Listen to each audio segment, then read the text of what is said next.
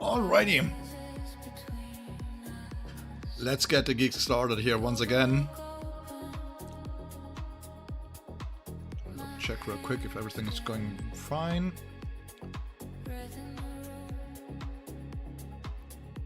There we are.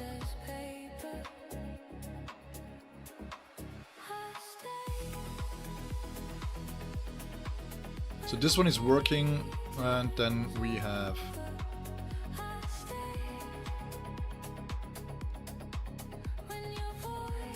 all right.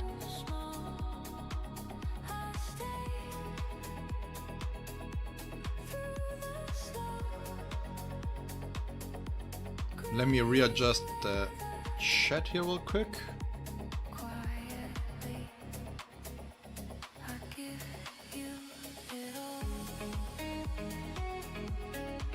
Just something like this. Okay, so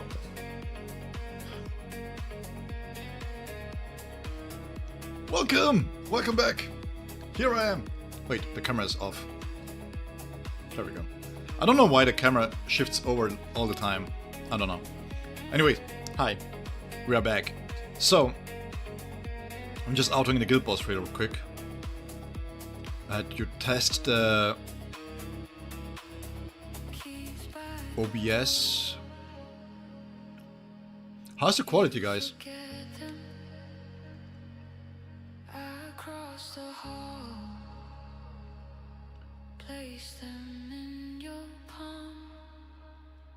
So, let's see real quick.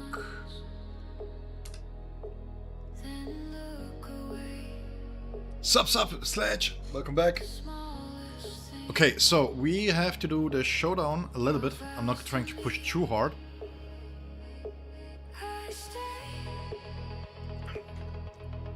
But we have to basically set a tone already for what I will go and do in terms of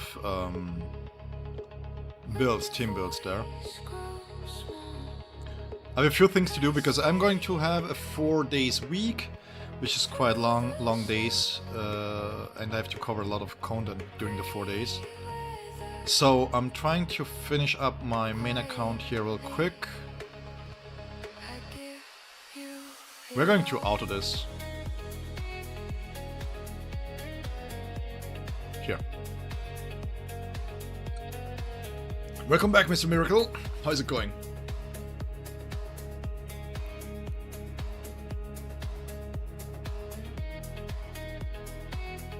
Alright. So, we're going to auto real quick the frenzy feast so that it's done. No, it's not just you don't see the whole scene. Wait, where is the scene going? Why did he move? Give me 1 second. Ha! Give me a moment. I don't know why it shifted over. Let me switch this up here. Oh, maybe because of the capture. Yeah, sure. Of course you can join my Discord.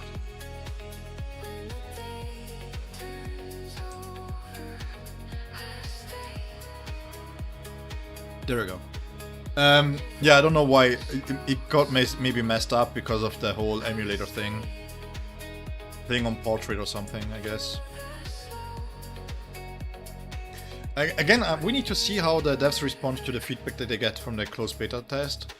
Personally, I say that I'm not really hyped for the game in that sense.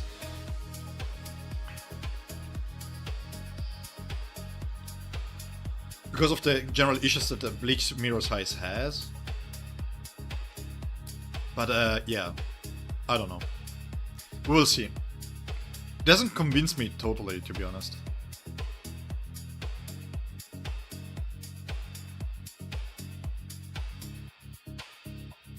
I mean, let's be... Nah, come on. Mirror Side wasn't too bad. Hazy one. It wasn't too bad. Again, there's a lot of jankiness in there. That I think... This is just personally me, though. If you have already a product out that plays basically the same, and it's so janky, then what are you doing? You know? Because you already have the product, you already have the expertise. Just ask the other dev teams how they do it to make it less janky, and then do it. But yeah. Again, I am not dev, I can only speculate on how these things go. And for that purpose, I'm going to shut up and just wait for them to change something, maybe. I truly hope that Mirror's High is going to be good at the end of the day. Because I wouldn't mind the Bleach Dragon Ball Legends. I don't. It would be a really nice addition to Soul Resonance as a game in general. That's what I'm going to say with it.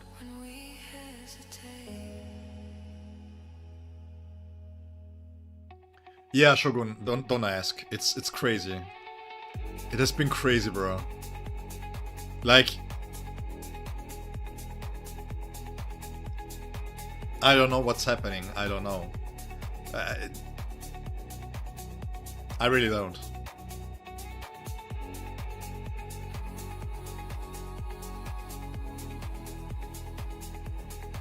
Finally back to peak. Hey, Yuzuk. Let me tell you something. I'm glad here. The new event sucks. I hate the stamp system. They have to do something. Yes, Brandy Rodriguez. They already said, though, that in the dev statement that came out today, that they're going to. So we should be...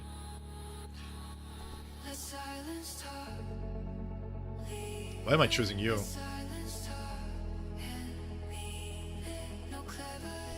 Again, I think, personally, the event has been a huge flop in the sense of the rewards that they gave.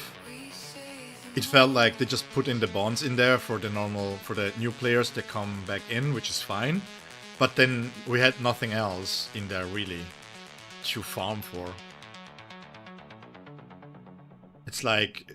And again, I don't understand why they acknowledged that stamp farming is bad, right?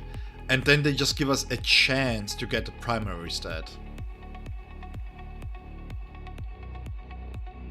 Yeah, exactly. It's like, yeah, but if I have a chance on nothing, then I don't care. It's like, okay. So just because 1 out of 1,000 players gets one good stamp, now it's a good event?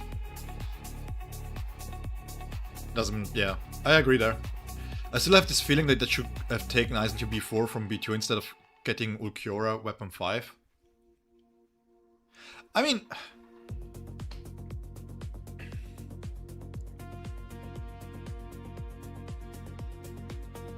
The question here is more... When you go for boundaries, and this is general advice that I give. When you go for boundaries, you want to give boundaries to a character that you are going or want to enjoy as long as possible. Because strictly speaking, if you cannot go above a certain boundary, if you just stick with B0, B1s, B2s permanently, then it's like you're never going to be able to really be on the same pace as the power creep, right? Yeah, Shogun again. I checked and it was like 311 subs by YouTube Studio in the last 28 days.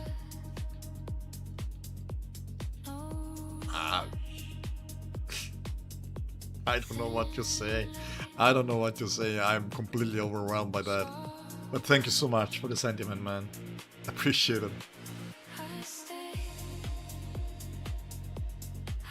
So yeah, the best advice that I can give Miracle is that go for stuff that you really, really need to have up and to be playing for a long time. So if Nelly is your favorite character, for example, I would start saving up now.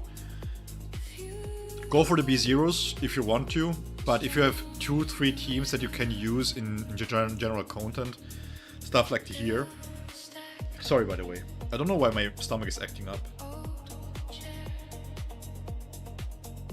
So yeah, if you can clear all the content for resources, I would start saving up for your favorite characters, man.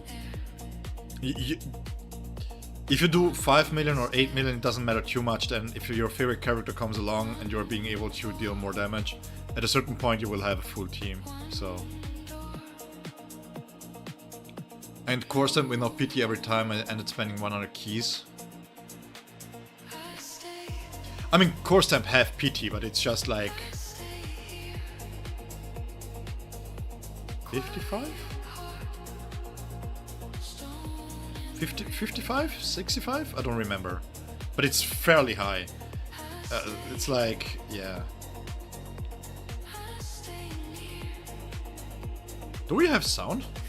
No, we don't have sound. I was like, where's the sound? I don't hear them laughing. Not to bother about characters too much. For me, it's about efficiency. Yeah, but that's what I'm saying. If you try to be efficient, then you want to B6 a character, especially tacticians. If you find somebody who you really enjoy, basically, and then just try to work around it, right? Because then you guarantee longevity to the character, and you guarantee yourself a certain amount of,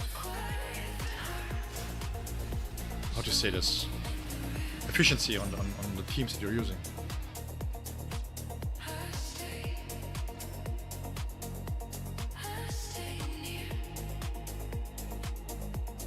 I mean, again, we don't know what kind of the next tactician can be. Maybe you are going to get lucky and it will absolutely power creep whatever we currently have. I'm just going to do this real quick here with auto. And then we'll just wait for the reset. I like the new event one. You have to use trial characters. I'm currently number 1 Wales. Can beat me, there is 20.13 seconds, they all score more than 24. Do you mean the elusive battle? That one?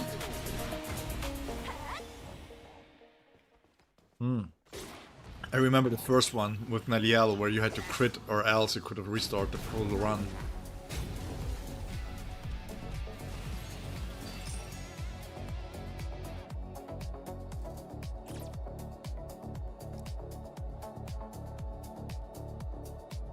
Yeah, that's elusive battle if I'm not mistaken.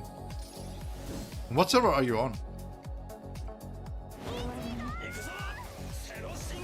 Eduardo! Hi, how is it going?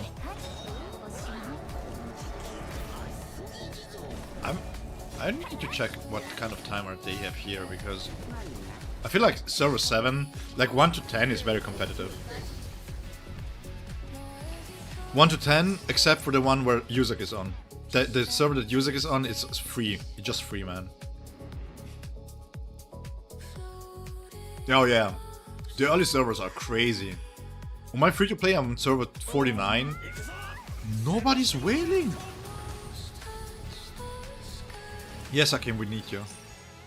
Really, we have to. You got your Eisen B6 last banner, that's nice. It's crazy to me how long this character's value, you know. I mean, the power creep is there. It's not like not there, but characters generally live for a long time. Even now in the newer events, Gin is still really good. It's like crazy, actually. Like in Frenzy Feast, you see Gin's team really strong. Yeah, imagine being this next level addiction though. If you have 3 clans with the same names, just for secondary characters, bro, that's crazy.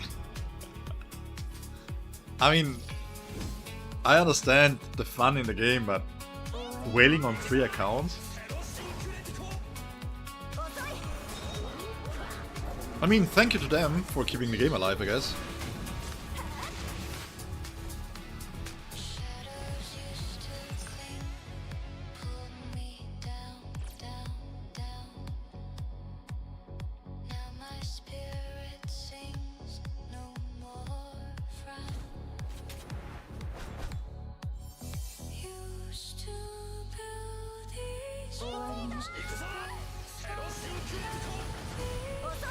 I'm no philanthropist, okay?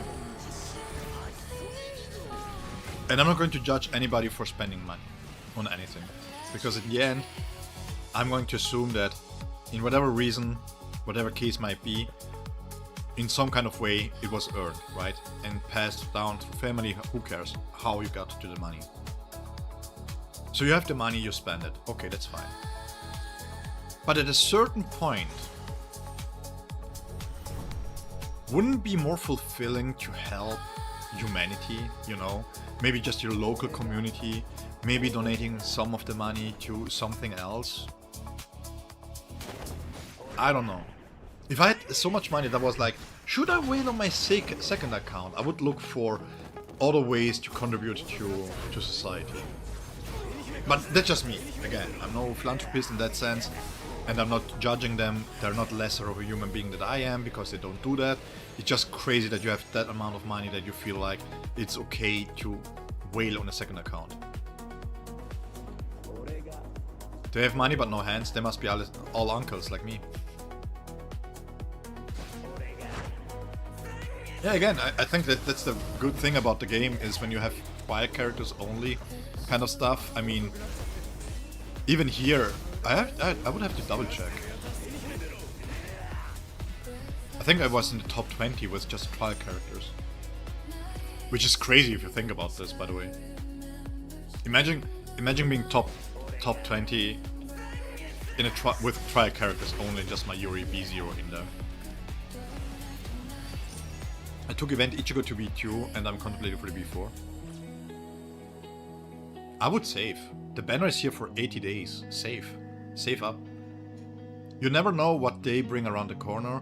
Also when it comes to Ichigo, seriously, just wait. Maybe they're going to change Ichigo in a way that you don't like it anymore that much. And then you really hate for pulling for him. I would wait.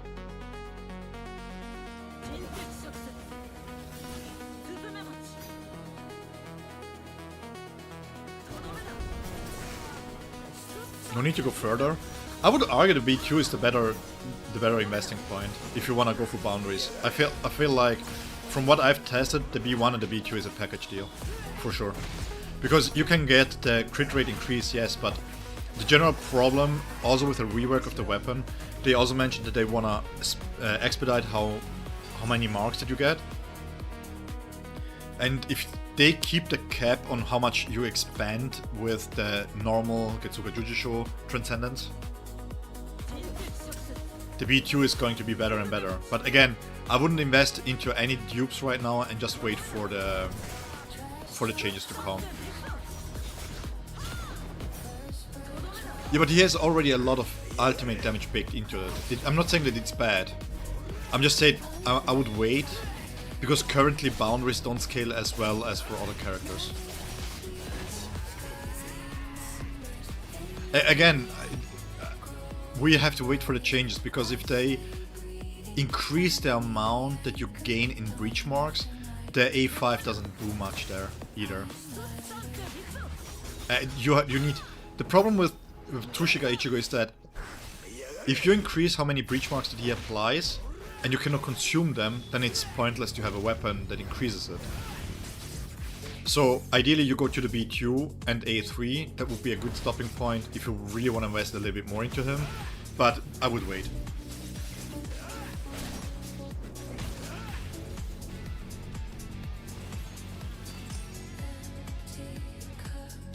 Yeah, I mean, I'm just giving general advice. If you're like looking for a specific character to boost up a specific character because you like the character, go for it. Don't listen to me. But it's just like, in terms of what we know about the rework, we know too little to really assess what's going on. Yeah, exactly. We don't know how much, because again, boundaries and the weapon is the worst weapon we have ever gotten in terms of value. The worst. The 5% crit rate per dupe is not worth anything. Nada. Especially now that they changed the functionality of the technique. There is no point.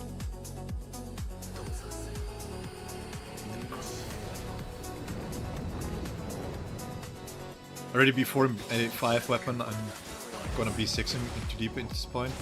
Ooh, Trushika Ichigo?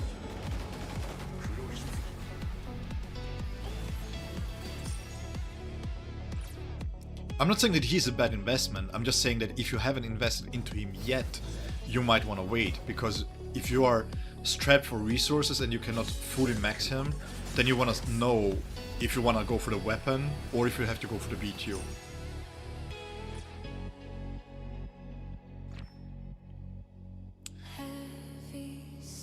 Yeah, but then again,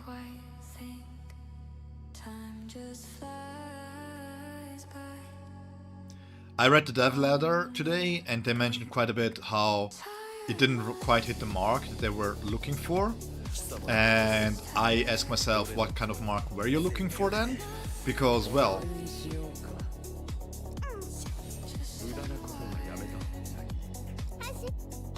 can you do this?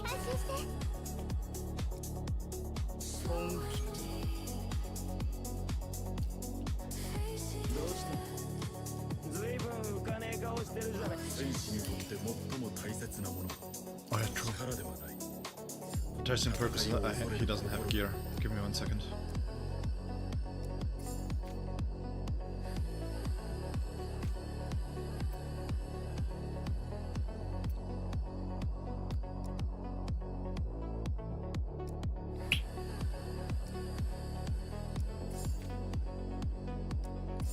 One second. There we go. Let's activate the bond here real quick.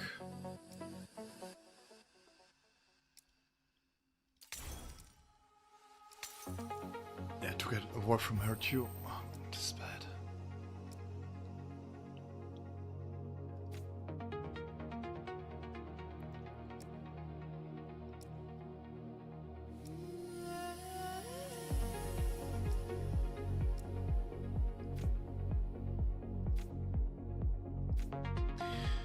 What did I do with the stamps though?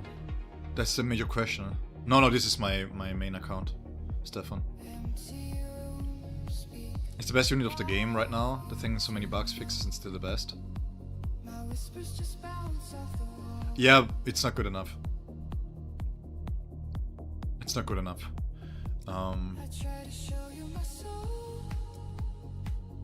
Just that generally the problem here is that the ultimate damage that he gains is not enough. He has so much ultimate damage in his kit that this is really not enough. He's the best unit of the game.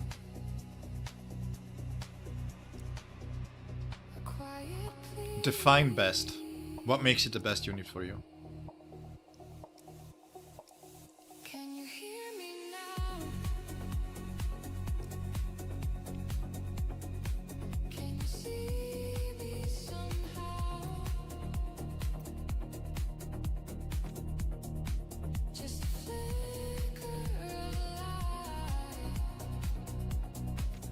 Where did my stamps go?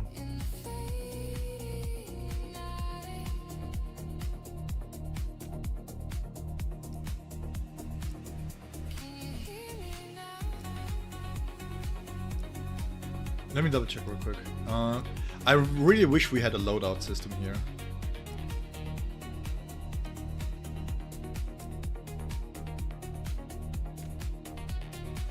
I really wish we had a loadout system here.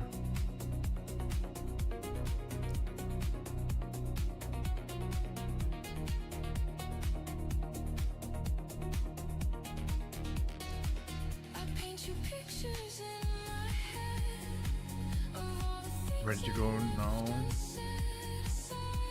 Wasn't it Monkey Village?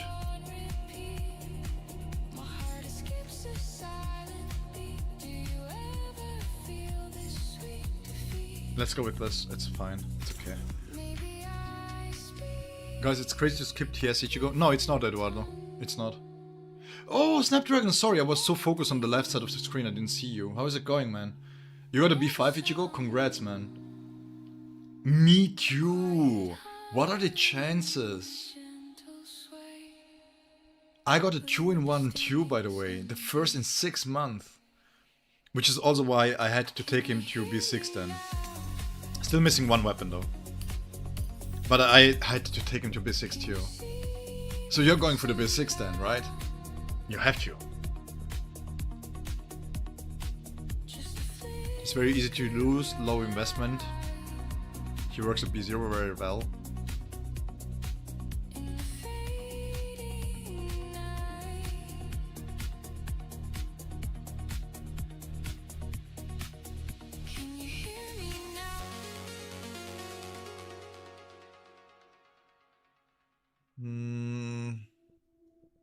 I see your points.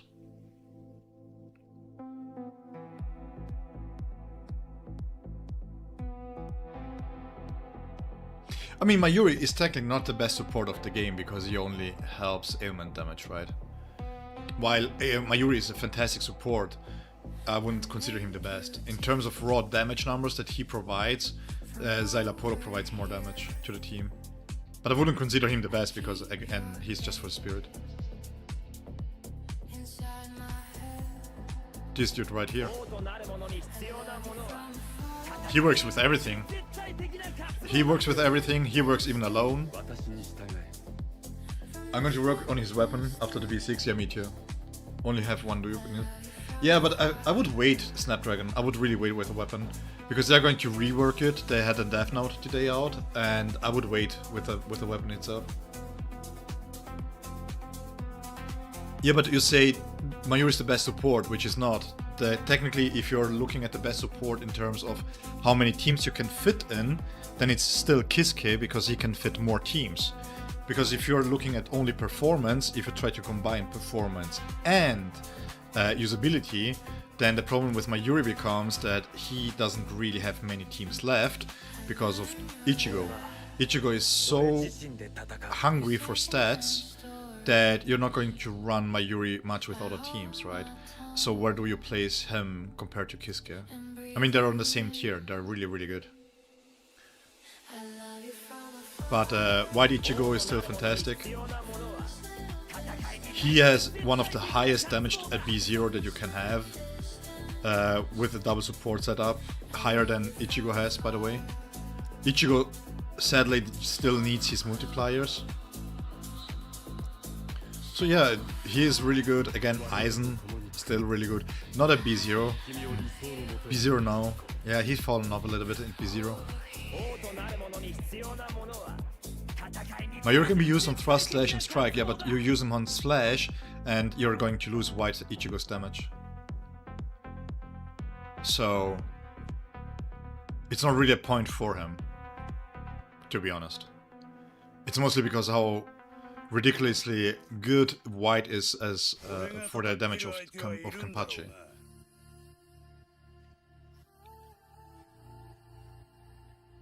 You can use Kisuke on Thrust and Strike as well. The difference between him and Mayuri on a Strike team is about 15% at most.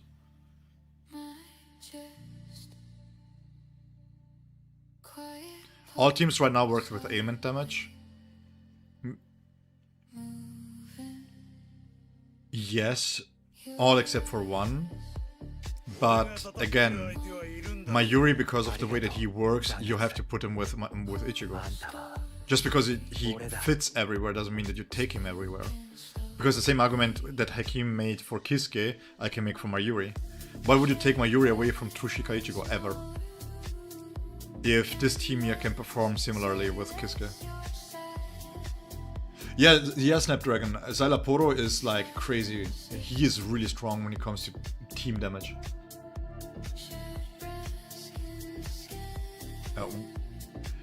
It doesn't make Mayuri the best. If you're shoehorned as a support into a specific role because of one character being stronger than others, that doesn't mean that you're better. It just means that you're still shoehorned in there.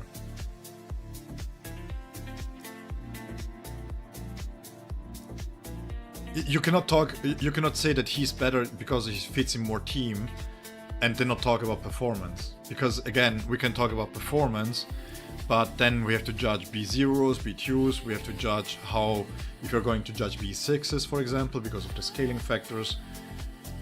It's on par with Kiske. They have the same value. And Kiske is free. You don't have to spend for Kiske, which makes Kiske automatically better. You see how you can change the arguments, right? That's what I'm trying to say here.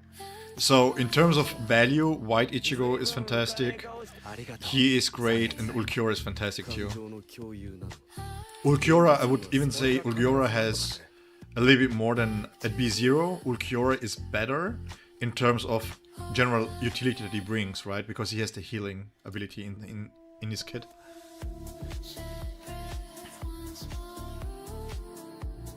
Yeah, I don't care much what Giku says, to be completely honest. It's like, if they wanna echo what Giku says, that's fine. But saying that Mayuri is the best... You know what's the best for my car? Diesel. Because it's the only thing that he applies. And in that case, if I use normal gasoline, then it's going to be worse, right? So does it mean that Xylaporo is worse because of it? Because it's the diesel to the spirit team. Again, you can. The problem when you try to compare teams or characters is that the goalposts are shifted every single time. Every single time people want to make their decision the right one and to shift goalpost. And if it's not performance, then it's because he fits more teams. And if it's not because he fits more teams, then it's because it's cheap. And if it's not cheap, then it's because it's something else, you know?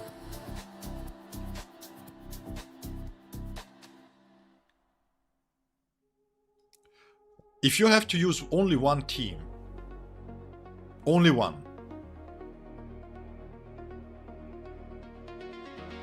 which is the easiest team to, first and foremost, build, and secondly to pilot? It's the Spirit team.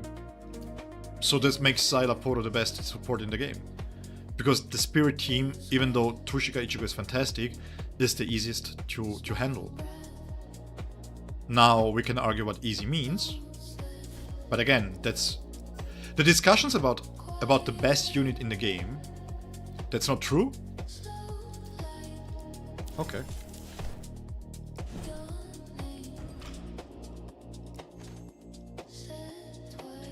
What is this?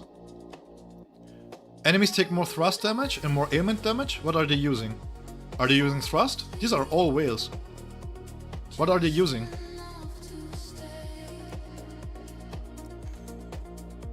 So this makes Xylaporo the best support in the game.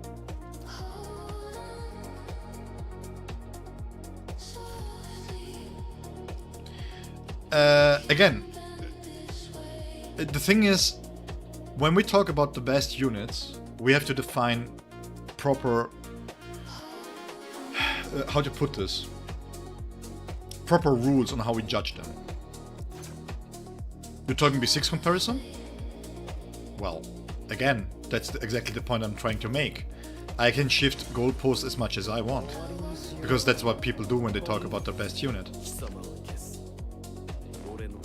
What makes it the best unit? Is Skin the best unit because I can use it in this team here that I'm going to showcase right now?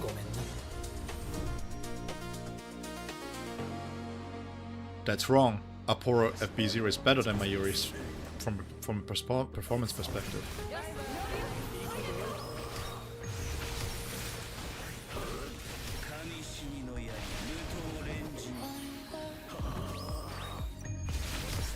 Yeah, but just because it works on all teams, Rangeko works on all teams too. Is she the best SR free-to-play support that you can have?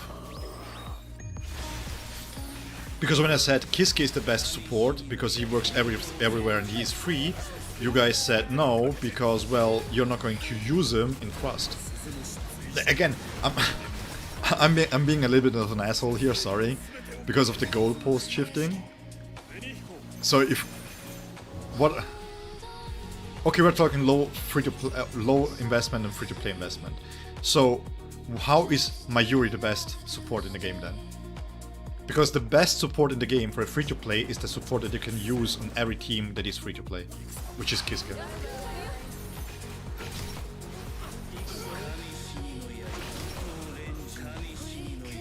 how much lower investment do you want to go than having Kenny stamps being able to compete with high-level endgame stamps? He doesn't. Take a B0 Mayuri with a B0 slash team. It doesn't work. It doesn't.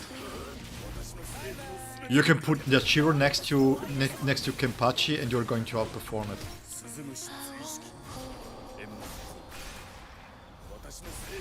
That's the truth. You know why I know? Because I tested it. The damage loss on white Ichigo is so tremendous. Kenny doesn't scale well at B0 at all.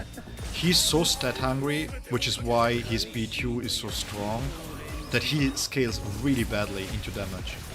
So starting from the B2, you're going to get a better scaling, and then with the B6 is where Kenpachi really starts scaling well with ailment, and that's when Mayuri becomes more valuable.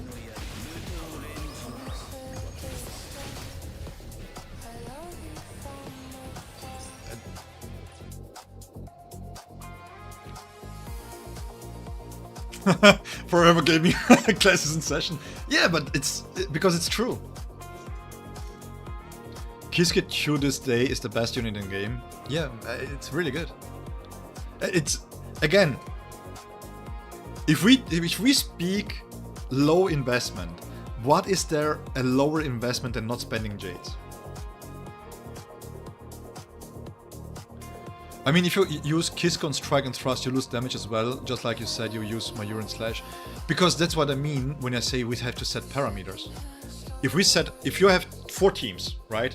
You use Kisuke on 2 and is on par or better than Mayuri, and he's worse or on par than in the other 2, and you use Mayuri on the same B0 teams and he's 2 for 2, then the value is who is cheaper to build, and that's Kisuke. And if you want to go as far, we can go another point forward. The only reason why Mayuri is good is because this guy here with Naliel is still one of the best teams in the game. And not because of Mayuri, but because of their own kit.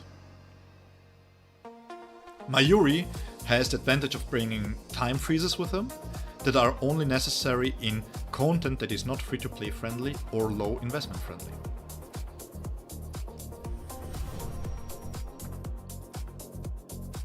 B2 DPS, B0 support, B2 tactic, all the teams.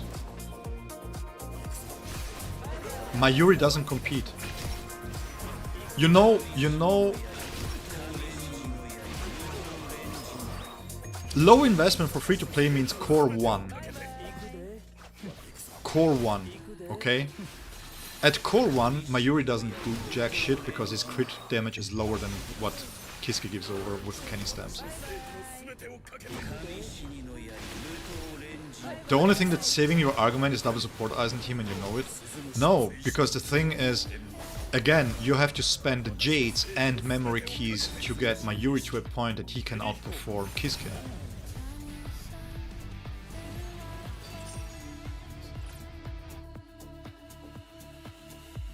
You want to have a valid argument about Mayuri. Then we have to talk performances in itself, and how many teams he provides good value. What we can max... but now we are shifting goalpost again.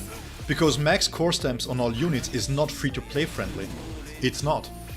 If you have to summon for 3 different teams, how many of those free-to-play have max core? So see what you're doing there? You're shifting goalposts again to make your argument stick.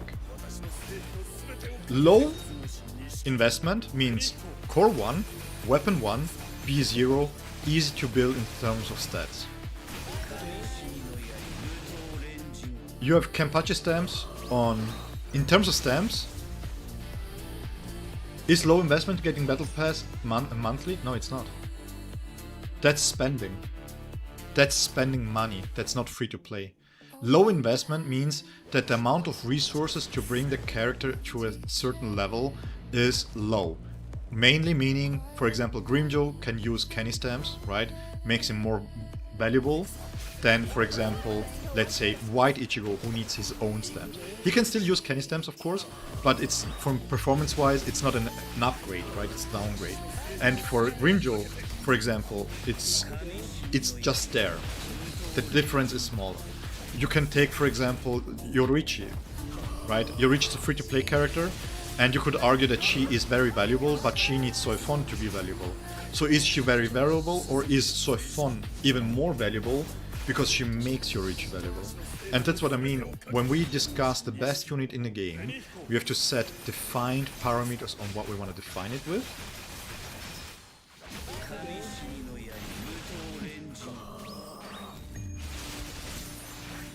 It takes months for a max core, Hakim.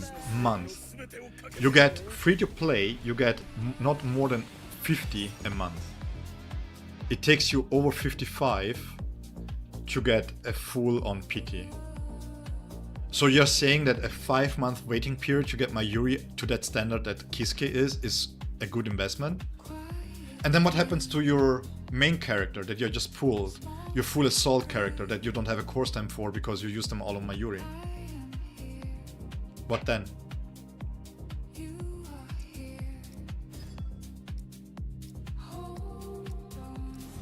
I like the rage bait. I should rage bait more often. I see why people rage bait. Yeah, exactly, Prenny. That's why I'm saying it's not like, yeah, I'm not saying that you are wrong entirely. It always depends on how you view it, right? Because for certain people, the Mayuri is the best unit in the game. For some, Aizen is the best unit in the game. Right? Then you have to see, let's say for example, how do you acquire units? Are you somebody who waits for units? Are you like spacing yourself and saying I'm going for the most value units? In that sense, for example, if you skip 2 ailment characters, is Mayuri still valuable? Difficult, right? So there is so many factors to consider, which is why when I say Mayuri and Kiska are on the same level, is how the parameters that I set is how good are they at B0? How good can you make them? How much do they lift their teams up? For example, a really good example is Mayuri in Strike Team, right? Mayuri in Strike Team is fantastic. Why? Not because he's a good Strike Team support, but Nemu doesn't have the support needed to make the team shine. Mayuri can. Is it the best support there? No. Zephyr.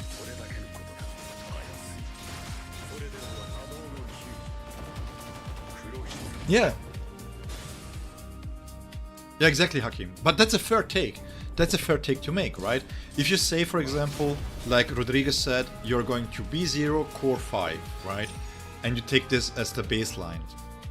Then you're looking at Mayuri, you're looking at White, you're looking at Ulquiorra, and you're looking at Tushika Ichigo.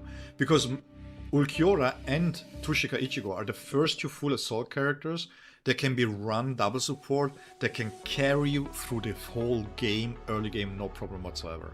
And that's crazy. That wasn't done before from a full assault characters. No way that was possible before that, right? Grimjo is a fantastic character, but he cannot do that. He just cannot.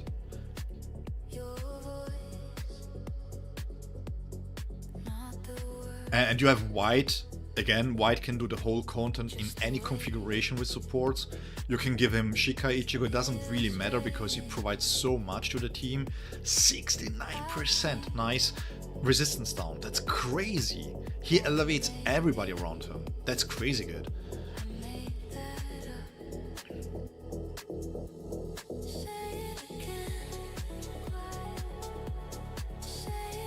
Most of my units are B2, all with max core stamps. Yeah, but Rodriguez, that's not a low investment or free-to-play kind of thing. Most free-to-play are not having all B2 units with max core stamps. And that's the reality. Like, Tushika Ichigo compared to Ulquiorra, the one point that I would say is problematic for him is that In his case, screw that. In his case, he needs his core stamp to really ramp up damage, right? Compared to Hulk. Let's see what this is about.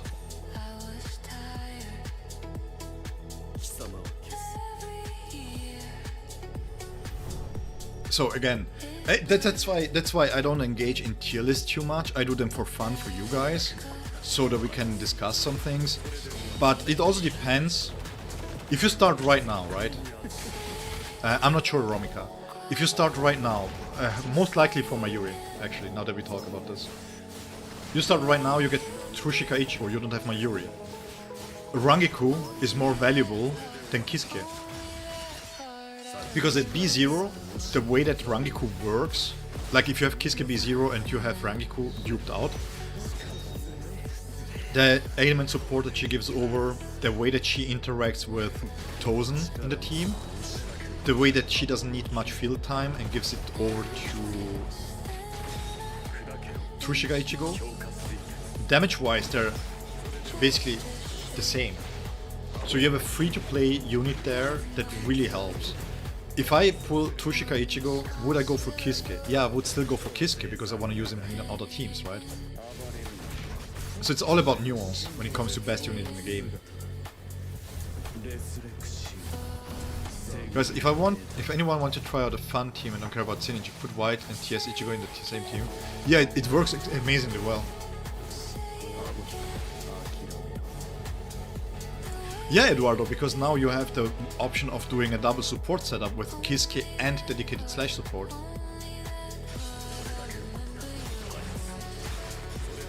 I feel like the meta is resetting besides supports. I think pulling on reruns is a waste. To a certain degree, I agree. I think if you're just going for the B0 just to have the character for collection purposes, I think it's wasted. But if you're like, for example, at the B4 for one of your favorite characters and you didn't have the Jades for that, and you're waiting for a rerun to B6 the character, yeah, why not? I mean, again, I discussed this with AJ in quite a bit in the Discord. The difference between a B0 and a B6 is too immense, so that if you want to give longevity to one of your favorite characters, the B6 is the way to go. Even on a rerun. I'm saying if you're a new player, yeah, I agree. The main issue that I have on my free-to-play, for example, if I would go for a rerun, I don't have the resources to build them all out properly. That's the main issue that I have. So by the time that I can build my main character and the rerun character, the new character comes out that I then have to build, right? So trying to play catch up with it.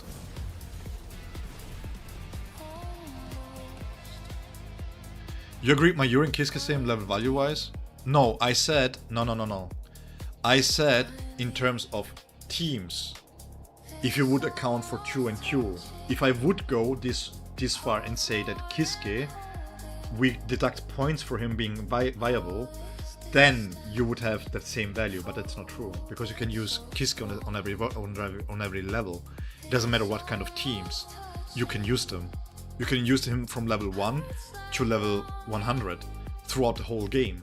You cannot do the same with Mayuri, because the way that Mayuri works is that he is a late game scaler. If he cannot buff the stats up through ailment masteries and stuff like that, then your support is worthless.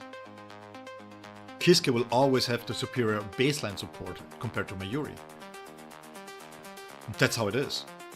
Because at low levels, you don't have the crit rate to really benefit from the crit damage either, right?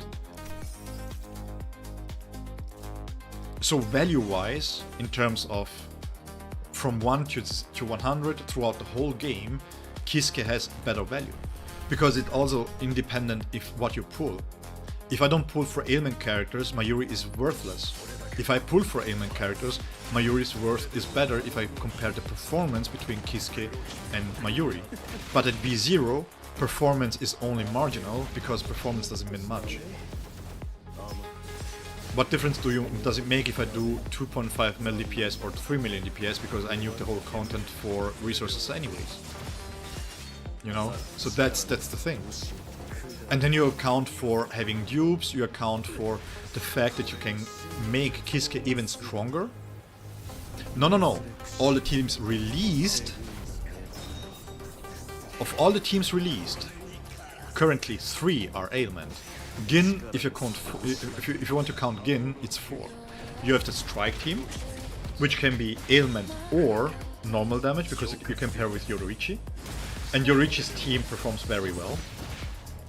You can use White Ichigo with Banka Ichigo at B0, B1 and B2. White Ichigo with Banka Ichigo is much stronger than Kenpachi, much stronger. Doesn't compare. And then you have Spirit team that doesn't have ailment at all. So the only team that works based on ailment is the Thrust team, but if you're playing with Tozen as the tactician, you're not getting much out of Mayuri. Again, once again, you can say that the best performing teams currently are ailment. If you look at the bubble. But it's not true. You can slot Kisuke in any of those teams. You cannot do the vice versa. And that's what I'm trying to say here. So if you put them on the same tier list, but it doesn't scale. That's the problem. Bleed, wound damage scales really, really badly with stats. I don't know if it's broken, I don't know what it is, but the only time that Tozen is going to deal any damage with ailment is when he's using the Flash Strike. And at B0, he doesn't put that many wounds on the target. So the argument for Mayuri with Tozen only applies when you have higher boundaries. That's the problem. Because at B4 is the point where Mayuri takes over in terms of raw performance support. Because not only do you guarantee yourself that you get to the 30 wounds every single time and you keep them there, but also you gain 100% wound damage, like ailment damage, on Tozen. Which means that his Flash Strike during his ultimate hits extra hard. And then at B6 you get 2 Flash Strikes instead, which also, and once again, enhances the ailment damage that he deals. At B0 he's nothing more than just a tactician support, basically.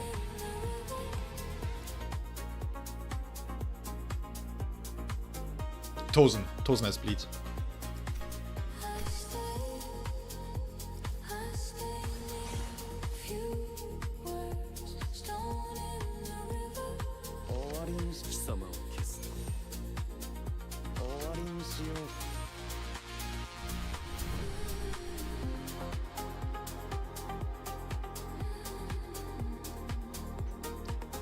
So that's why I say Mayuri and Kisuke are on the same level, right?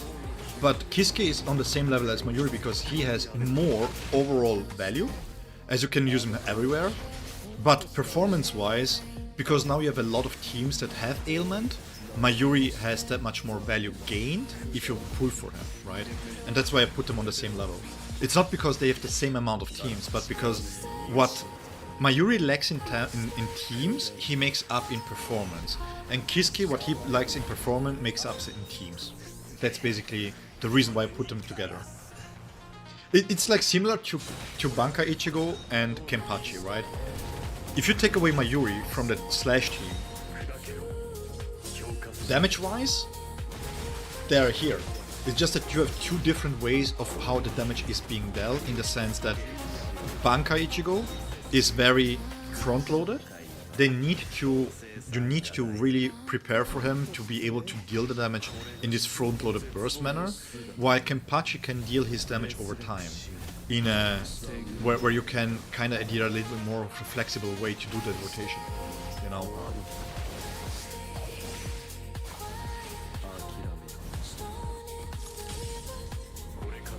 And then again, if you want to judge just by performance, you have to put Sailaporo up there too, because if you judge only by performance of a support is judged by how much the support lifts the team, right? And the thing is that Sailaporo lifts the team like nobody else. Kisuke like the MC from Jack of All Trades, yeah. It is. Kisuke have your reach really good by it ended. Yeah, again, when it comes to the strike team, for example, it's all down to the rotation. You can close the gap to Mayuri a fair bit just by having a good rotation with Kiske. It's tougher, for sure, you have to work more for it, but yeah. Yeah, no, Hakim, no. I was saying, if you just judge by performance, you have to put Xyla up there too, because, well, you have zero versatility, but if you have only one team to use, you have the Spirit team, right? You have to use one team. And you have all the supports at B0. Who do you use? Xyla Poro with the Spirit team. Much higher ceiling. Much higher ceiling. Because the damage that he provides to the team is way above what Mayuri does. Again, at B0. Mayuri has auto benefits that then come into play once you have the boundaries. Because what Mayuri does, that the Xyla Poro cannot do ever, is he has the bombs which can dissipate at a certain moment. So I can keep my technique when you have the special pressure full to enable him to dissipate somebody and prepare the burst. Yeah, that's why I'm looking at the chat permanently.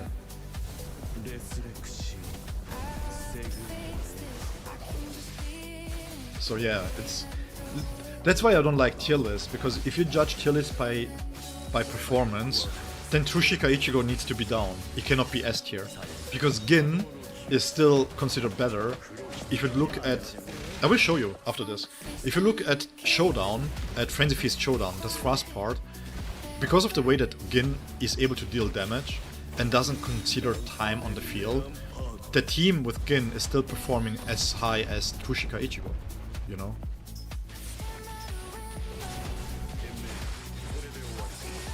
But you can say the same thing for Mayuri in Strike Teams then.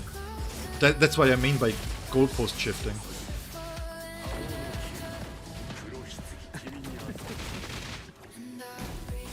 No, but if we talk performance, we are not talking who fits where. If we talk performance, we take one team with one support, who is the best support, who benefits, who gives the most buffs, who has the biggest damage impact compared to another. And Xyla Poro wins. You cannot beat the multipliers of Xyla Poro. You cannot. It's crazy. It's really underrated how much Xyla Poro buffs the team. It's crazy.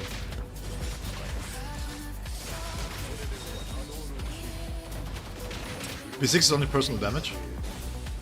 B6 gives crit damage too, right? Doesn't he gain another 40-60% crit damage there? Because the thing is, you're not... When you do comparison, you are not making it about fairness. No, this is the trial one, Stefan. You're not making it about fairness, you're trying to drive a narrative to make a character look good, right? I could argue, for example, why, for example, Yoruichi is the best unit in the game. I can argue with that, if you want me to. It's very easy to do. Is it logical? No.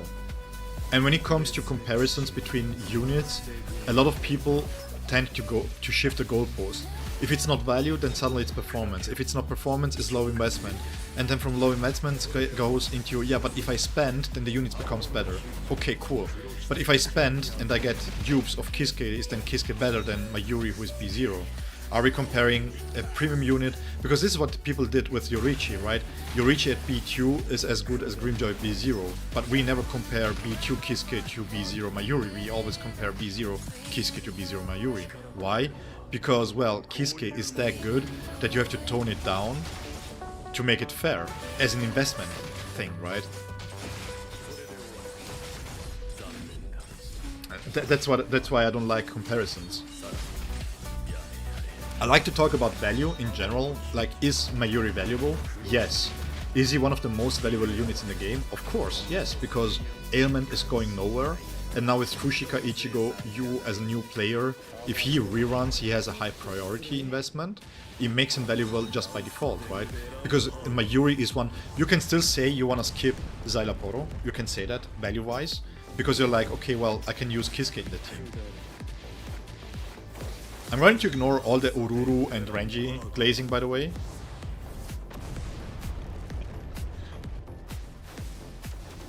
I don't believe it, I know that he is. B2 Kiski in a strike team is 5% behind B0 Mayuri. The damage amplification that Kiske has is crazy good. Crazy good. It's again, people are really forgetting how good Kiske is. The difference between a B0 Mayuri and a B2 Kiske in my Slash team is in favor of Kiske. My Kiske performs better at B2, well, no, to be fair, mine is B3, so it gives a little bit more crit damage. But he performs...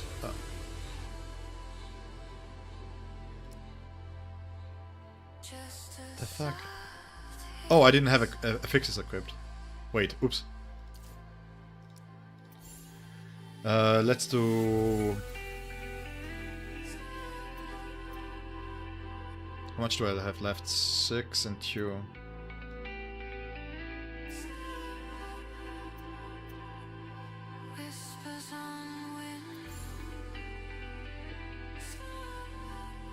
I don't have aim and damage there. Let's go this. I just want to see how much damage they're being able to do. So... Again, if you don't have a B6 Mayuri, and that's the problem, by the way, with when we speak about Mayuri. A lot of people see Mayuri showcases, and Mayuri is B2, B4, B6, and the support that he gains through those boundaries is insane. Insane. So good. His boundaries are really, really strong.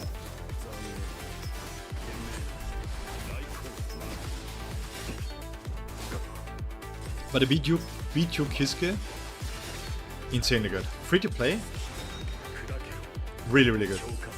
Really good. Give us some hot takes on the game.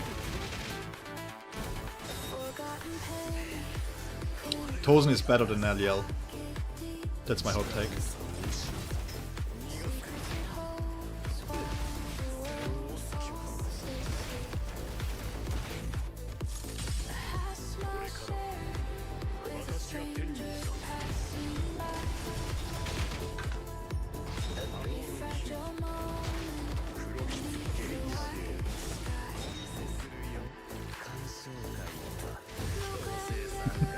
No, I can tell you why. I can tell you why. Naliel can see, right? Naliel can see. And Tozen is blind. And it still hits his targets. Naliel sometimes misses. And if Tozen misses, that's because he's blind. So by default, Naliel loses. Tozen is the better unit.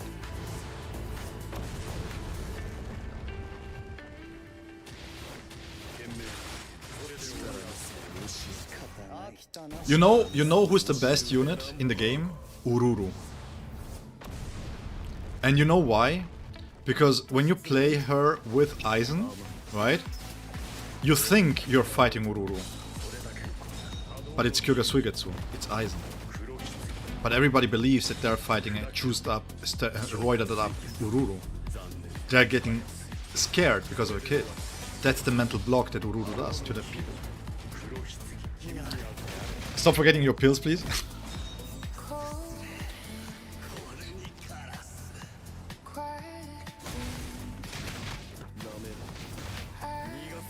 Oh, speaking of which.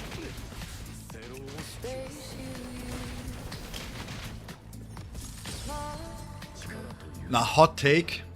A proper hot take?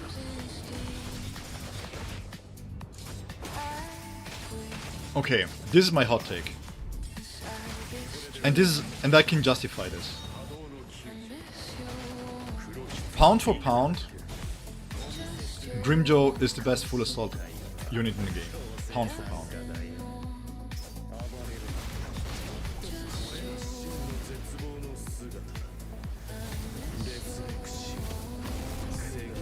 There is no other unit that is... And the main reason why I'm saying this is not even because of the performance, because again, we can always argue about performance, right? But the thing is, with Grimjo, the main reason why the rotations are strict is because Soifon needs a strict rotation. And not because of Grimjo. Grimjo has super armor during the rush. He has protected basics. He can basically evade everything in any type of technique because he can cancel into the basic attack, and the basic attack is a displacement. So even though he doesn't have technically a perfect dodging mechanism in that sense, he still has it. He has on every single technique he has time freezes. Tsushika Ichigo doesn't have one. Ulquiorra doesn't have them. He has them on the ultimates, but not on the techniques, right? So you have limited amounts of time freezes. So you have 4 time freezes with Ulquiorra, with Grimjoy compared to the other 2. Because of the rush, the availability, you can bait bosses away from something. They can hit into nothingness. And he's very, very adaptable. You can use him in a hot swap situation. You can use him as a mainline stay. You can play with him every single time that he's on the field. He fits every single thrusting. He fits any single strike team that you can place him in, right? And he is scaling off of ailment and normal damage. So he makes him very good to be paired with any type of support. He fits with Kiske very well, he can work around that. He enables Soifon to do whatever Soifon needs to do. What more do you want from a unit?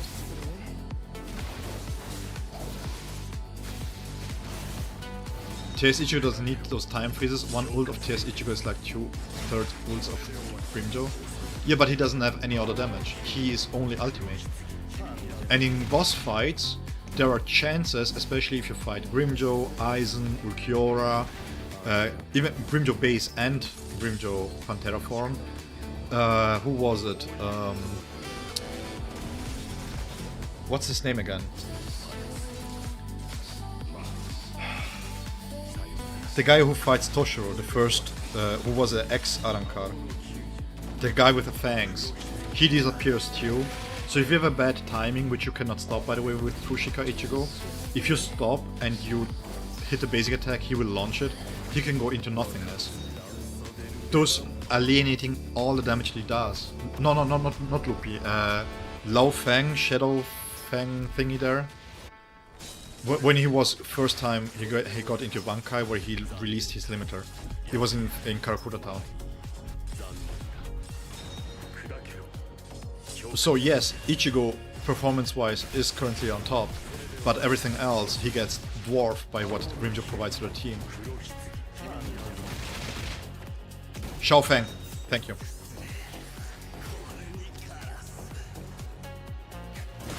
After I get new slash FR strike support and slash support, the new units would need to be insane for me to be 6 then. That's lies. No, it's not. Again, I don't care what you experience at B6, I really don't. The reality is that a lot of his ultimates and a lot of his damage can get lost. So...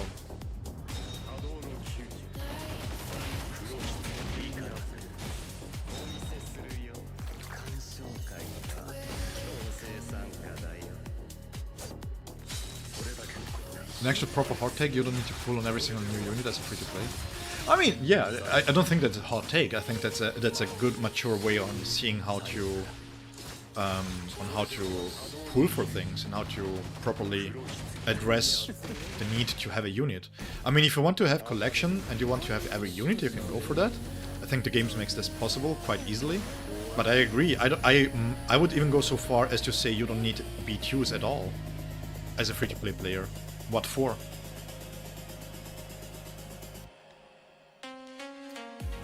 What is it that you need B2 for? Because with the power creep that we have right now, the free-to-play content can be cleared at level 80 already, and not like at release at level 100. So yeah, I would agree with the take.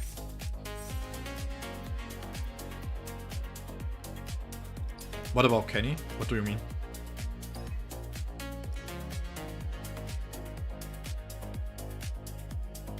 What I think about Kenny? I love Kenny.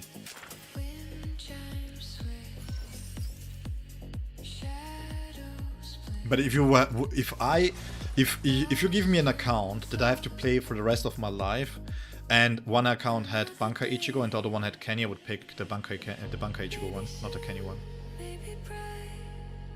And I love Kenpachi. I love him to death. Up until this day, even though you couldn't barely use him for a few weeks, even 2 months, because of the lack of performance, I didn't care. I still used him. But Kenny is not good enough. He's made to be looking good thanks to Mayuri and thanks to White.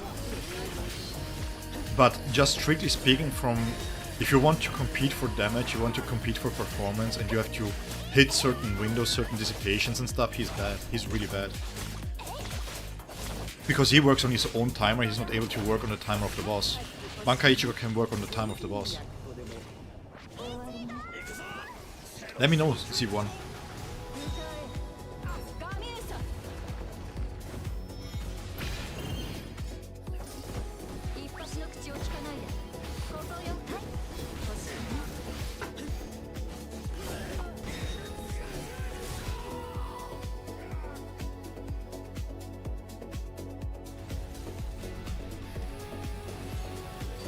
What's your hot take?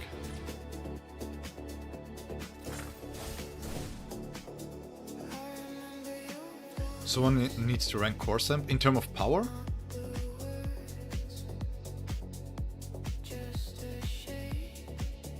From the top of my head, Mayuri must be up there.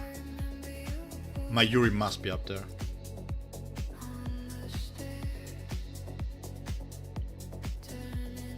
Yeah, Mayuri must be up there.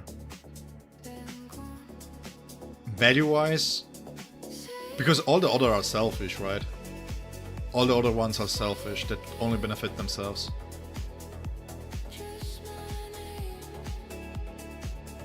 No, that's not true. Mayuri, Aizen.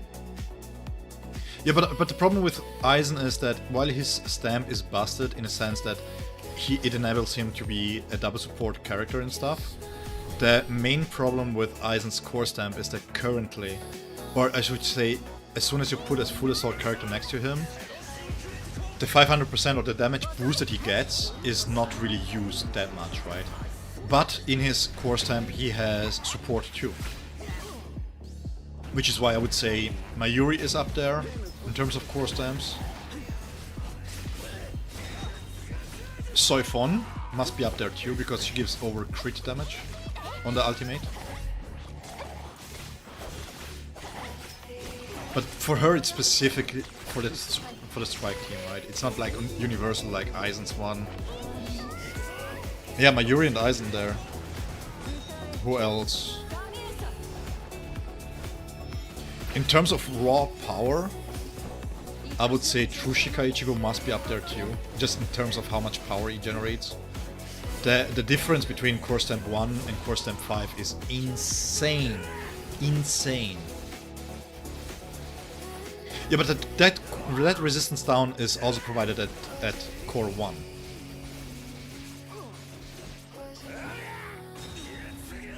So the difference between the Core 1 and Core 5 is not that massive as, for example, the crit damage increase from...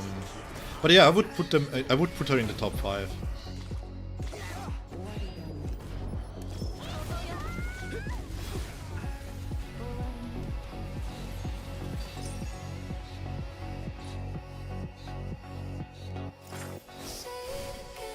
Yeah, I think this is a good list. I feel like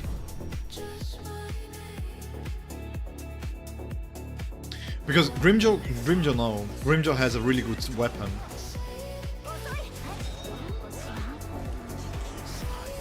Could you make a video at some point?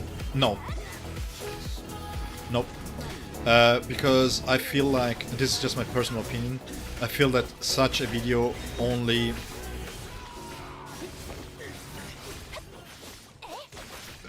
How to put this? The problem with such videos for me is that you guys, I trust you guys, you know, because we have this kind of discussions all the time, and if you just need a reference, then this kind of video can be really useful, right? Because then you can go back and yeah, Arthur did a video, so let me check what he thinks or what he has experienced in terms of value, if I should invest into this. In that sense, it would make a good video, right? But the problem is that I'm also getting a lot of new viewers, new players, and it could create FOMO. It could create a sense of, I have to have that because he said that is very, very valuable. And I don't want to create that on my channel, if possible. Yeah, I try not to give any FOMO when possible. And that's one of the main reasons why I don't like to do this kind of content. I'm saying once the teams are complete on full B6, the new units would need to be mega to justify investment. Oh, yeah. And the lies comment about Kaname Nell? Tell me that I'm wrong. If Neliel misses, she is bad. If Tozen misses, well, he's blind. That's 1-0 for Tozen. And then, because he's blind, are you going to hit a blind dude? Are you going that low? Neliel can be whatever, right? Because as soon as she is in Resurrection, you cannot distinguish, because you cannot say, oh, but you hit a woman. It's like, yeah, but what is the other half? So if I hit the other half, it's fine then? You know, that's much more difficult discussion to have. And with Tozen, it's very easy.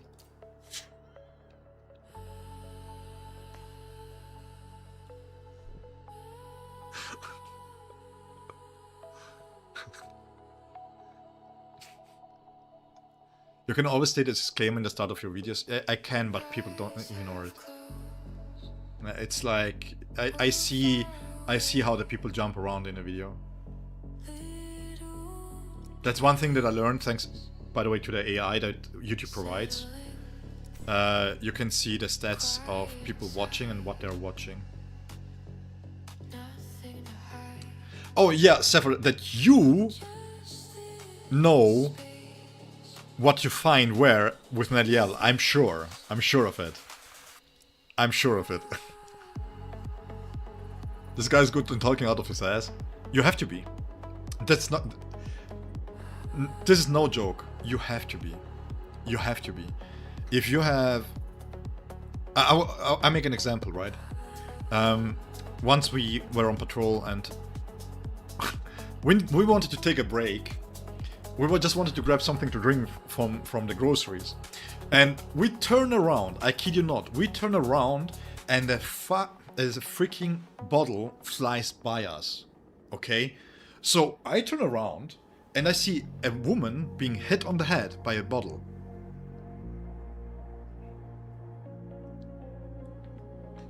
Boyfriend was inside, saw that, got really angry, came storming out, and I had to stop that dude, right?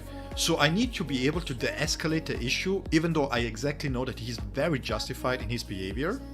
So what I have to do is I have to talk out of my ass to convince him to de-escalate by himself.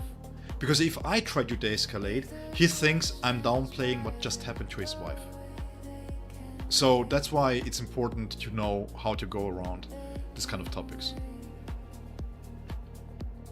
There are a lot of stories where you had to talk out of your ass, basically, just to keep people at bay. It's insane. It's insane.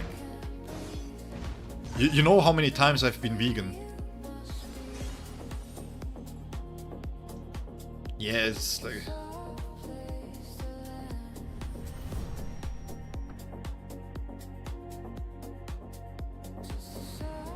Yeah, but it's true. You guys laugh, but it's true.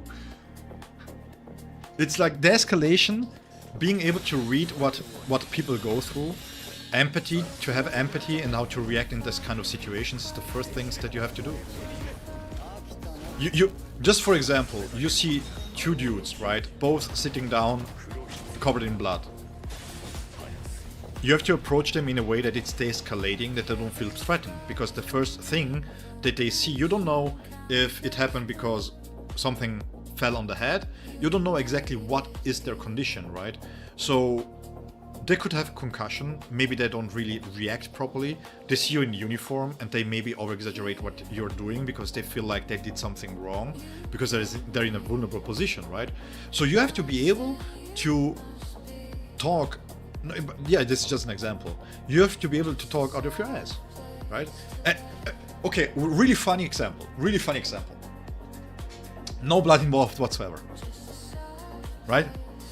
Okay. We were called.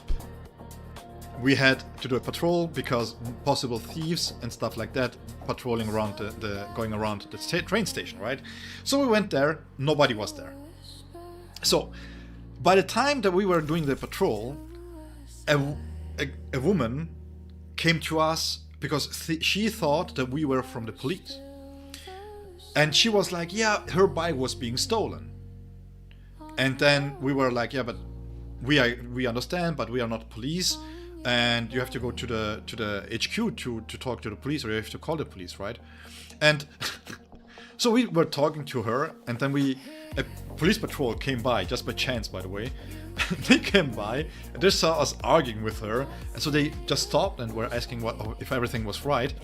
And the thing is, we explained the situation, and the police officer goes, "Yeah, you know, madam, did you have the bike like secured?" And she's like, "Yes." "So high chance that it's not secured anymore." "Yes." "So can you give us a description of the bike, because if it's not secured anymore, we can steal it back officially, legally." Is it true? Not entirely, but he was talking out of his ass so that she can calm down and give the information needed to us that we need to follow whatever problem she has, right? And it sounds dumb, but that helps. That helps. The escalation helps. The escalation helps, bro. So Lidl, it works, yeah. But it doesn't matter. You have to make yourself. I'm a big dude. I'm 186. If there is a skinny dude that feels like intimidated by me just by approaching, I have to showcase that I'm not trying to intimidate him in any kind of way. Just my verbal language needs to be de-escalating, right? So I will try to seem chill, I like approachable and stuff like that. And that's also why I'm very outgoing, where I'm an extrovert in that sense, because it makes people more comfortable to see that I'm not stuck up, right? Because being stiff in language, in body language, oftentimes is not perceived very well. Just what it is. That's manipulation. How do you think police gets its information? How do you think we get our information? When we had a problem with migrants, for example, because they stole something, and we knew that they stole something because that was exactly the jacket, for example, the expensive jacket that was written out from the company that was stolen from, and we needed to have information about that kind of stuff, we lied to somebody else. We told them, yeah, you know, if you tell us something, then, you know, we lie.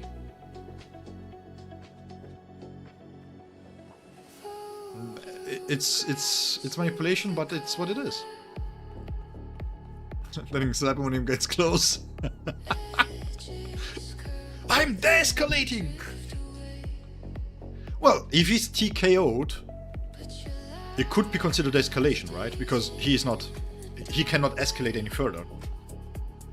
He's TKO'd. You know what? On my next time that I need it, I will take your advice, Miracle. So yeah, that's why I'm so good at talking out of my ass.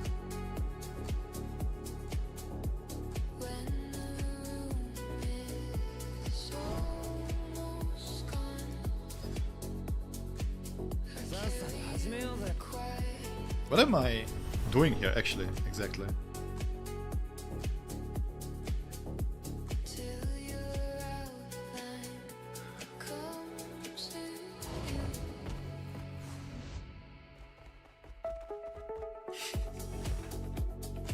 Classic.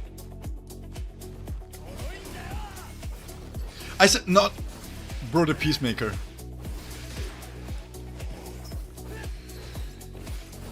Yeah, but again, the problem, you know, guys, what really the problem is the problem is that when something happens, because of the way that police force, security, and everything else is being viewed as a problem in society, because everything is police brutality, right? Everything is a brutality, everything. But when something happens to you, I had a friend of mine who got stabbed. Do you think he got the compensation needed? Do you think he could charge for or sue for any kind of bodily harm or something? He was out for 3 months and he had a PTSD from it. You know, and what did he gain from this? So it's, yeah, again, it is what it is. Does the fact that works seeps in your personal life? No. No. When I do this, like with it now on stream, then I do this mostly for fun, right? Because it's like just to, if I feel like a topic gets too heavy or too heated, then it's like using a little bit of comedic relief in that sense to de-escalate the situation a little bit.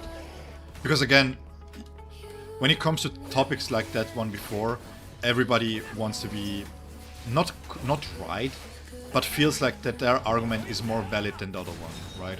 And so having a little bit of relief and showing that you yourself are not taking it too seriously really helps keeping the conversation on a positive note.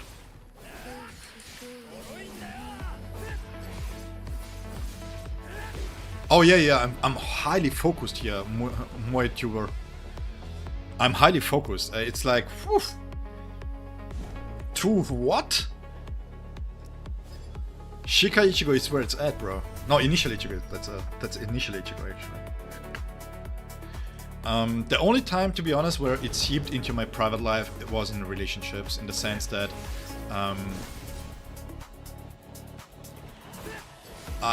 it's, you know, if you're not used, if you don't really know what my work is, because security is a broad word, right? It can be from just receptions, just checking out badges and checking in people.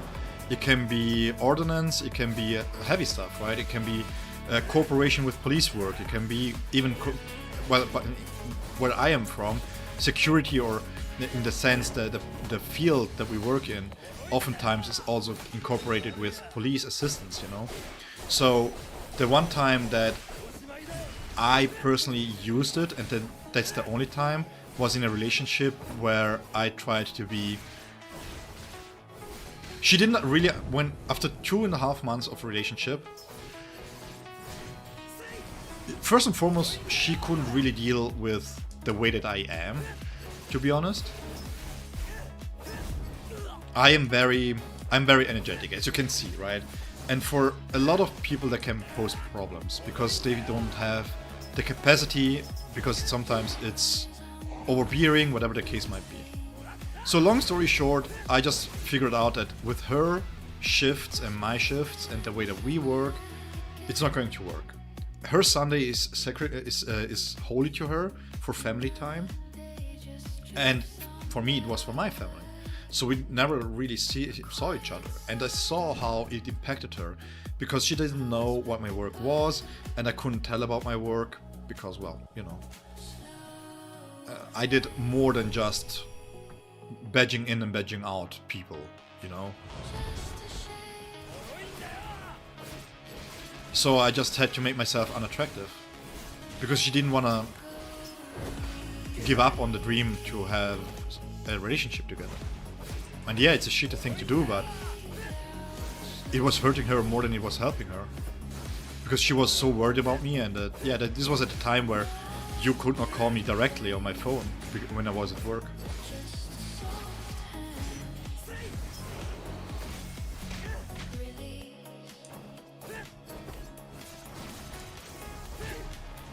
Oh, more YouTuber. I thought you were mentioning Trushika, the initial Ichigo here, because this is just spamming buttons.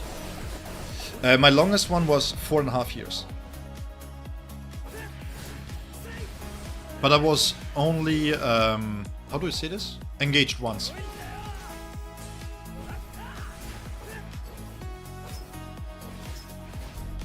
And yeah, it was a long distance relationship. Like the first 2 years it was normal. and then her parents got sick. Well, the father got sick, and the mother couldn't care about the father alone. And so she had to move back to the parents, which was 6 hours away from where we live.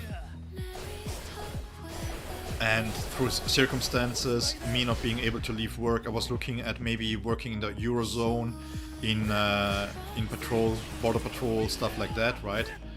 But it didn't work. Oh, it's my bad. Yeah, again, when I showcase rotations, it's because I want to showcase the rotations at the level that I am at. You can always improve them, but just to give a general idea on what a high level rotation looks like, so that you have something to work towards for. So when I do my guides, I just tell you guys to prioritize something. Don't focus too much on having my perfect rotation, being able to reproduce that. Just try to focus to work through the priorities that I'm showcasing in terms of, for example, Kushika Ichigo get the ultimate out as soon as possible, right? And that kind of stuff. So the basic idea is just that you have a point of reference when you see my rotations on what's possible in the higher end. Not in the highest end, but in the higher end.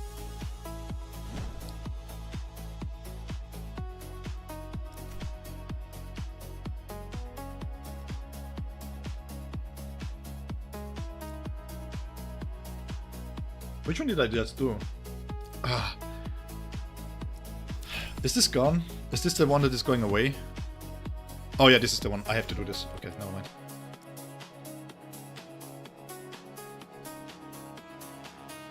Yeah, what Sally says, definitely. As soon as you get used to the idea on how certain things work, as soon as you find out what can be animation cancelled, for example, it is much more manageable than it really looks like. It looks really fast at first, but you will get used to it. Dude.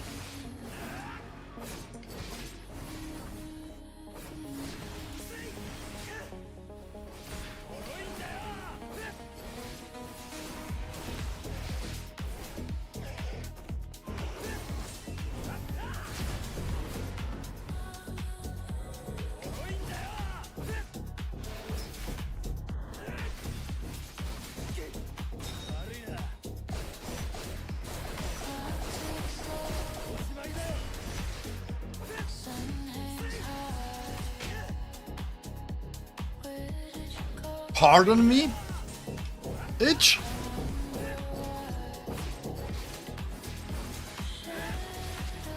What was that?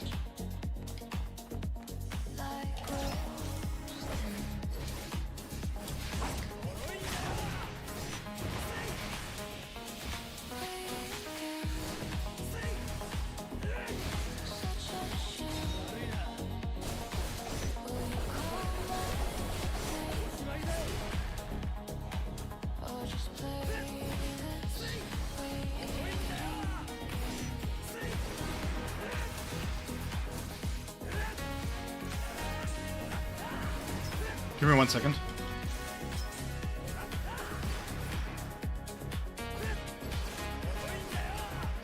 Is this time-based? I think it's time-based, right?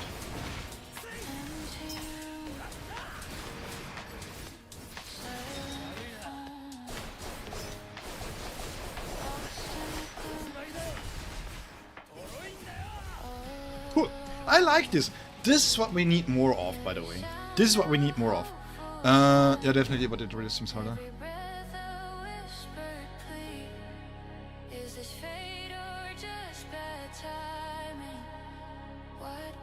Oh yeah, a lot of things that I do is timing based, basically.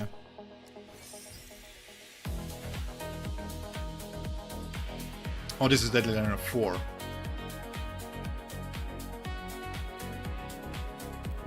Yeah, most of it is just practice, practice, practice. Once you get a feel for a team, you will see where the timer are at, and then you know how to navigate this kind of stuff. So don't fret too much about this. Again, it's mostly practice, right?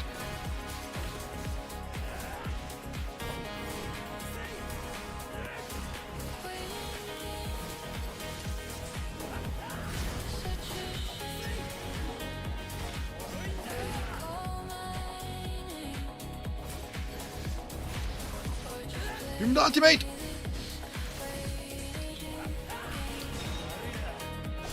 Most valuable boundaries tier list? Impossible.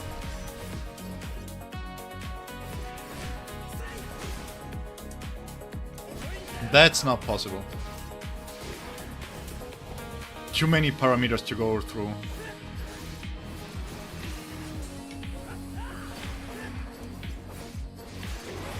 Because the question then becomes, is the B1 that isn't a good B1 but enables the B2 to be really, really strong and outperform other B2s, the better B1 than the one that enables you to just have the B1? Do you think Endless Trial after 10 should give stamp nexus for each level? Yeah.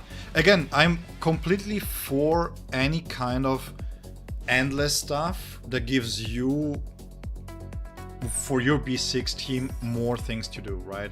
More things to farm for. Because at the end, you are fighting against each other. It's not like... If you wail on stamps, for example, it just gives you a better start for the next phase. For the next character. Sorry. Yeah, I think they should incentivize these kind of modes. Definitely. I also think they should incentivize, for example, modes like the adventure mode, the infinite mode. And then you do monthly way on how to see who did the best. I think there are many ways to promote use of the B6s, because I agree that currently, imagine fighting at B0 and enjoying at B0 the proper boss fights that you have, and then you go into B2 to shorten the fights to be less annoying maybe, and then you go for your very first B6 and then you just annihilate anything or everything and you don't have any boss mechanics that you have to play anymore. That is a shame. It's a shame because a lot of the bosses have great mechanics, right? You take, for example, Noitora, the Resurrection Noitora. He has a great mechanic, mechanic, with his sealing abilities, for example. Grimjaw Pantera with the marks, really great stuff. Ulquiorra with a full moon. But when do you ever see the full moon as a paid, as somebody who has a B6 team?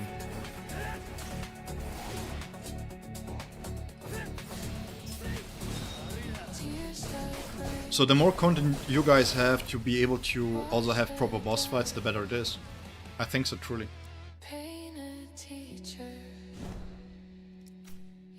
We have already Mighty Opponent for these short fight term thingies, right? We don't need more than that.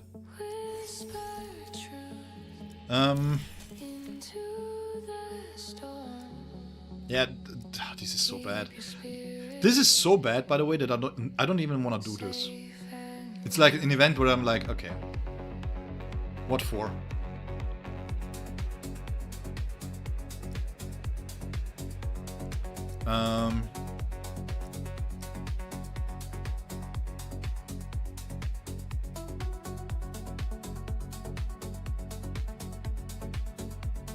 I need to check my stamps.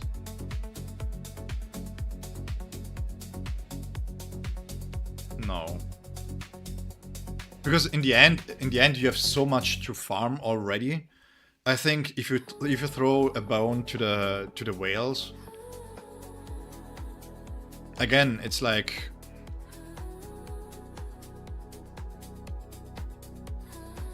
you have so the thing is, AJ,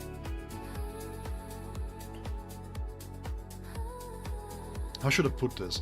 Because I don't want to generalize here, but let's say the loudest voices usually, they only care about what you get as a reward because they feel that they don't get enough, right?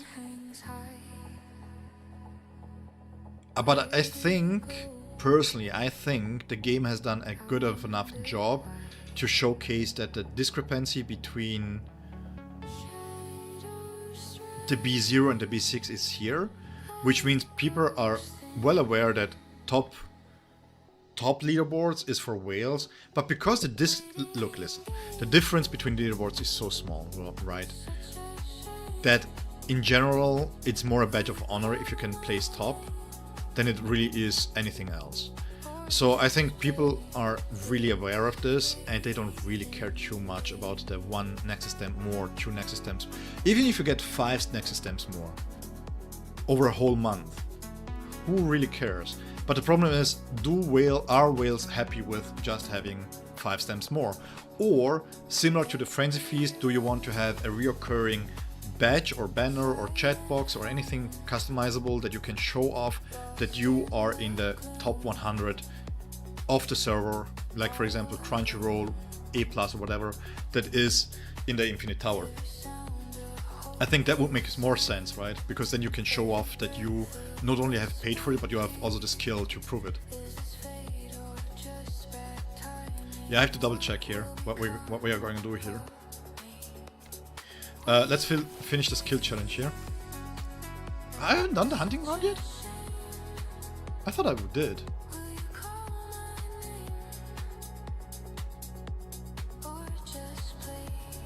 I mean, we have had so many worse games in terms of how free-to-play player unfriendly they are. Oh no, this wasn't my free-to-play. Never mind. That I generally really think that having something for the whales should be nice. No, this one not. It seems hard for me to find a way to reward whales without making it a pay-to-win game. That's why I'm saying that, generally speaking, I think BSR has done a fantastic job so far, because you have that badge of honor, right? And as a non-whale, so to speak, like even if you spend slightly and you save up enough and you have B6 teams and stuff like that, and you can snatch one of the animated badges here and there, that would be nice. Because the problem becomes that the general leaderboard stuff that you get during the events is server dependent. So AJ, who has put a lot of effort and money into his account, has the same badge as me, who just started on his free-to-play account because, well, I'm on a server that doesn't have any whales, right? But the problem is you need to have those kind of server. So you need to have some kind of customization for whales to really show off that they are fighting between themselves and they can show off their skill. That's the thing. Skill-based whale content. And I think Endless Trial can provide such a thing. And I also think that if they improve the adventure mode in a way, they can make this in a way that it's favorable, or it's nice for whales to explore too. Because they can really go off there, right? They can then do billions and billions of damage, they can also showcase this as a screenshot and stuff like that. But just give incentives to the people. I know some people don't care about the cosmetics, I know. Maybe you can make it so that, depending, I mean, if they like this stamp system here, what they could make is maybe a mode where once a month you can earn one of this guaranteed 4-stat set stamps thingy there's for whales, where your top 3 get one, and then your top 10 has the 75% chance, or I should say they have like maybe a lesser version where instead of 4 stats you can check for 3 stats, and then the top 100 has the 2 stats, you know? Something like this, because one stamp isn't going to hurt anybody, right? And giving whales a way to get themselves ahead, or an easier way to get to the stamps, it's also nice for them too. I don't know, is that too far-fetched? Is that too little reward, maybe?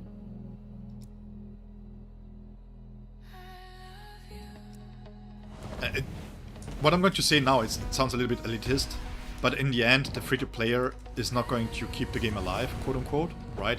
Of course, because of the cost and resources and stuff like that, of course, the free-to-player is also keeping the game alive, right? Because traffic also matters quite a lot when it comes to this kind of contracts. You want to have a high traffic for your game so that you have to spend less on the servers. But at the same time, it's not like the free-to-play is getting punished because the whale is getting a stamp for free. So you can make, for example, the adventure mode give out the Nexus stamp, additional Nexus stamps per rankings, and then you have the endless trial that can give you the stamp per month. Or per cycle, all 3 weeks, you know, so that you can get a head start on the character. I think that would be fair.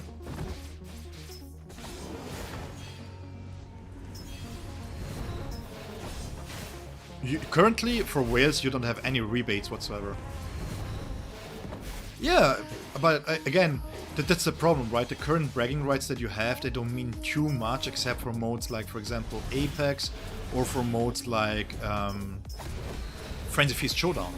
Because the current modes are like this, that, for example, AJ has the whale one where he tops the rankings for the past event, right? But I have it on my free-to-play too. So how is that fair for a whale to be, you know? That's what I'm trying to say here. Bragging rights and just a little bit of a rebate on the investment that they make. Never hurt anybody to give them a little bit of a rebate. Like 1 free perk, 1 free 6-star stamp per month or every 3 weeks. I think that sounds reasonable, right? That's what I think as well. I'm not a whale, I only have monthly pass. Yeah. And you can argue that the game is already pay to win, right?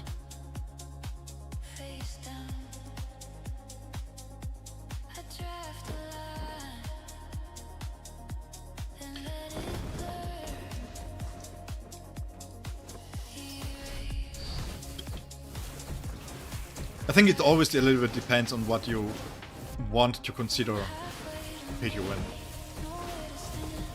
Because is it pay to win if somebody invests 500, 600 bucks in a team, for example, to get 2 Nexus stamps more than the free-to-play? Or 3 Nexus stamps more than the free-to-play? You know? I wouldn't consider that really pay to win in that sense. Because it's not like... He's not taking away rewards from you that hinders you in it's difficult to really rate PvE games as purely pay to win or something, because yeah, you pay to progress faster, but it's not like I'm beating somebody else because now I paid something.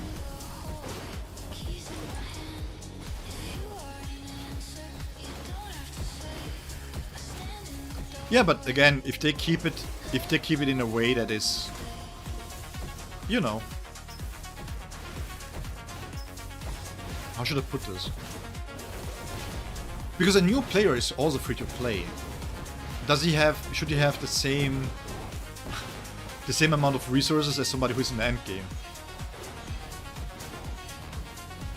It's like,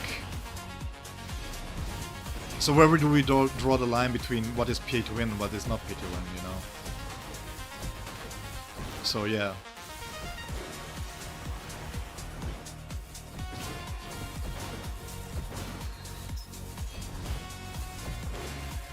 Oh yeah, Miracle. Yeah, definitely. Because I think the game really needs something more in terms of gameplay than just what it has right now.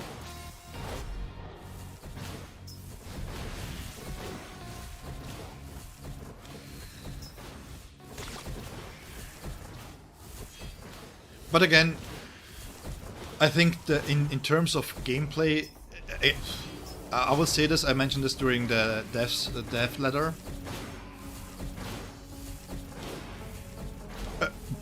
People want to play the game.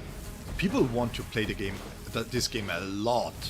I've rarely seen people being so active in a game. I go to bed at a certain time, I see always the same people online. People are very active, very active. My server hasn't experienced decrease in the top leaderboards. I think in the last 3 months, nobody stopped playing.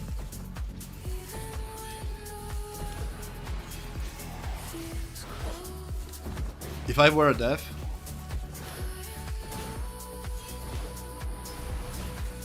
PvP is one of the way to games susceptible to pay to win, but only if the rewards make it pay to win, right? Pay to win is only about the rewards. If I give you 200 Nexus stamps for top 2, for example, and then the top 10 gets 5 Nexus stamp, that's the problem with pay to win, right? Like if it's incrementally like we have right now, there shouldn't be much of an issue actually. Oh.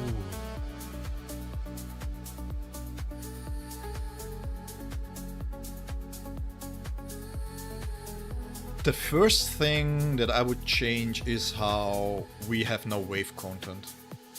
I think the game could be developed in a way that, because of the combat being very, very active and people really enjoying the combat, I would create something not Diablo-like in that sense, but maybe akin to it, you know?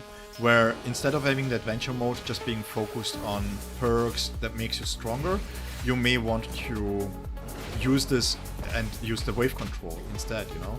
So you have the power for bosses and then you have something similar that you have for just waves. Waves and waves of enemy, like a horde mode. And then it gets increasingly more difficult with more complex mechanics, more difficult hollows, for example, Gigantes coming in, something like that. Like a mix between an horde mode and zombies. I think that would be the first thing that I would add. Wuva Whimpering Waste? I don't know what it is.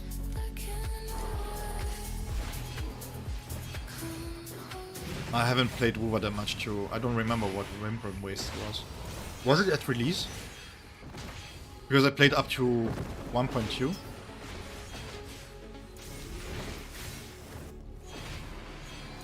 I think 1.1? 1.2, I don't remember. Exactly what I mentioned? Okay, cool. Yeah, then that.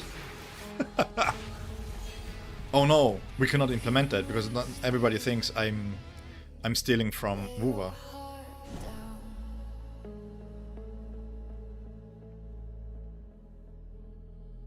Oh yeah, Miracle. I think the problem here is mostly that, from what I have read from the dev statement, is that there is a lot of pressure put into the characters and the release, and to release them on time, and in a very specific way, and have to have very specific ideas and visions behind it and stuff like that, and they have somehow to navigate this, right?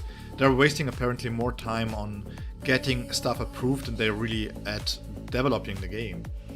And because of the licensing issues, it's kind of limited on what they can do.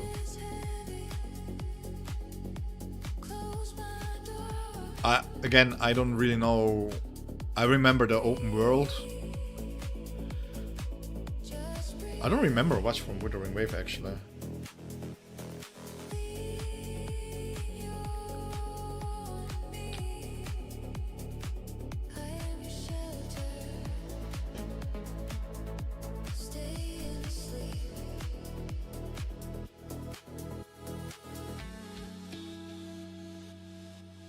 Sounds keep cutting off?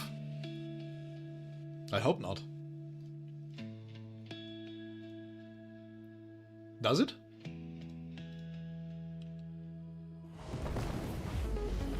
Hey Getsuga, any chance Ulquiorra rerun? Yeah, for sure, but we don't know exactly when. So we'll just be patient.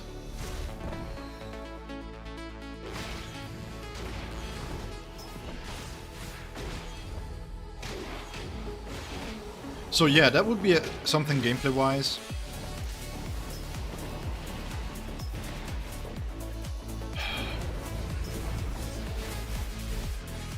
Personally, I would add, again, a minigame playlist with a weekly rotation on which games are available for rewards, and then the rest is just for high scoring and stuff like that. No, it's not. It's not. And if it's true of what they told, that Tsushika Ichigo was more like, you kind of have to do this, because they said it was in the pipeline, but they didn't have much time to get it approved and stuff.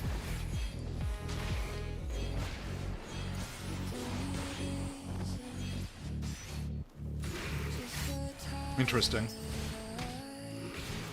Can you try, did you already refresh the page and try if it happened again?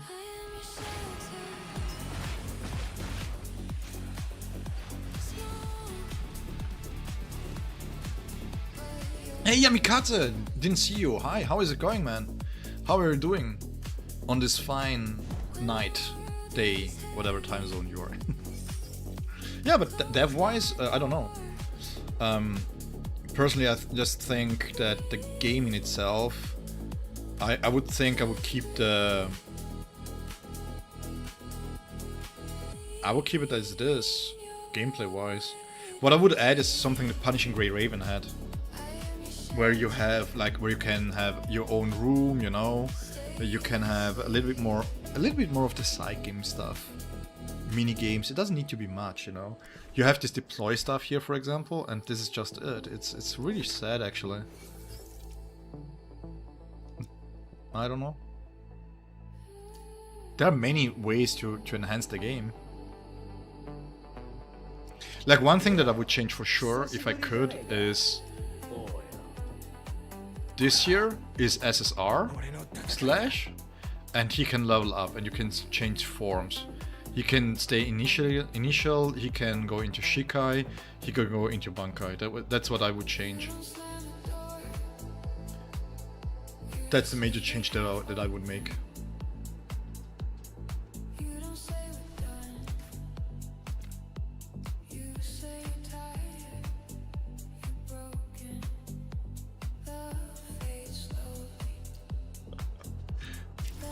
You guys call me crazy when I do long streams, by the way, and then you guys are the same way. You're just chilling here for the whole duration of the stream, which is crazy.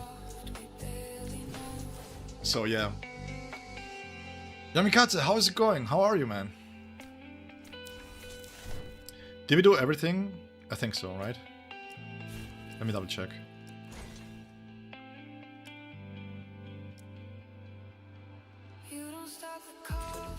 Oh, we didn't do the battle prep here.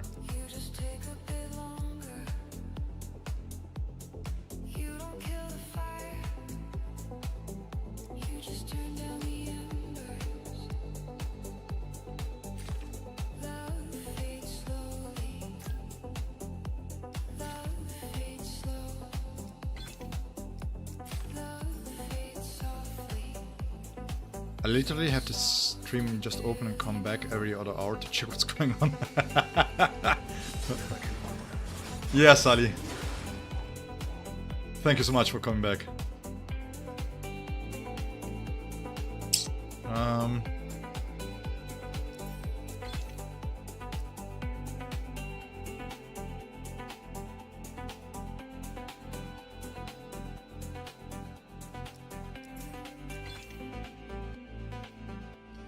Are we going for cooldown reduction or not?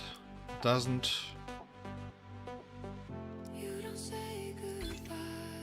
Nothing here.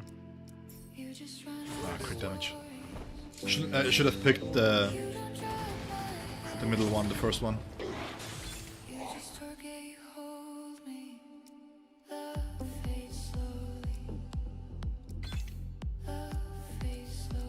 We can use this one. This helps Ukura actually.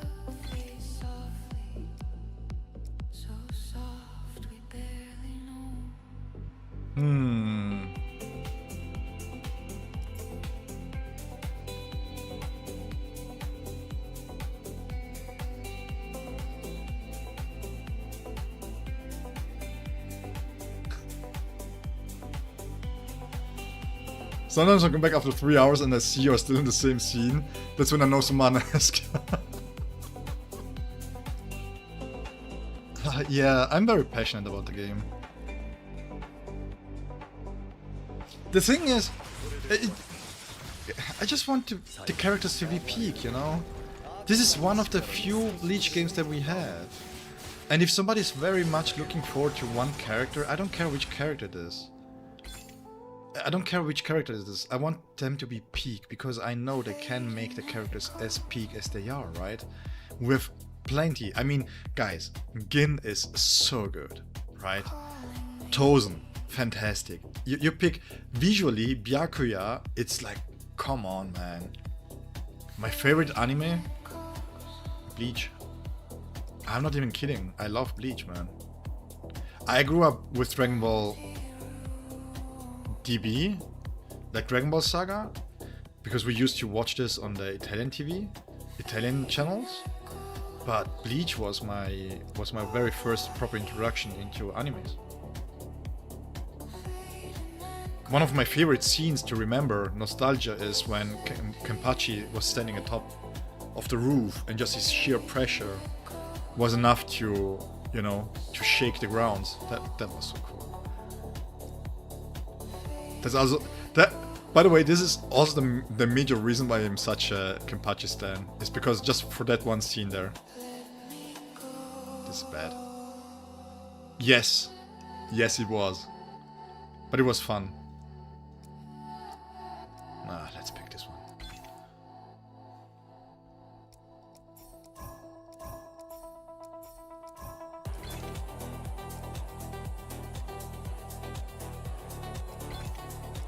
Oh, here we are. Look at this.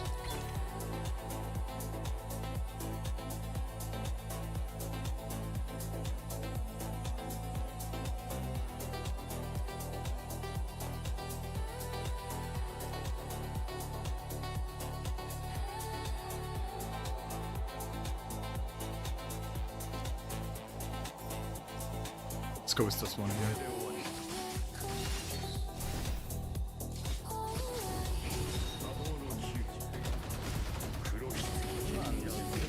I saw discussion, by the way, online on Reddit where people were arguing about auto being good. I don't even know how the voiceover does this, by the way. This is so sick. I love this one. Oh. Sorry. How would a AOT gacha work? You summon, and then you lose the game. Thank you.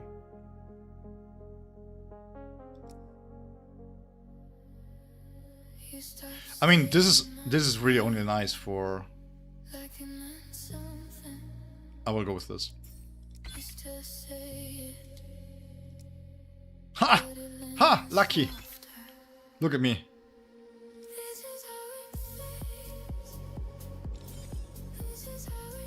B6 walls.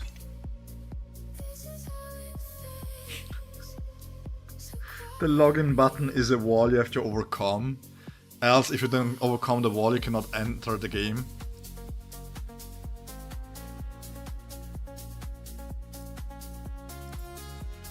Hey Yema, hi. How's it going?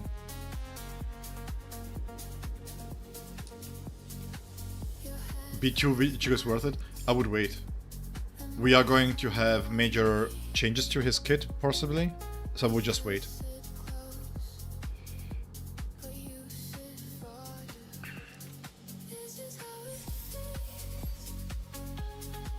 Currently, I would really wait with getting any boundaries in anything. We are due for some changes.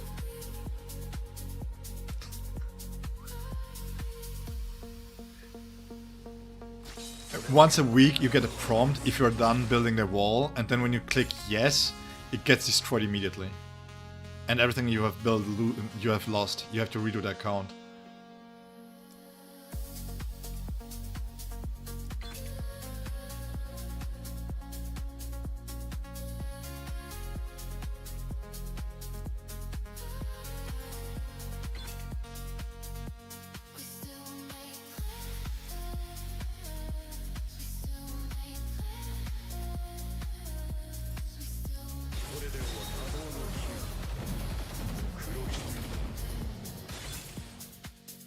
Did I buy the new chain offer? Yes. On the main account, if there are any good offers, I try to buy them, because else I don't have the resources to beat to the characters. The major problem is that Jade offerings are really bad at raw value compared to whatever they have there in the packages. Like the boxes that they sell are really good.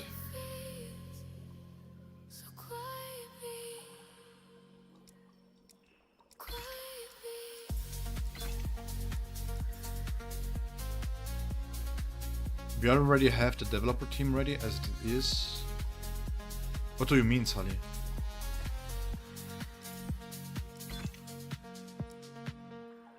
In terms of buffs?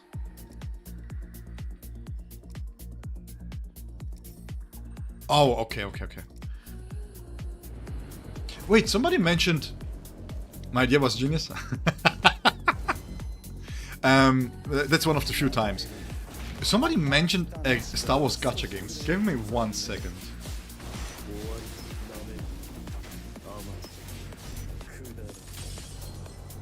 Do you guys know what kind of game was referred to? What Star Wars gacha game? I need to know.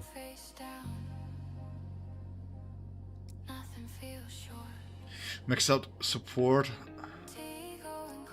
this here.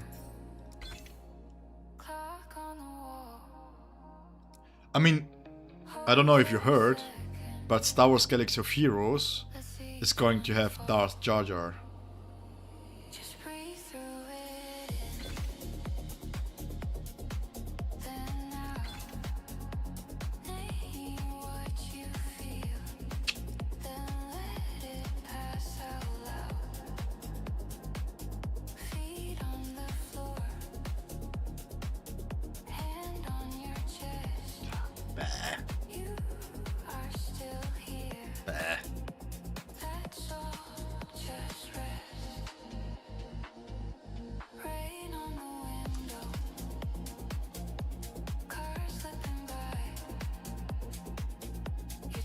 The new era that they're going to present to us is going to be really cool in a certain way. Let me see if I have the official artwork here real quick. Let me put this on Out Adventure for a second.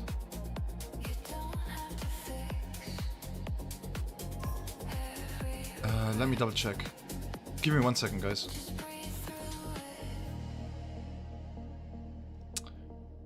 Where was it?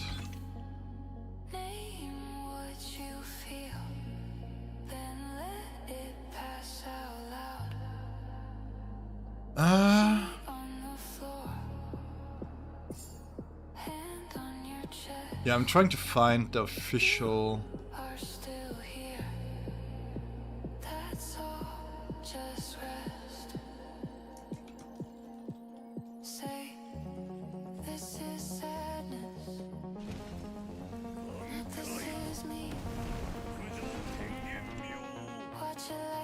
Don't we have a proper wallpaper for this? Yeah, here it is. I mean, it's in the end it's a thumbnail, but I think you guys get the general idea. Let me showcase this real quick.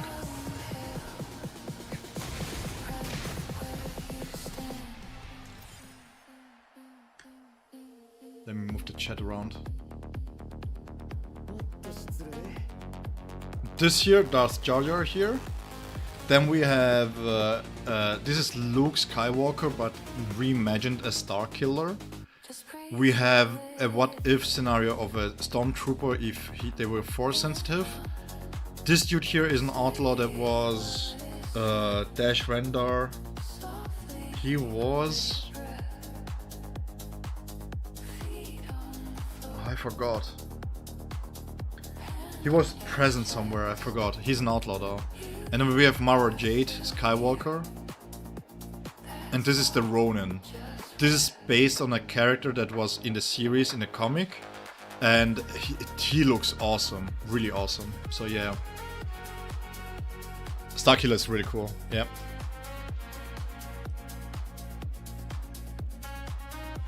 Yeah, this is what... I think this is generally considered a what if. So it's... I wouldn't consider this canon quite yet.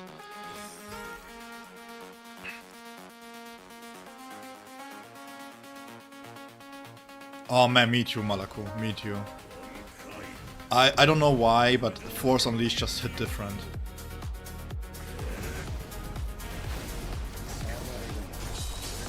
Force Unleashed is just different.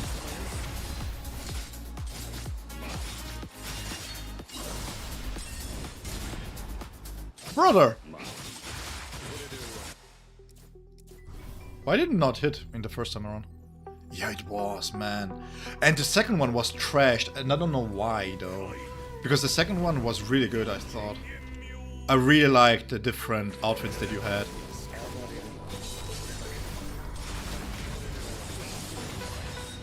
I really liked it so much. Star Wars had some few good games, so that's why I'm glad that Bleach is getting some few good games too. And again, I really truly hope that Mirror's High is going to be good, because I wouldn't mind switching Dragon Ball Legends out for Mirror's High.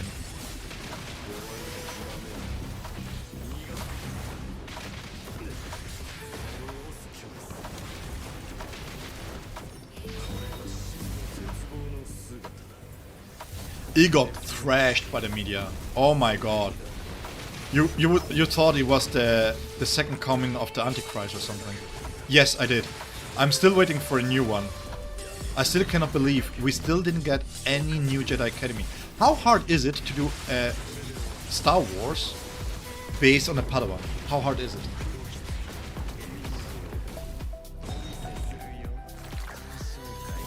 Can't be so hard, right? Can it? For me, with Jedi Academy, the major problem that I have is just the outdated control scheme that it is using. Else I would still play it. I know that it's heavily modern and stuff, they have a lot of things that they're going for them, but it's like... Yeah, sometimes I'm like, yeah, but the money is right there. It's right there, right? It's baffling. Sometimes truly is baffling. Oh, it was. I think it still is, but it needs polishing. No damage? We're not doing damage anymore for today, or what? Sold off. Okay.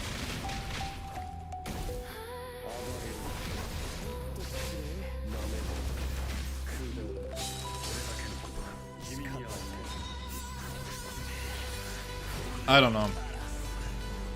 You would think that... But again, they just like... There are so many good Star Wars games that they could potentially make, and they always decide to do crap. A game like that needs a passion team, not a greedy one. But to be honest, I think most dev teams, it's not like they're greedy. It's just a publisher and you take Destiny as an example, right? Look at Destiny. Look at what they did to Destiny, bro. That's just top suits, you know?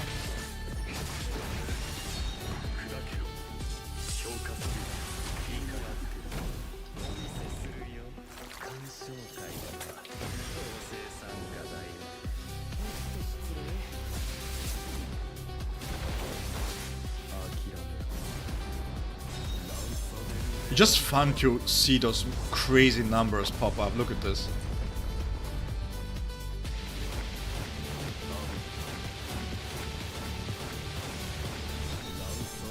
Unleash was more in the realm of God of War in terms of combat, which I love.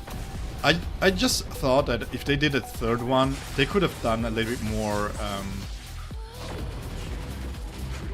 creative stuff, right? Where you have a little bit more control on how you use your character. It would have been nice. What I missed in the Force Unleashed 2 that I wished it was in the third one is a mix between Force Unleashed and the Jedi Academy. Imagine a Jedi Academy with a Force Unleashed style of combat, or the God of War style of combat. That would be so sick.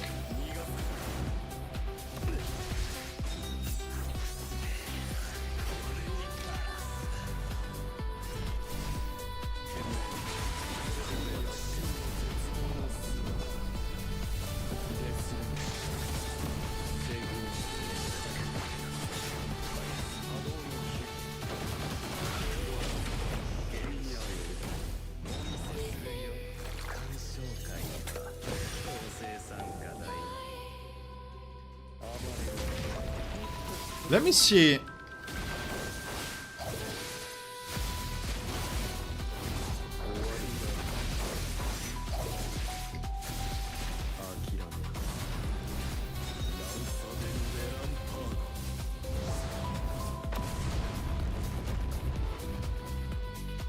This was without the Kyogre Suigetsu. Alright.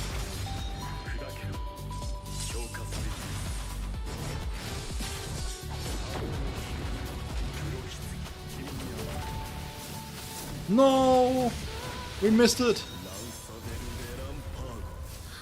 I was hoping to see how much it hits. Bruh. I wasted it! I mean, Star Wars Outlaws, I thought Star Wars Outlaws was great, but the way that the support for the game was atrocious, the release date was really bad. It's like there's so much going wrong when Disney has anything to do with an IP. It's kind of crazy, actually. I don't know. I really liked Outlaws, and then the support was just bad. Jedi Survivors, fantastic game. I cannot wait for the third, for the last one.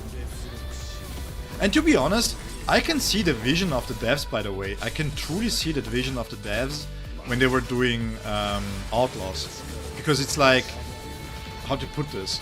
You can really see that they wanted to create an open world in this Star Wars universe, and it seemed really cool, really cool.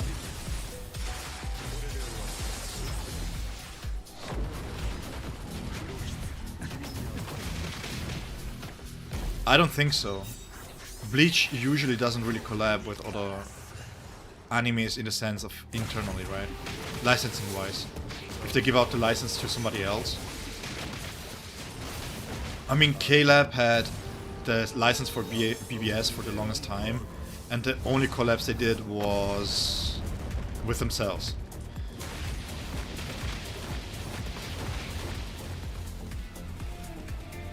So, what was it? We had Burn the Witch, we had the novels, so yeah, I don't think that there is much going on there.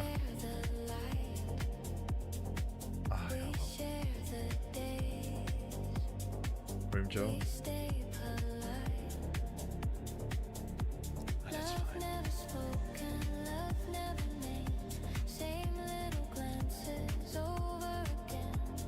An errand full assault would be sick. I don't understand why we don't have more games like this, if I'm being honest. This is what I don't understand, because it's sick. It's really good. I mean,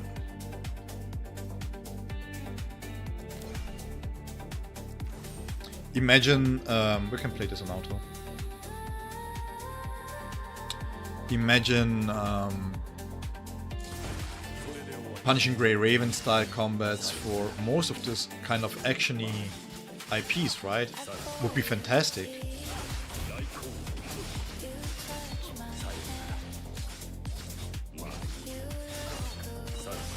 Let me see real quick.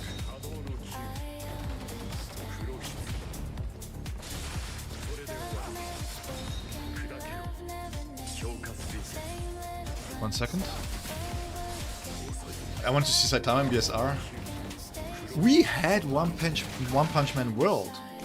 We had that kind of game, but it was a bust because, again, greed over consumer friendliness.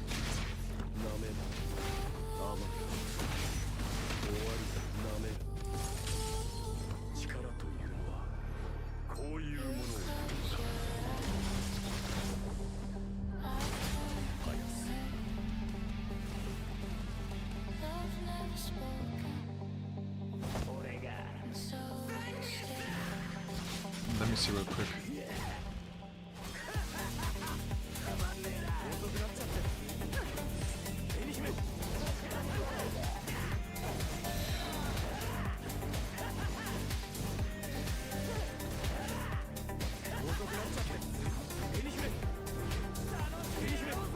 One second.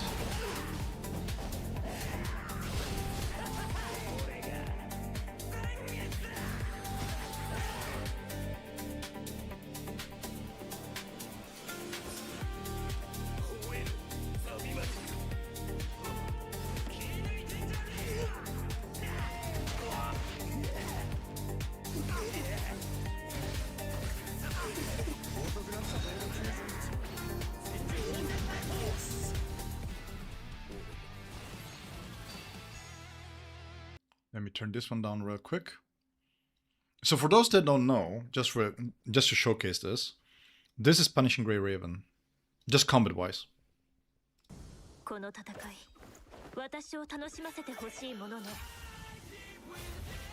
So basically, for those that don't know what this is, you have an input system here that can do combos, and you can chain them together. Depending on your character, different characters have different chains. And basically, by doing combos properly, you can chain them together like this. And then if you consume them a certain amount, again, depending on the character, depending on what kind of weapon you have and stuff like that, you can then do like special moves and switch stances and stuff like this.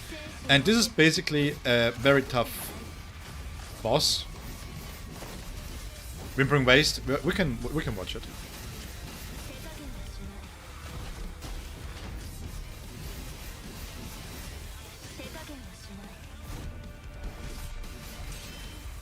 And this, I don't know why, for example, you cannot have an Assault on Titan game like this.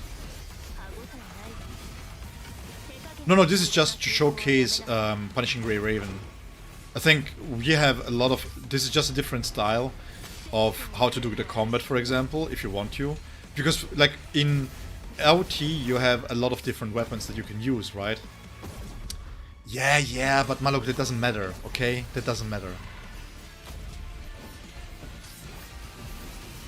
It doesn't matter if it's the most OP things. But it's like, if you can create combat like this, why not? You have a whole city, you can create OC characters that have not been in the series and give them a unique combat. And then on celebrations you have the big ones, you know? Yes, it's this OP unit, but it's just like, in general the gameplay is not as similar to what we already have. And if you have played Wuthering Waves is like a toned down version of this, right? Is this how C server look like?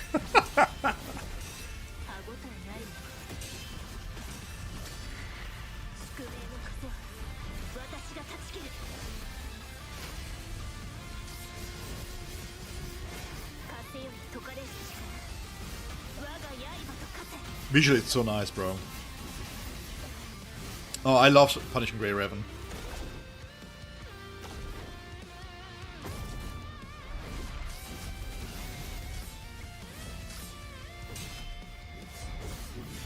This is so sick. You can attack into a counter, into a parry. This is beautiful, man. This is like if Sekiro had a gacha system. So good.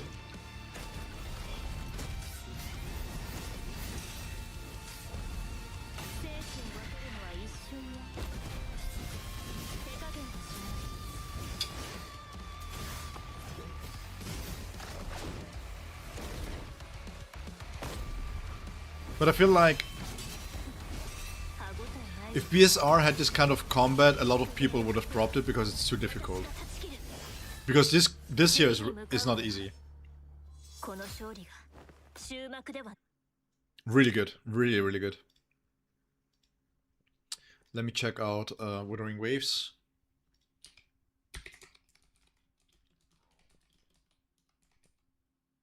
What was it called? Give me 1 second. We're done to combat? You mean for Punishing Grey Raven? No, we are not doing that. We are not going to watch Devil May Cry combat here. No. You want me to bait into playing Punishing Grey Raven. I'm not taking the bait. I'm just not.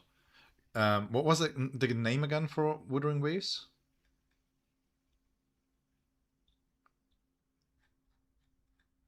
Whimpering Wastes, okay.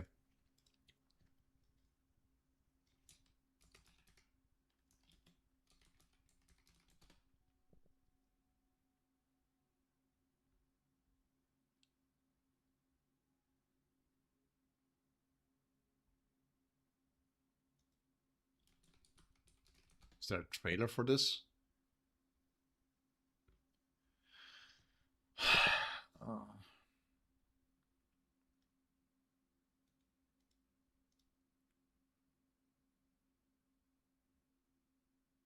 Let's see if this is one. Give me 1 second.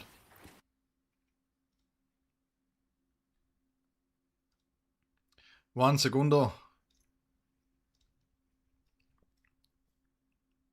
But yeah, if they want to make something like this, for example, as a boss, why not, you know?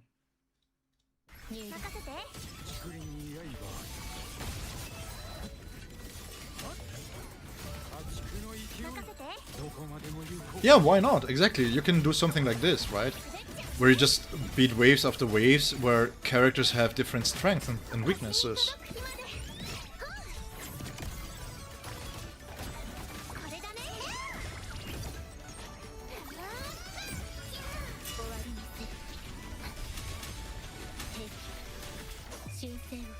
By the way, Malaku, give it a chance, bro. Come on. You know why I had to stop punishing Grey Raven. I was too addicted to the game. I cannot play that game. I cannot, bro.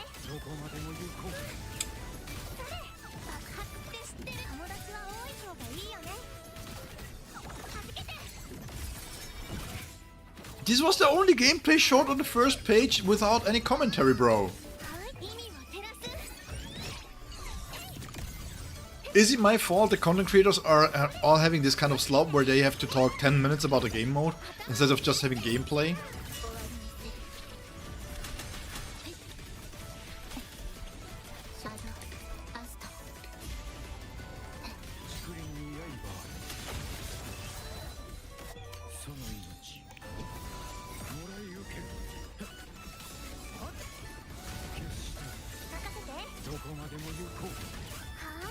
Okay, before we go back to BSR, just real quick.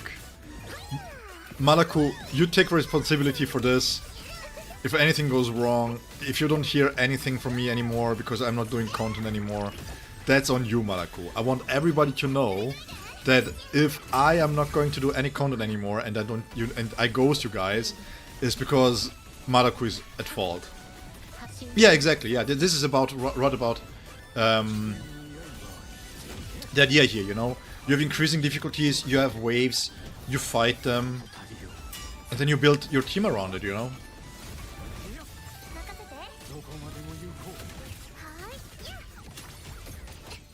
Man, from having seen the PGR combat again, I miss it so much. Extra, I know. I know, Extra. I was so addicted to that game. I could not stop playing it, man. Oh, I really had to stop. You know those kind of games where you just are like, right, I have to stop. Cyberpunk is one like this for me. This year it's Wuthering Waves. This year is Wuthering Waves. Same devs as this one here. Let me pick up the other content here. God damn it.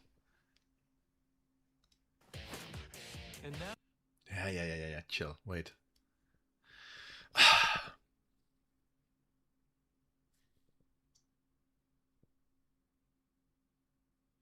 I'm mentally not ready for this. Okay. Just real quick, for those that don't know, when this collab happened, it was so good that it basically made Devil May Cry Peak of Combat basically lose fans. And now, I'm gonna play with you. Raining bullets.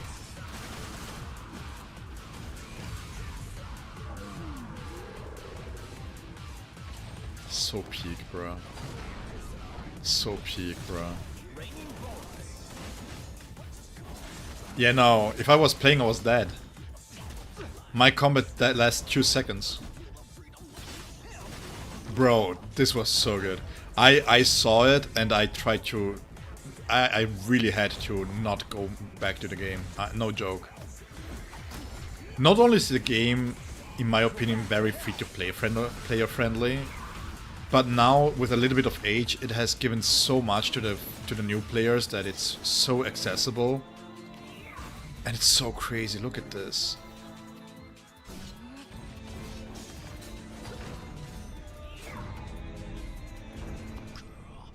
Ruva added a girl version of Dante in the game. Oh man, when I saw, by the way, speaking of collabs, when Ruva added Edge Runners, oh. And this is, by the way, maybe one of the things that I am a little bit disappointed in with WoWar is that I was so enamored by the combat in PGR that personally I didn't really connect with Wuthering Waves at all, combat-wise. For the fact that it's a Kuro game, I was just like, there is something missing about the combat. You mean like Peak of Combat? Oh, this is way better. This is what Peak of Combat wishes it was. Yeah, the collabs that they had in PGR are insane. Insane.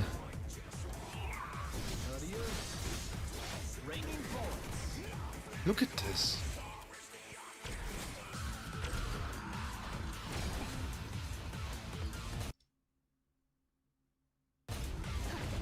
Oh, this is already highest quality. Never mind. Yeah, this is beautiful.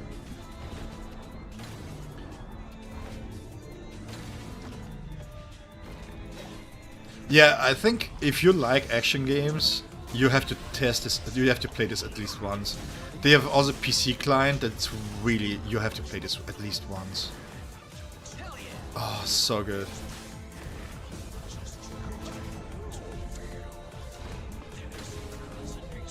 And then you have also a bonding system where you can have your own room. You can decorate your own room. You're like a mini. What was it? What was the name called? Tamagotchis, basically. Really, really cool. Really cool. What was the last one? The request to watch? Dante and Virgil, yeah. Galbrena.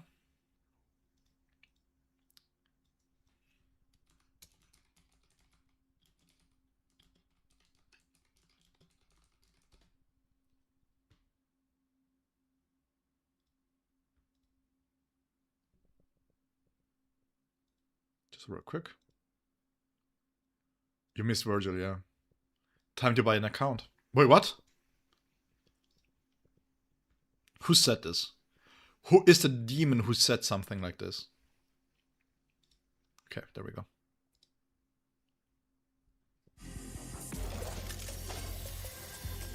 Yo, the animations of Wuva are excellent.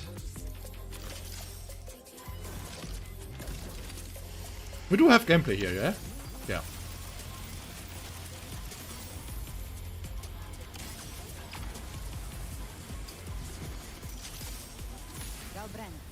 Ready to join the hunt.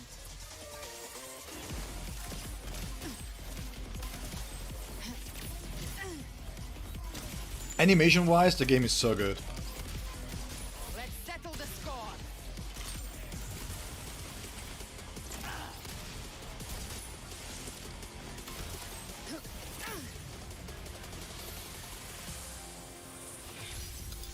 By my trigger, enter Hell's Gate. Rise from Hellfire. How is the story in Wuva? I didn't really like the first part of the story. Who's my next prey? Bayonetta vibes? Yeah, definitely. It's just like, I don't know what it is with Wuthering Waves. I don't know. Something is missing there. I don't know.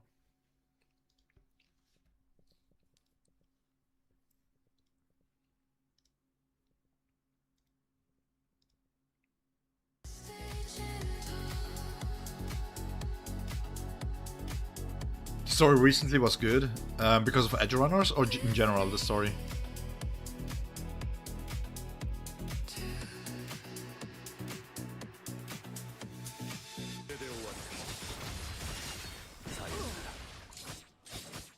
Community toxic? In what way? I don't remember to have to interact with the community. In what way is the community too toxic?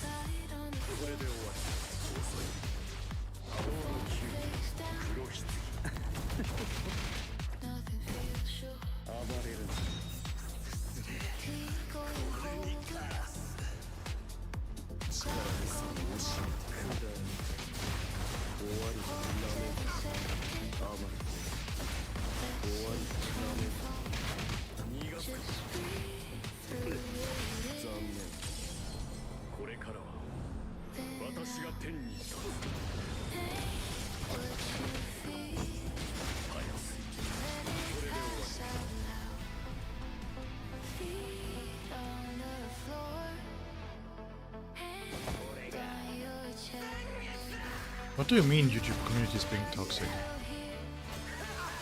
That's not possible. I was being told YouTube community is never toxic. Jokes aside, what did they introduce that is pay to win? Well, one of the main drawbacks for me when it comes to gacha games is the over-reliance on just putting out female characters. The major problem, once again, I mentioned this a few times, no matter your gender, when you bring in a character in, it needs to be cool, it needs to be good. My Aizen is P6.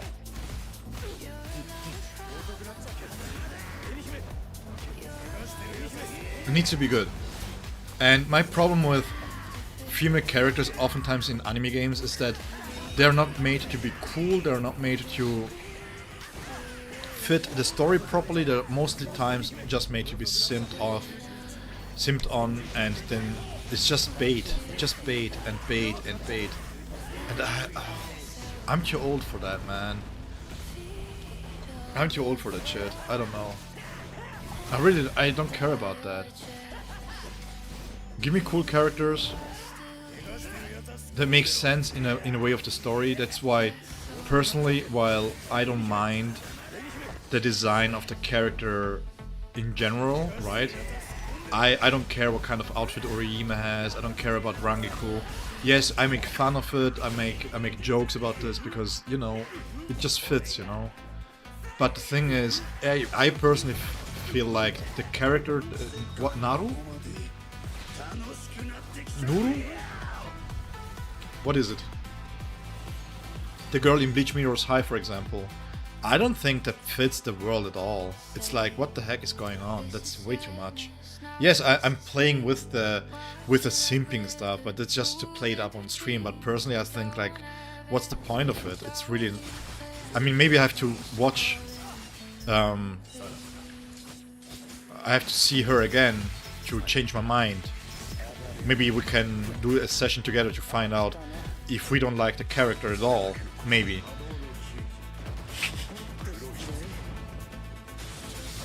Maybe we can find reasons not to like her. Hey, THV, how's it going? But no, just generally speaking, I don't play games to goon or to, I don't care. I really don't. The whole controversy, for example, with Tomb Raider, I don't care. Who cares, bro? Is it fun to play? Is the character well designed? Does the character have a good story arc? If yes, I'm going to play it no matter what. I played Star Wars Outlaw, you know. I think they did a very, very good job of having this this female Han Solo kind of character. I really enjoyed playing her. I really enjoyed her story. I liked everything around it.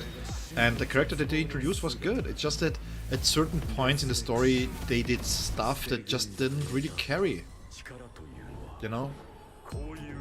Yeah, exactly. If it's because there is a good reason for it, okay, I don't care. But again, is there a reason why we need a Soul Reaper that is in a bikini there? Their tits propped up, all pushed up in the face, and it's like, come on, dude, come on. So many cool designs, and that what you go with? It's like...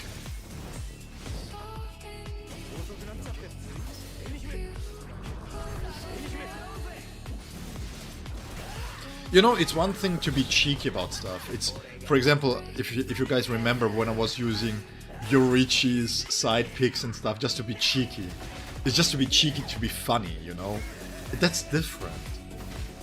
Imagine if every dude integrated into a game with a six-pack out, just being over-sexualized. Come on, man, what are we doing?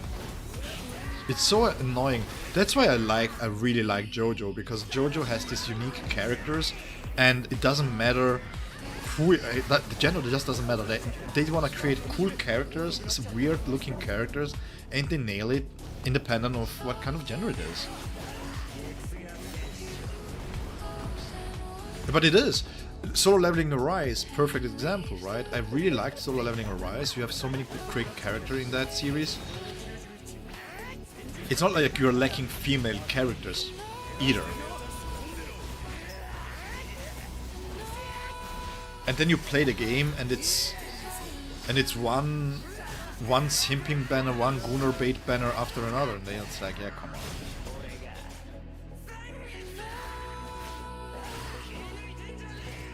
I don't understand.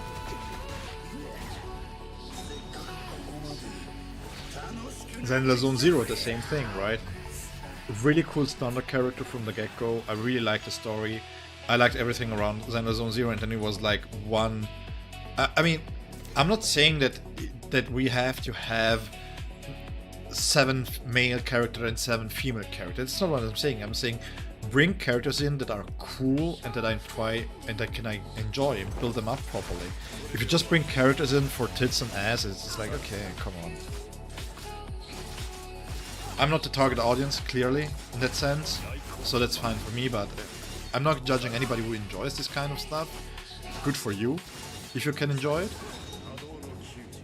ZZ is next level Guna, yeah it is. I mean, I'm not joking, I forgot what her name was, but the first maid there, you know, from Lycan, the shark, the girl shark. Bro. The character was announced at the same time it was announced. The trailer wasn't even finished and people already had like half-naked wallpapers of her going around, and it's like, what are we doing? They brought out that what was she called? The one with the chainsaw thingy there, spinning thingy, the lolly. Bro, what's going on? Now again. ZZ is next level Gunnarish. Did you search up Cantarella? No, I didn't.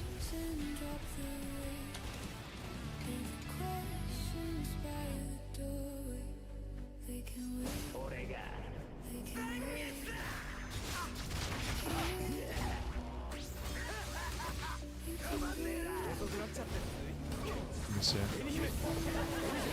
Wuthering Waves?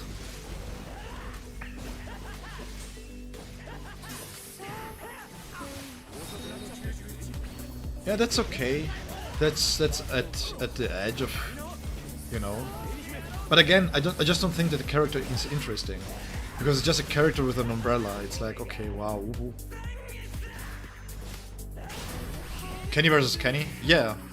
Lloyd versus Kenny.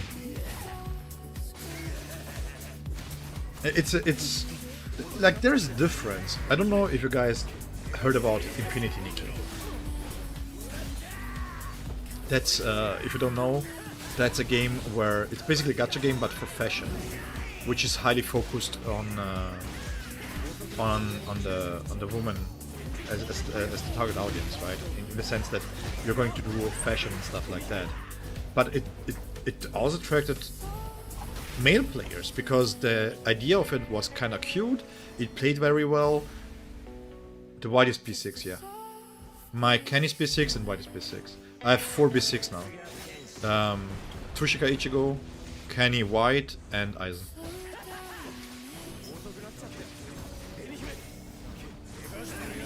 The fact is also the ZZ gameplay is actually fun. Yeah, it is. I think they did a really good job with anomalies. I think that they do a really good job generally with the gameplay in how it flows, because it still keeps the typical gacha style, right? That you know from Genshin and many others, but it gives its own spin to it. And I think that the disc farming was quite nice too. It wasn't too overbearing, it was just right, in my personal opinion. You had enough RNG, but it wasn't too bad. And yeah, just generally speaking, the characters, the story was quite cool.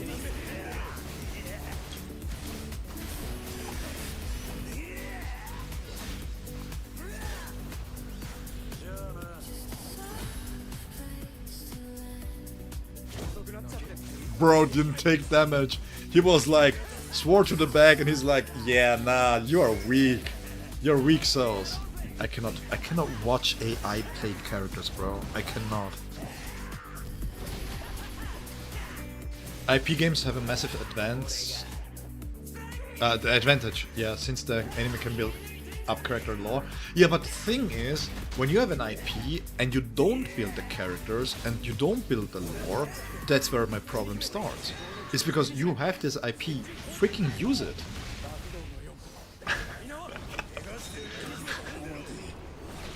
White is crazy, yeah.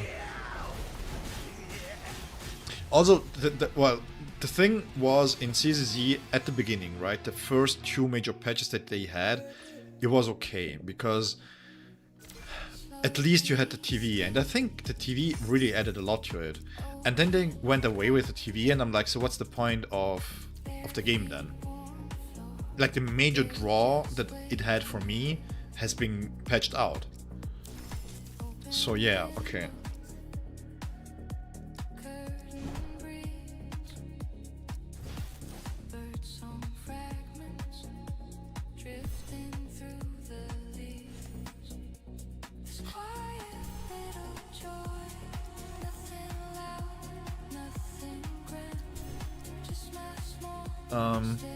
Let's do something.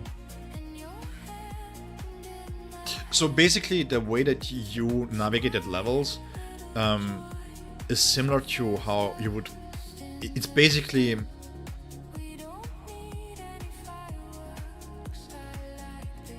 How to explain this?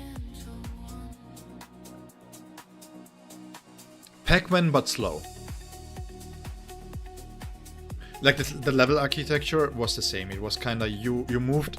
Basically, the way that they were interacting with the world is they could digitize themselves to where they wanted to go, and to do so, they needed to use the TV stuff, right? It was kind of their thing, and so then you had to move through the levels by using the TV, and then depending on where you are and depending on how the TV was built, you had to fight, or you have fields with some rewards and stuff like that. It was just like a dungeon kind of thing, where you just had to puzzle your way through this, and it was nice.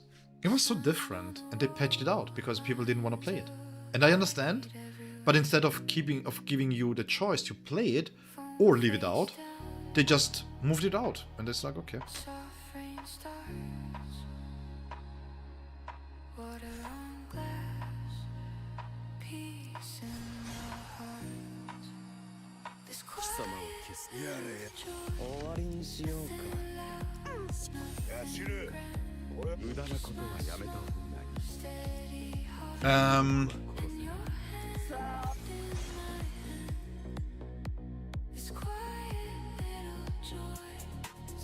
I think we can run like this. Okay, I'm going to do the Frenzy Feast here, and then I think for today it should be enough. I've streamed quite a bit today, actually. Bro, Romika, just do it and don't tell me, man. I cannot... That game has a grasp on me. I cannot play that game. I have to be honest.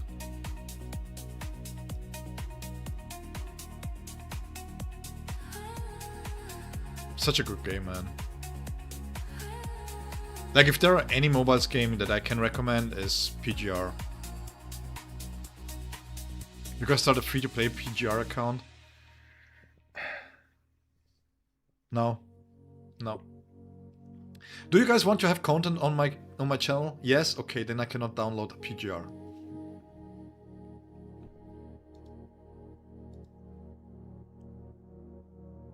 Stop tempting me.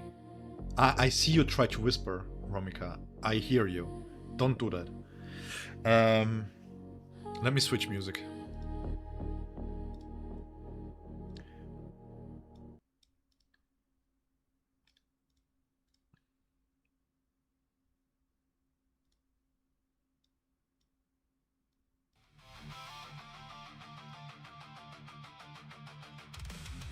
Okay, so...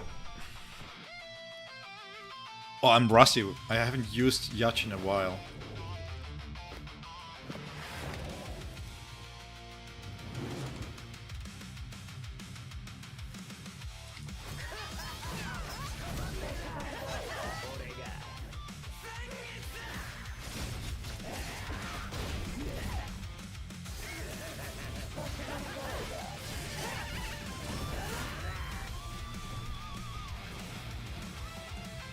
No.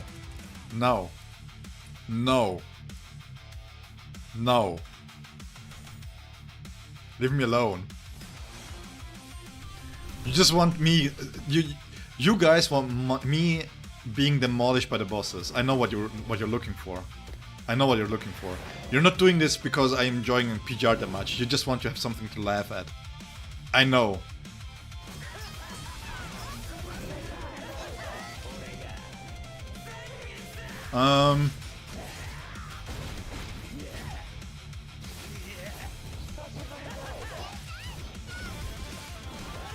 Kenpachi just effed off? What?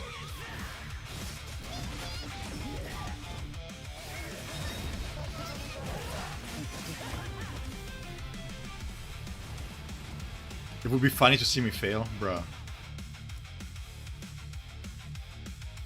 Well, your wish will be granted, but not for PGR, because I'm planning to play Phantom Blade Zero. And because you guys asked for a little bit of variety, stream maybe sometimes, I'm planning to stream that.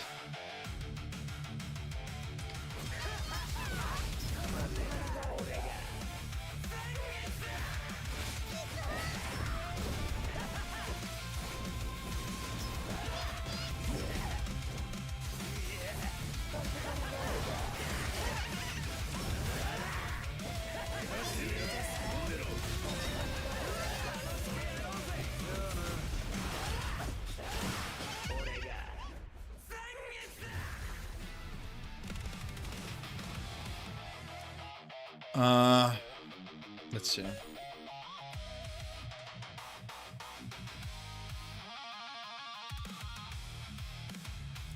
Okay.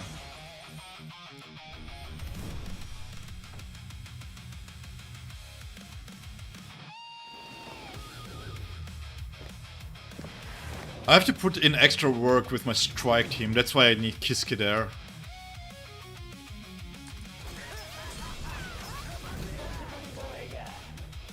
These people already have a lot of points up, so I have to work extra hard here.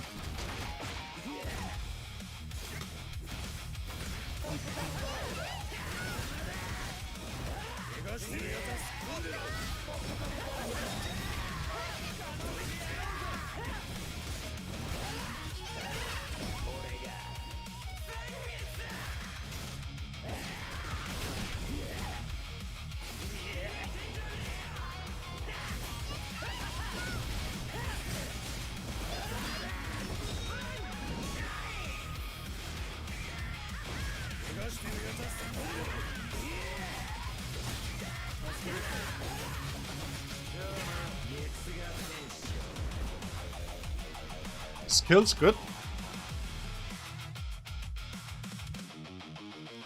Yeah, this team is strong enough already, so I can use Yacht. I think Yacht is very undervalued with Kenpachi. I love Yachiro. Such a great support, man. Hey, good night, Malaku. Thank you so much for being here. Can you post this in the Discord and then see the chaos ensue if you want to see the world burn?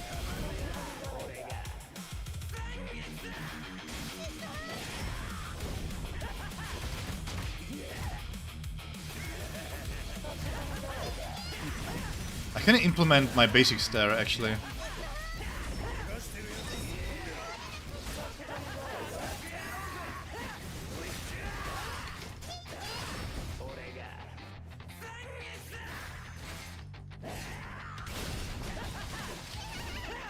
Give me 1 second.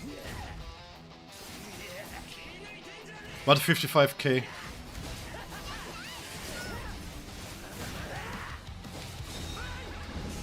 You will leave the rage waiting to me? I will try.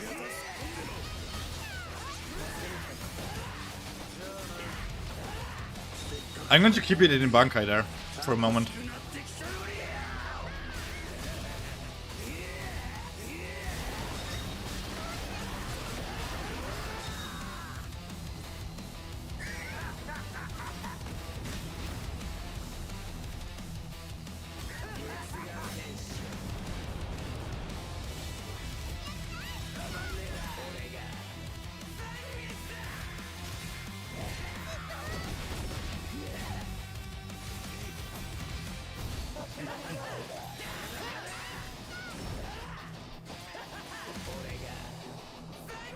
Could I dissipate him sooner?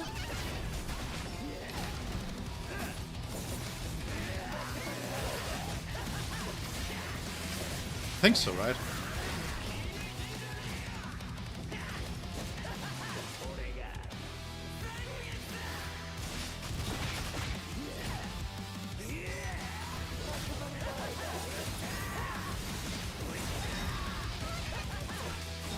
I wasn't planning to do true full rotation here. Actually. Can you please use the ultimate? What the? Oh, I hate this. It wasn't going into the ultimate there. But that's fine. We're not here to improve the points right away. We're just setting a score. Maybe dodge? No. Why should I dodge?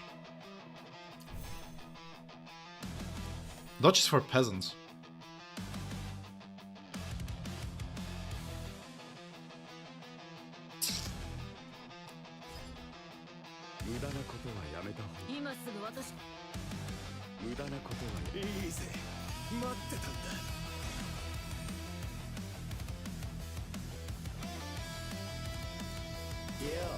Let me double check real quick. Ah. Yep. Something was missing. Hey Kev! How's it going? I knew something was missing when I saw it.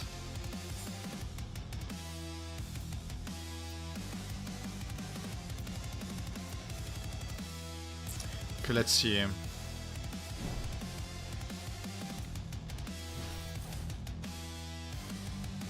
Just a strike support messing you up in a new FF? Yeah. Yep, I can see that. I can see that. Oh, I haven't played this in a while. I'm going to suck so bad. Oh, this is going to be awful.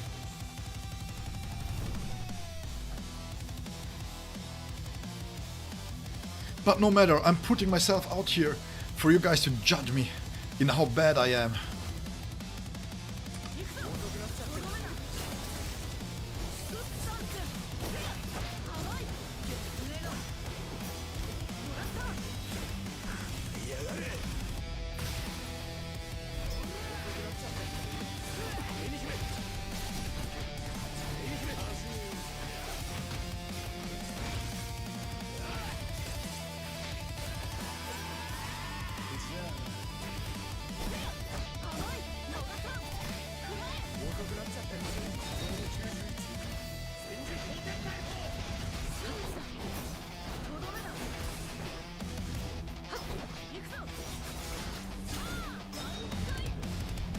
Where did she miss that she didn't get? 1 second. No, 19 mil. She has her full support. She has the stamps. Where did she miss though?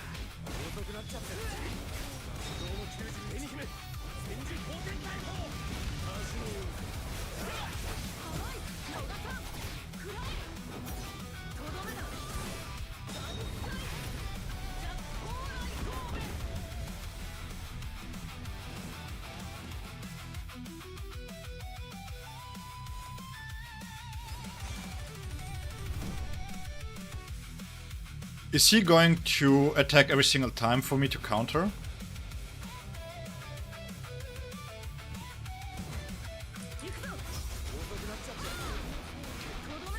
No. Okay.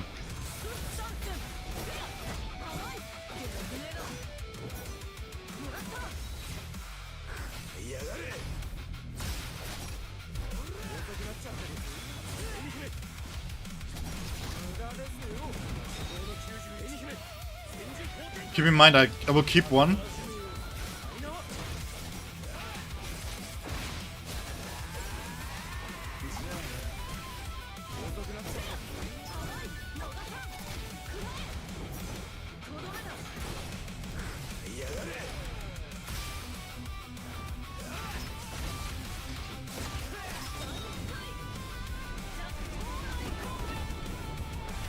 No! No!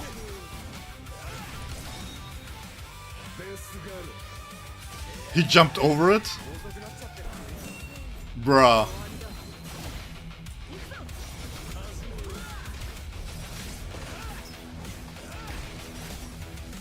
He jumped over it. Doesn't matter, okay. Keep in mind, I have to pay attention to the jump there.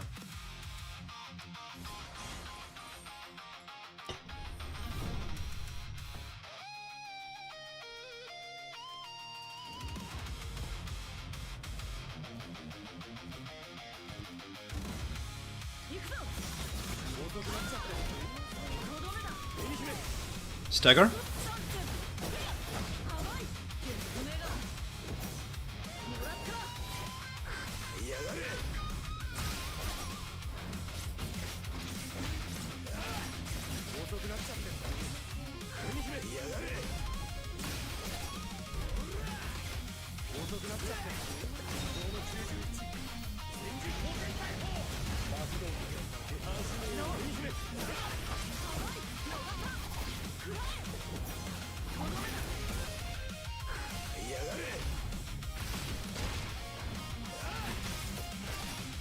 What?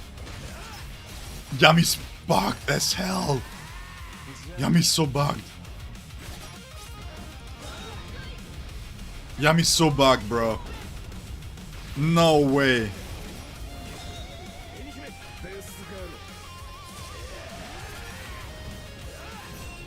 No way.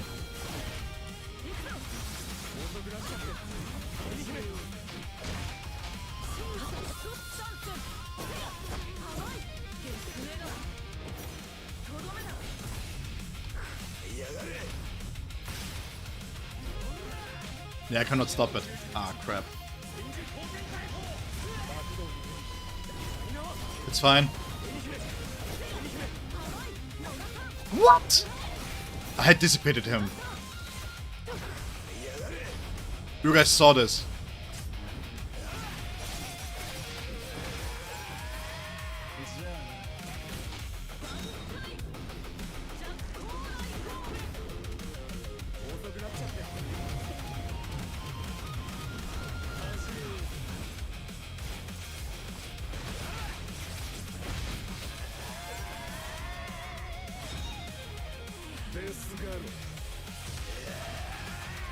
Ah, I should have buffed up first. I thought it was able to kill. I thought it was going to able to kill there.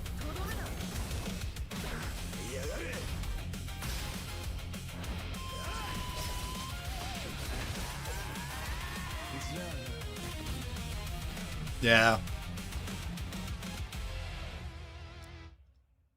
We have to play this a little bit differently there. I was hoping I can dissipate him there.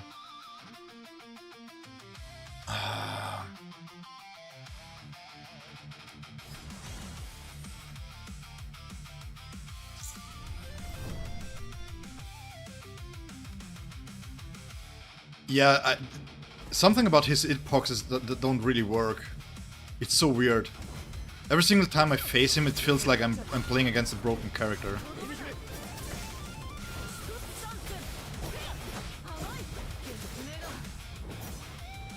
This is the counter.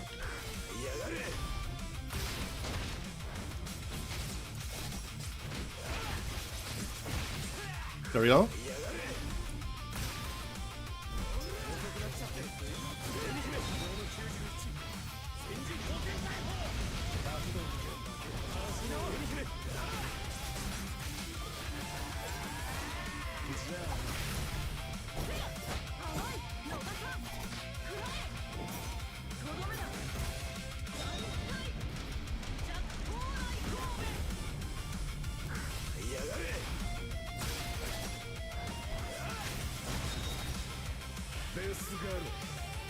I'm going to dissipate him here.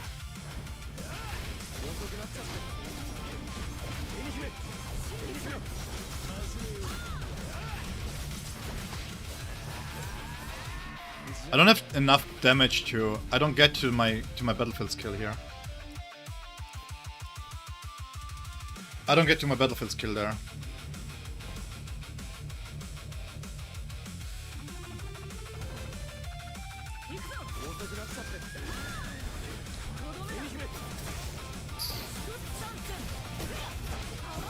Pointy pointy. There he is. So the next attack is going to be a counter. We can counter that.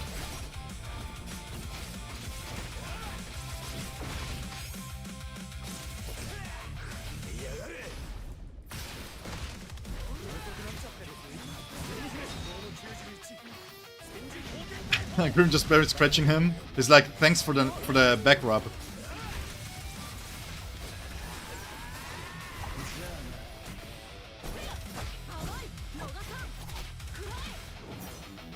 I'm going to keep the ultimates here.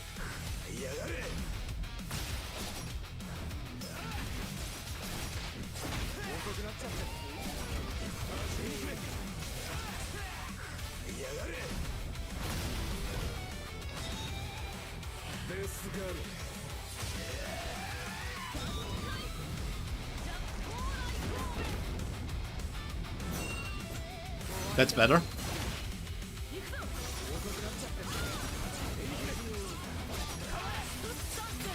Time freeze. Nice.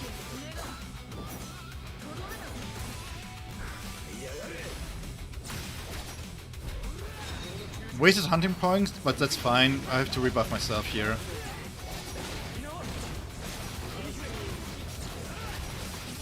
Time freeze. Thank you.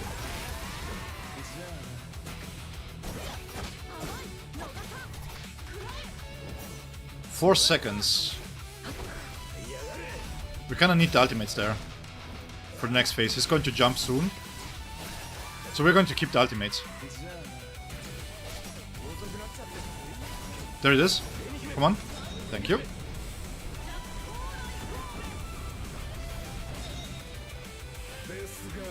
I think we were at full. Yeah, there it is.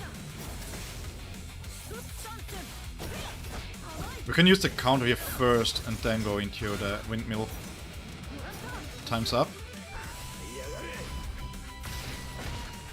Barely, okay, good.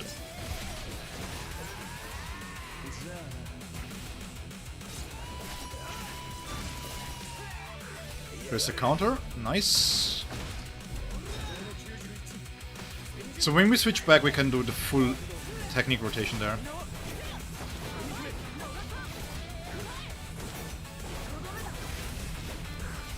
And he's dissipated soon too. So offsetting it just enough.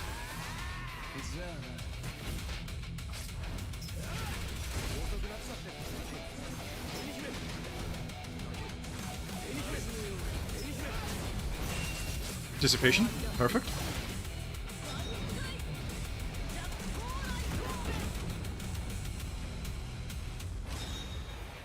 She doesn't want to attack there because of the recovery.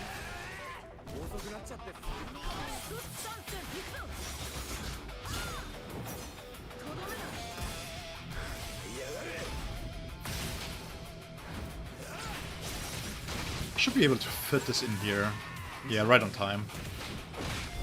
So we still have 9 bars. He might jump once more, which would be really bad for us, actually. So let's see if I can keep him staggered a little bit longer. I need 8 seconds somehow. Time freeze. Yeah, there it is.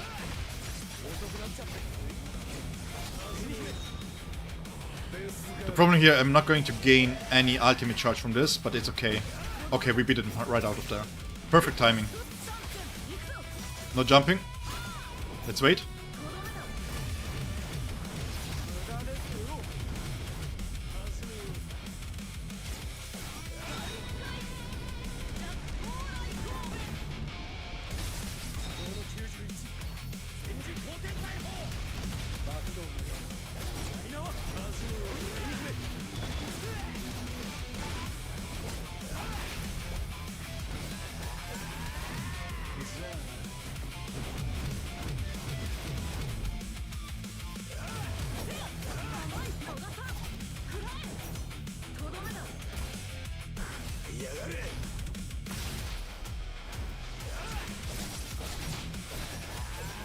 Let me cancel out of this. I need to rebuff myself real quick.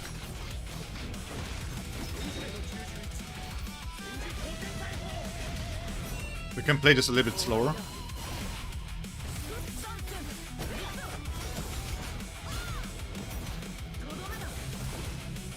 I'm not going to dissipate him before he dies, so we can just blast him anyways.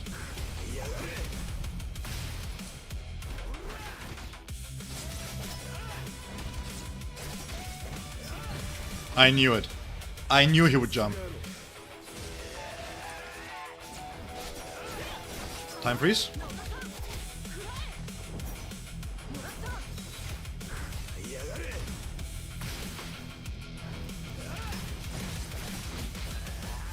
Please kill.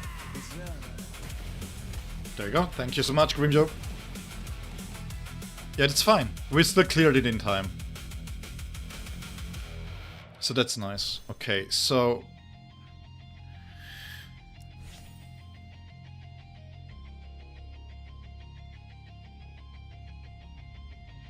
yeah, this is a bad perk for them. This is basically made for something like my Yuri. So we're at 90k.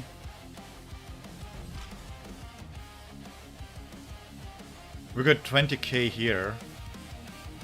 Oh, we need a lot. We need a lot.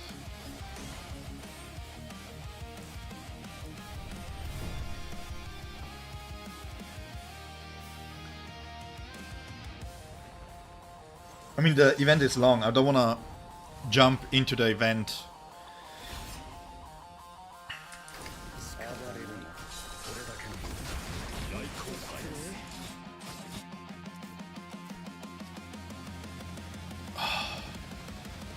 Pressure point wasn't taken.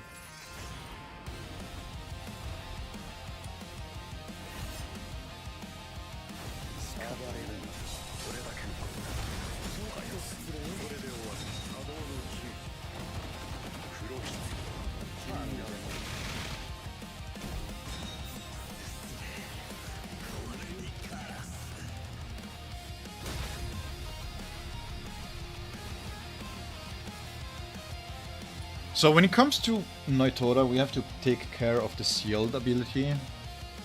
I think in the later stages. We can iframe some of them, but we have to be careful. Perfect dodge. Yeah, perfect dodge is going to be tough.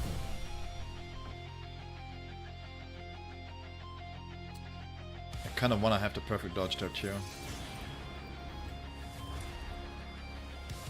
Noitora when, by the way?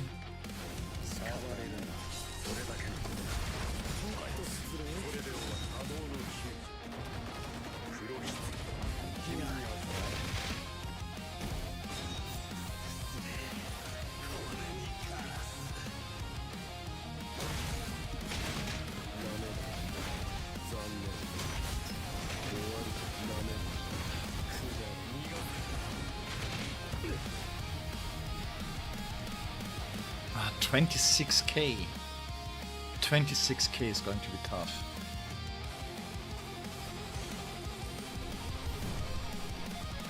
Oh, that's just to place in the top 100.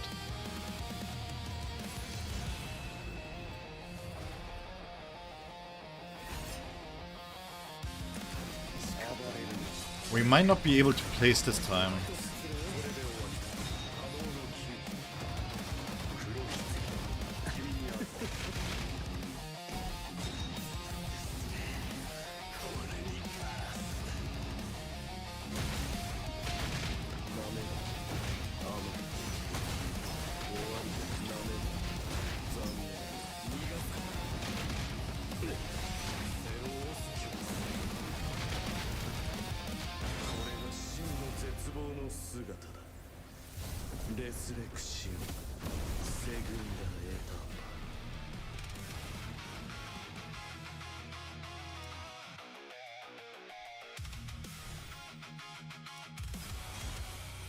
Beat you.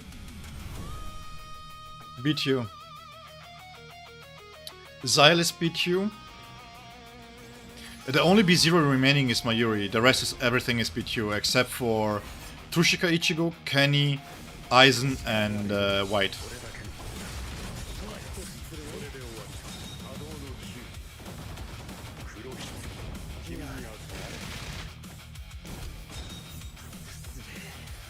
Which makes this a little bit tougher because I'm fighting whales, you know.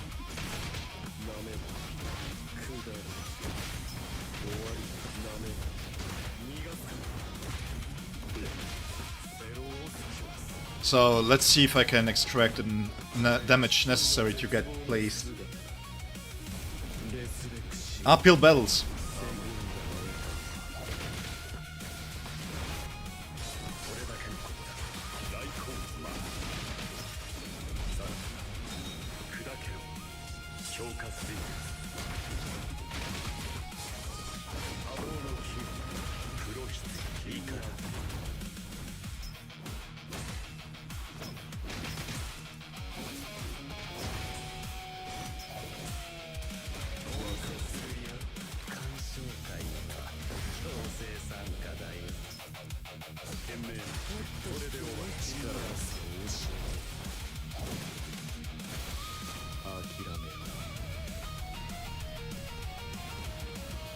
Yeah, this was bad. I need to kill him faster before he gets into the ceiling. A lot of seconds cost there, right there.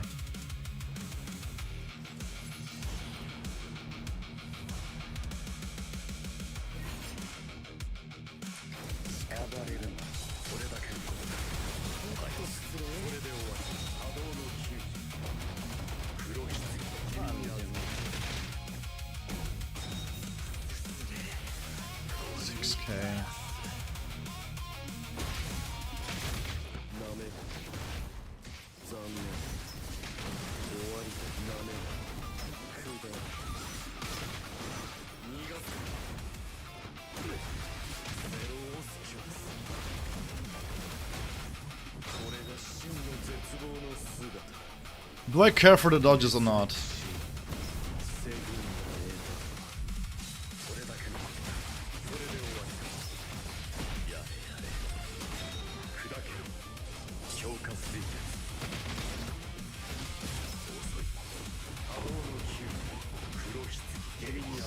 I don't like to use this technique, by the way, with Aizen, but I think I feel like I need to here. I have to get every advantage that I can get here.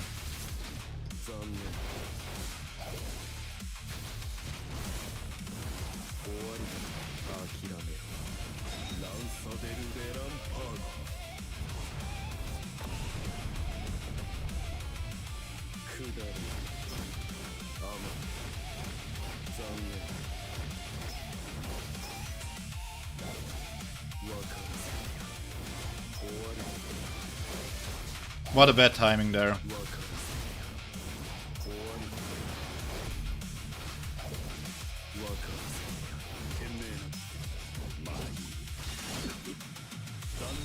Such a bad timing.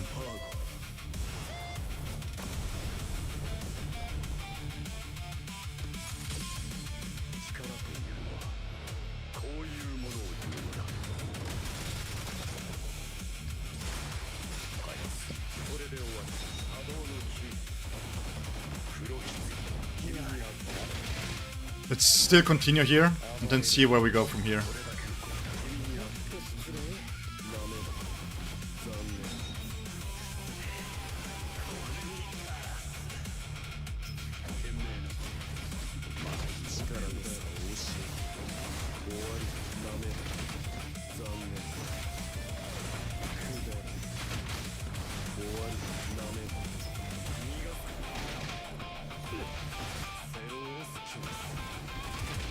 I missed the counter there. But we should have enough for the battlefield skill here.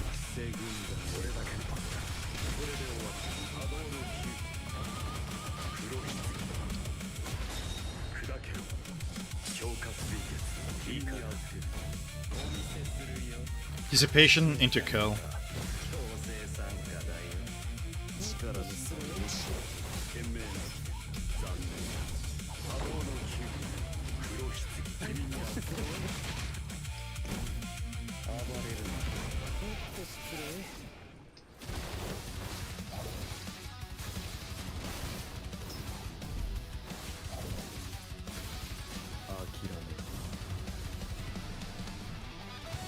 Yeah.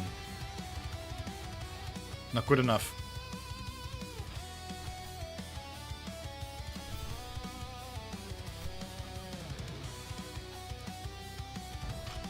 Oh shit! 57? It was good enough. Yo, people suck. How am I... How did I get 29k?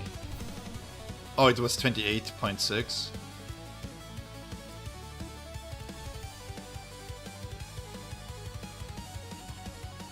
So this is 20%, right? So it's 1/4.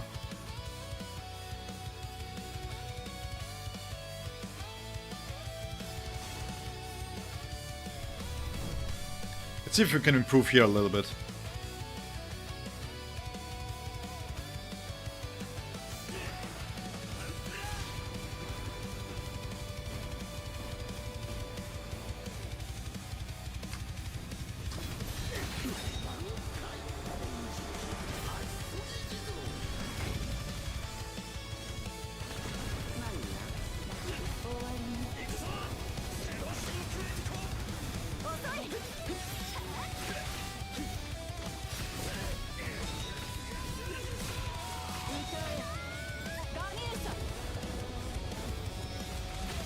Charging up was working fine here.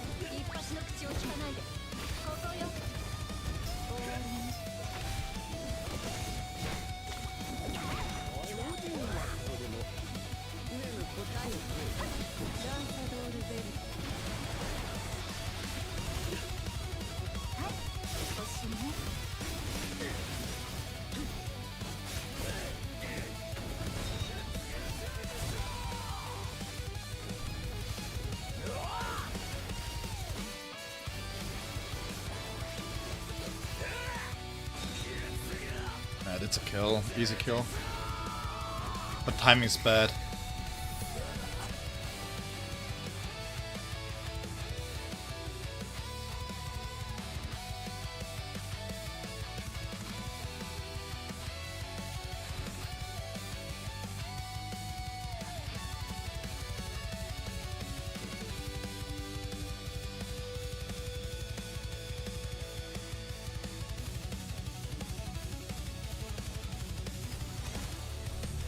Let me see something.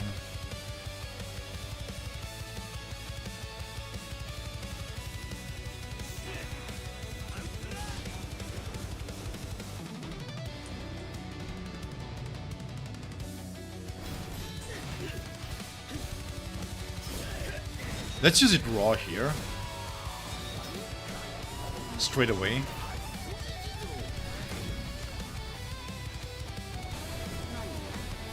Then screw my Yuri for the rest of the fight.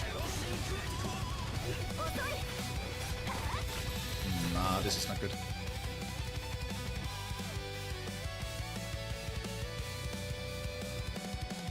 Other way around. First Ichigo, then NDL, and then Mayuri.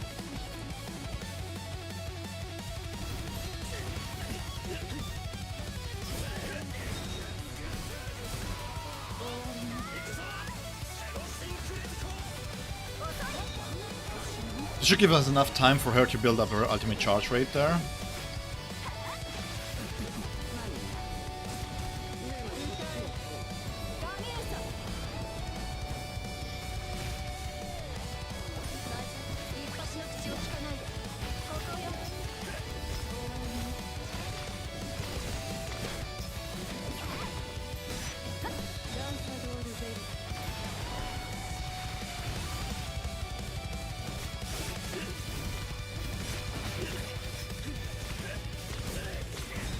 Again, we screw Mayuri here.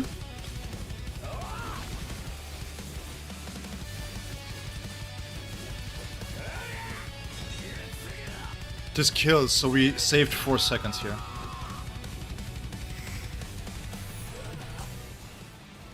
Nice.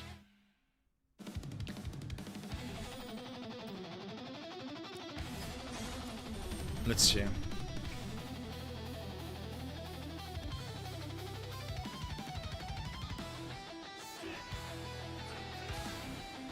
He survives more than that, right? I can do proper rotation with him.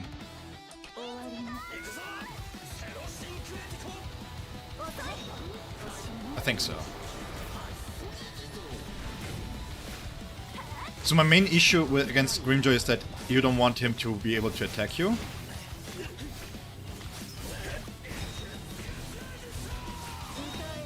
You don't want to get hit by his techniques. No crit, thank you. Thank you, Naliel. Very much appreciated.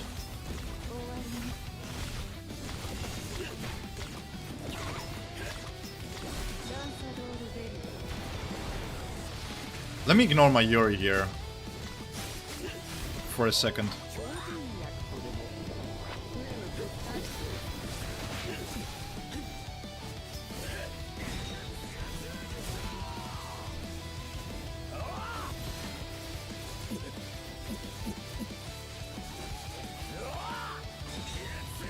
Does this kill?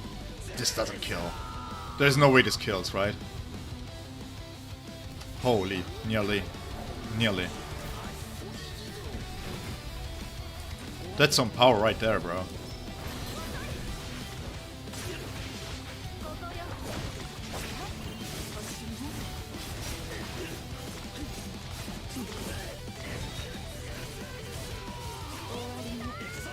Crit! Crit!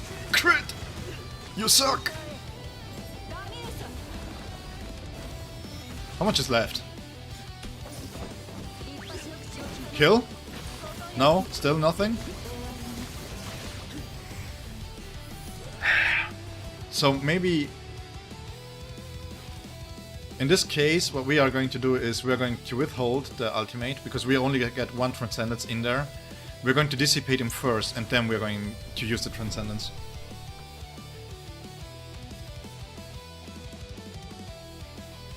So we can delay Ichigo a little bit here. Because if I had dissipated him a little bit sooner, he might have died right away. So...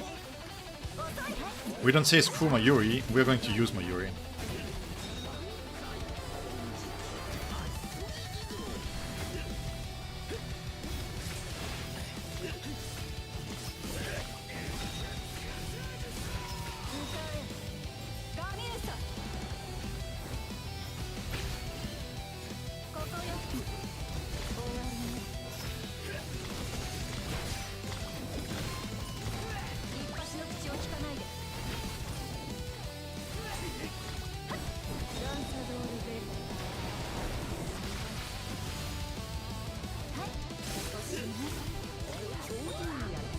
Good.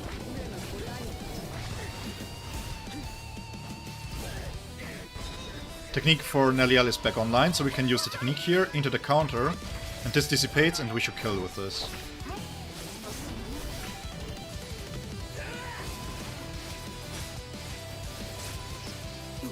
Aim my mastery, please! Please! Don't fall off! Ooh, so close!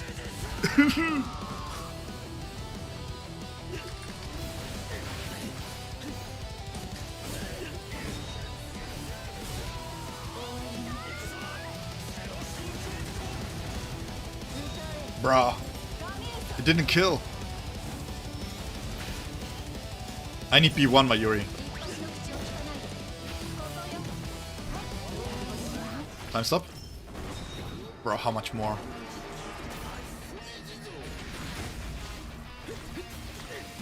Oh, look. No.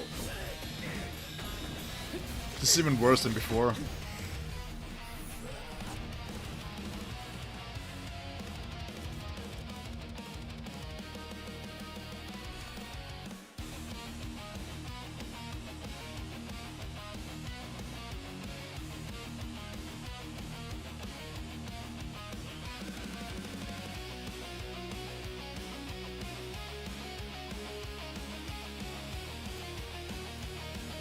Let me see if I can... I just need a little bit more damage there. Just a little bit. 私たちは一度人からフォローとなり獣と化した。そして再びアランカルとして理性を取り戻した。 Cook up Ankh? Yeah, I hope so. Reaper on YouTube? Who's the banner right now? Who's the banner? Trushika Ichigo. And Neliel.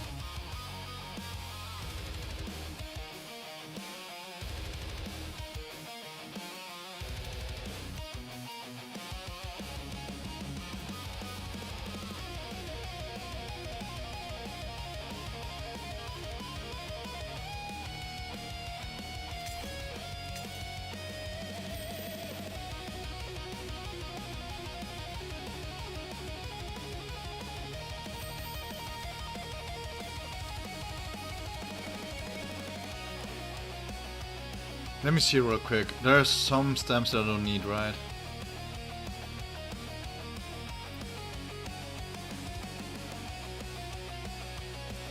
What?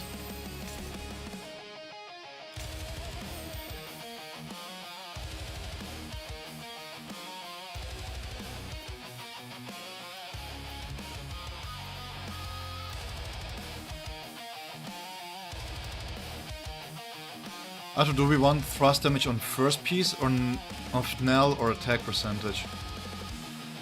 Yeah, I always say use the substats. If the substats are really good, then it doesn't really matter too much. The difference is small. With AJ, we have been seeing some kind of anomalies when it comes to how thrust damage and attack percentage scales, which doesn't make much sense. Because early on, like not early on, there's a debuff or a buff going on in this thrust team here that prevents from thrust from scaling better than attack in the higher levels. But it's kind of weird. I cannot really make it out. At first I thought it was because of this here. That maybe this doesn't scale very well with it. But there's something going on in the kits that doesn't multiply properly. Because when he used the abilities just normally with Gin Q, thrust and attack were similar, but when he did the full rotations with Mayuri in here, then attack was stronger than thrust. But usually thrust and attack are on the same level. Usually. But I would say, because we are seeing a lot more anomalies with thrust currently, or not with thrust in general, but with type damage. If you're trying to go for the perfect piece, I would go for attack just to be safe. Because technically speaking, thrust should be ahead of attack because of this.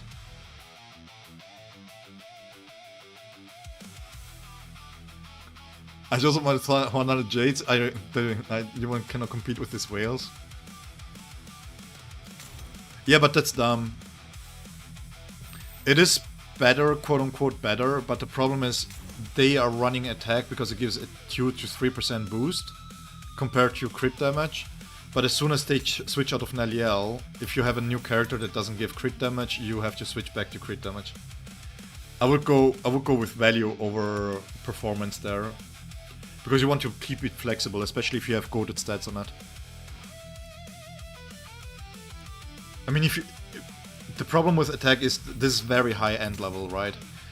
I mean, even here I could switch to attack, but what for? My Neliel, even my Mayuri doesn't really benefit from it. Very weak sauce here. We have one chance. Can I reroll this? To invigorate or restrain.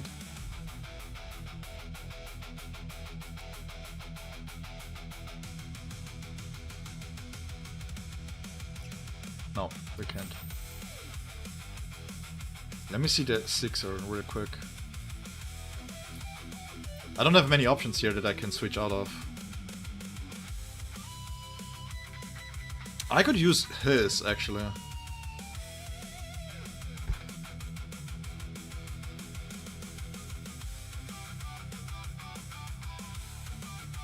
Not mine and other YouTubers? What do you mean? Oh, by the way, did you beat the score? Yeah, but this wasn't meant for Kiske here. This is meant for somebody else. Let me go through my think she was supposed to have this. Where is my Rangiko actually? Do I want to build my Rangiko out in Kiske stamps? I don't need her to, right? Technically speaking. Because this was for Rangiko here.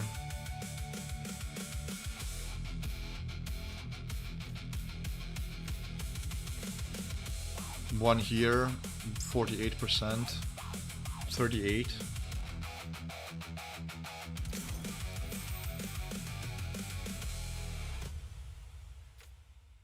Oh, 19. Why did I give her...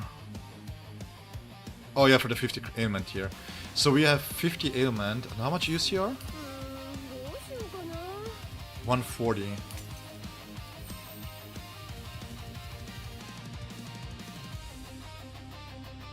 140.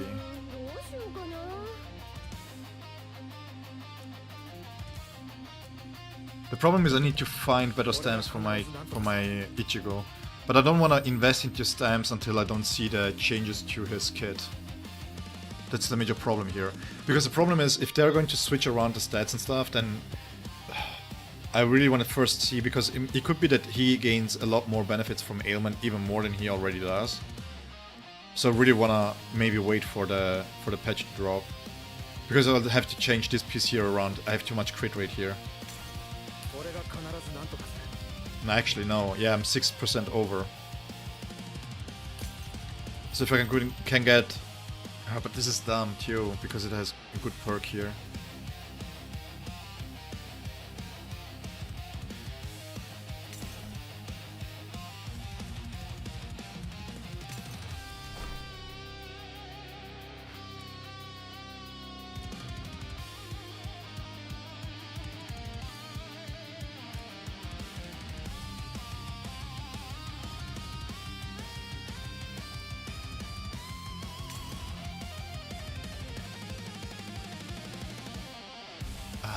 I'm sorry, I'm thinking here real quick how to build them.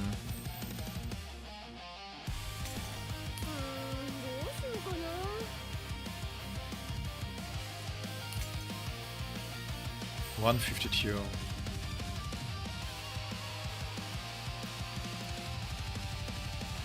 This is the other one.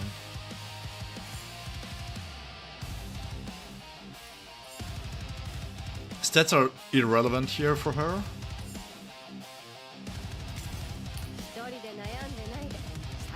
150, but we lose 50 on top of that.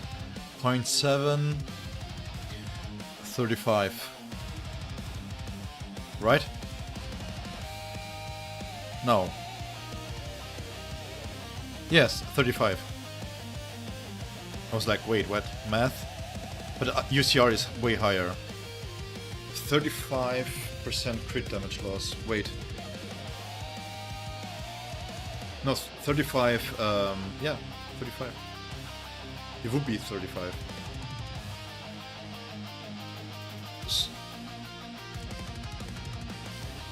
150, 30% to the 200.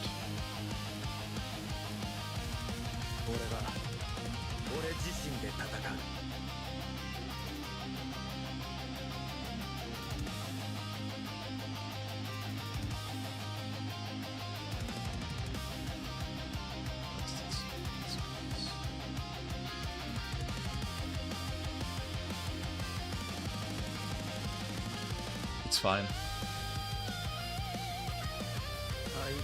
It's fine.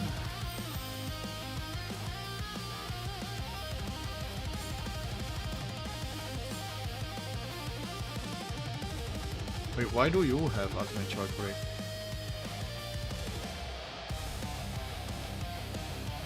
Why is he running an ultimate charge rate? Well, we can use this one here instead. Technique damage is fine. So this is 19. Sorry guys, I have to do some calcs here. It's 79, this is over. No. Oh. This doesn't stack. 15, so it's fine. Okay, okay, okay. So I can technically use this temp here. Where was it? I can re-roll this one here. I have a bunch of support ones too.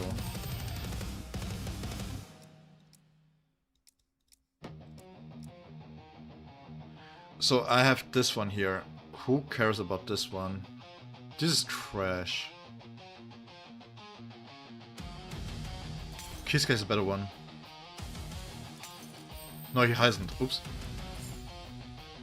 Oh I was running Kiska without this on the... Oh my god. We have to redo the strike team. We were missing a little bit of damage there. Not too much, but a little bit. Regardless. Okay, so this is... Oh, oops.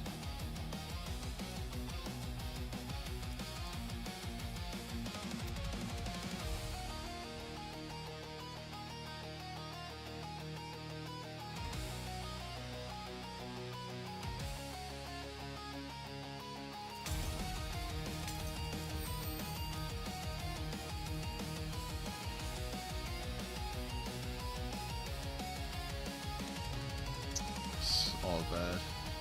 I'm thinking maybe... Do I really need to...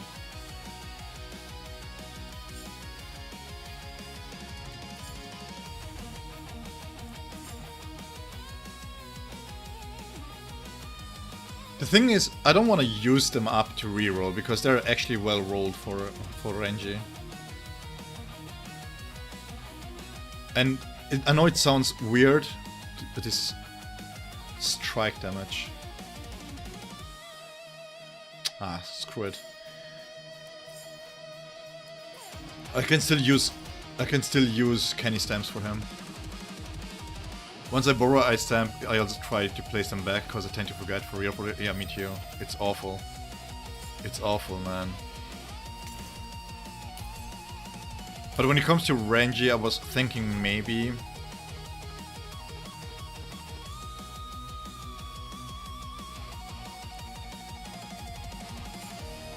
Maybe it could be worth it because I tend to use him from time to times. But actually I don't need to because I have Gin Rangiku Tozen as a secondary thrust team now. This was old me when I was using Renji, Tozen and Rangiku, you know, for a free-to-play team. Like when I had when I wanted to rush the limited tower, this is what I used, but now I have him. So I have two teams actually. Yes, he's well equipped. Yeah, we can use them. We can use the... Yeah, we can use those.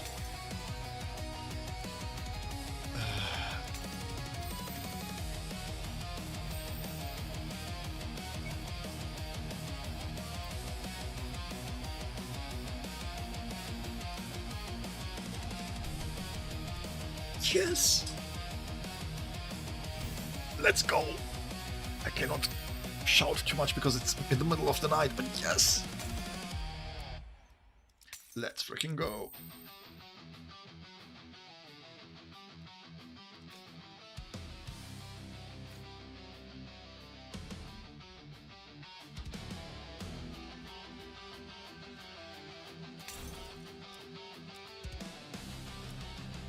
Okay.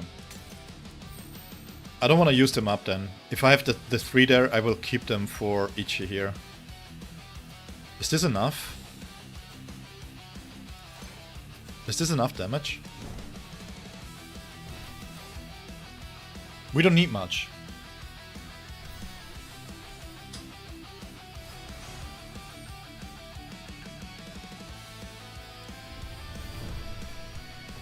By the way, it's incredible how hard TSI carries here.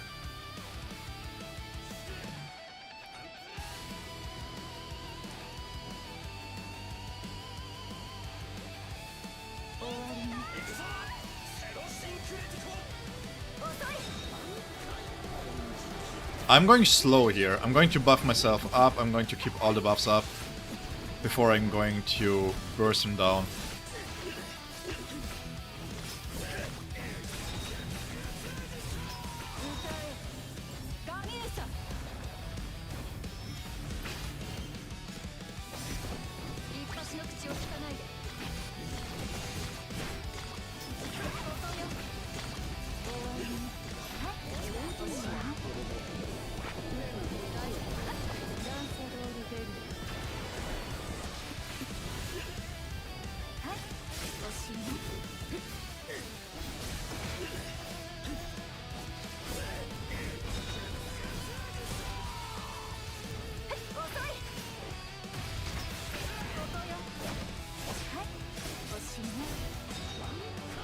Okay, let's see. Can we dissipate from here?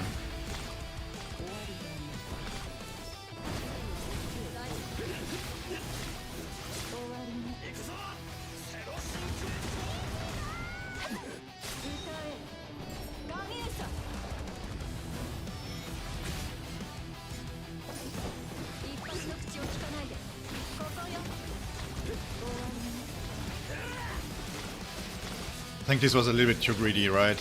Yeah, just about. Oh crap, I lost the superhuman potion. I was a little bit too greedy there.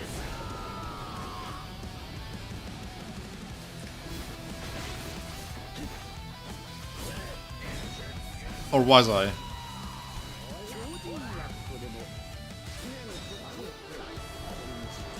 I think I was, yeah. He would be dead by now. Yep. Okay. Dissipate and not be greedy. I could delay Ichigo a little bit.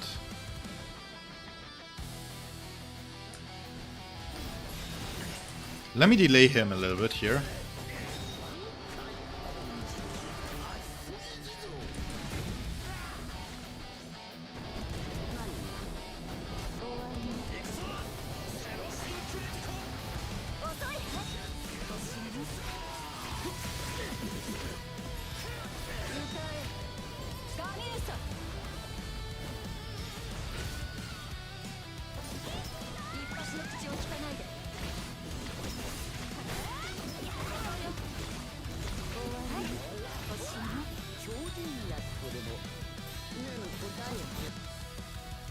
I needed bombs there.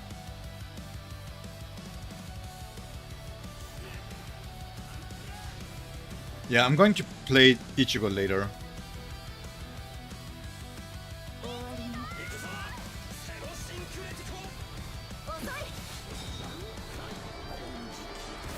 Let's stick with this one here and then we'll play Ichigo later, because it delays my Yuri technique there too much.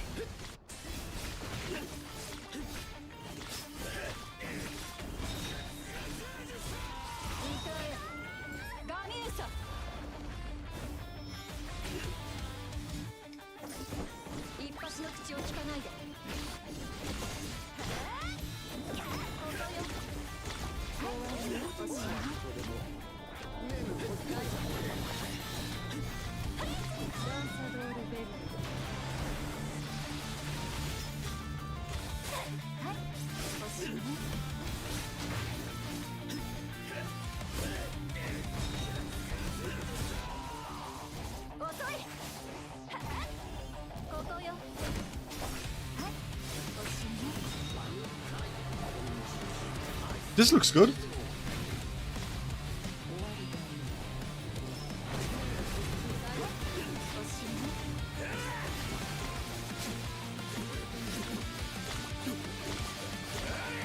Yeah, this looks good.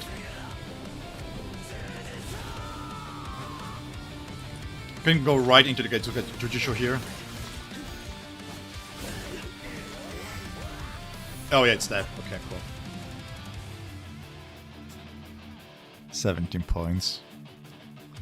All this for 17 points, bro.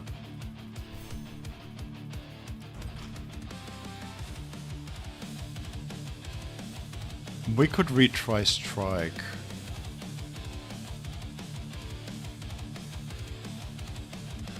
I should be fine. I think I can come back once we go, yeah, 3k points, 3.3k. I think I can come back to this once we get closer to the finishing line here. But for the moment it's fine. We're going to get another character too, so maybe they change something up here. Okay, cool. Did way better than I was expecting, to be completely honest. I didn't think that I would place this high so early on.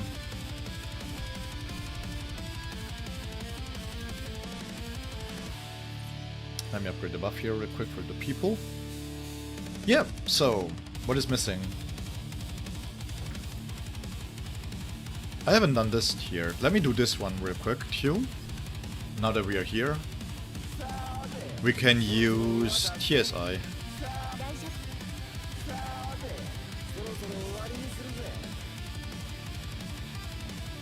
Yeah, we can use TSI here. That's fine. So I will finish up this part here and then I think I will call it quits for today.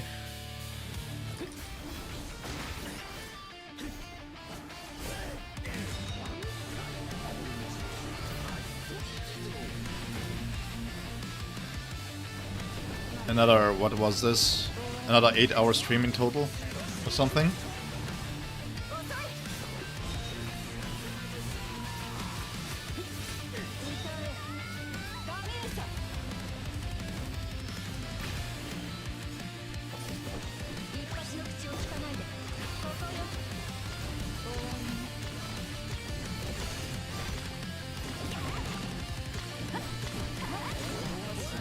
Why am I missing always the last bit of the ultimate here lately?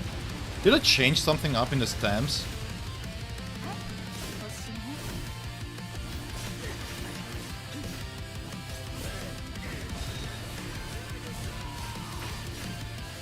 He should die. Even without the superhuman potion, this one should be dead, right?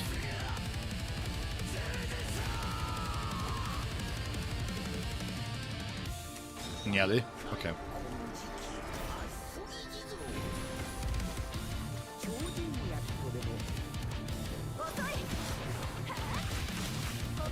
Great shots, really.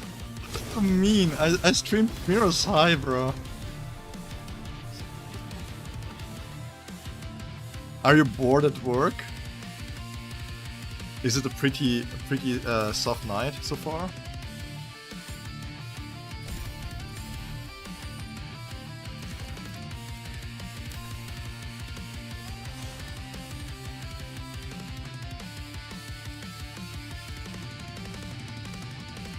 How well are you doing here, actually? I want to see how good they are.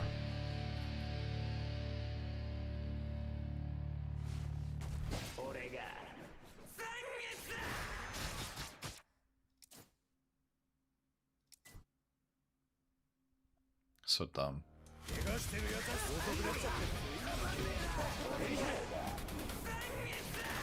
Oh, you're off today, nice.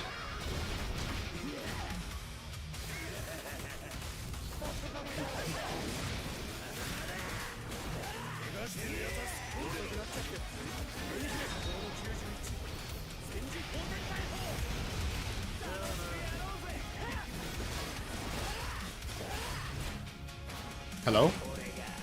Hey Realist, hi! How is it going?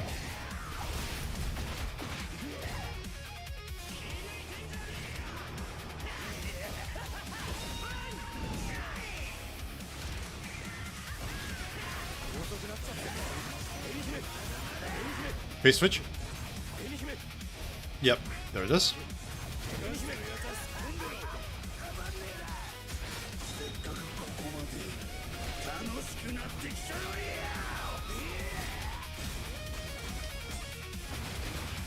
Sit down.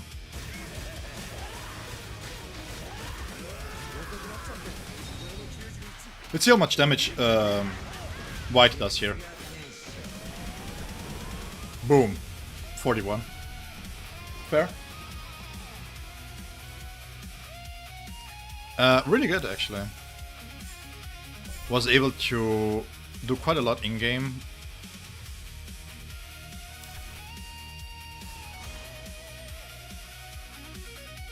Can White, can Ichigo go around this?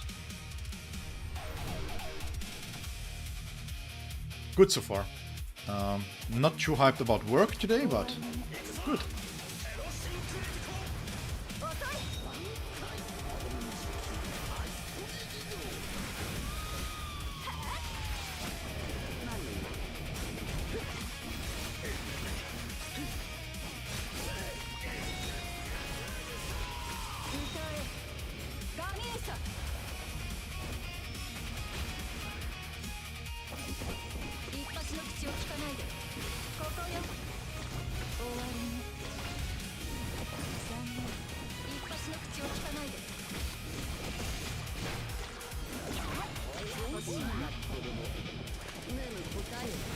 Again?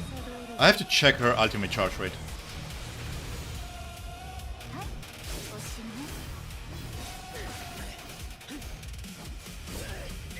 So this dissipates you. There you go. And this kills.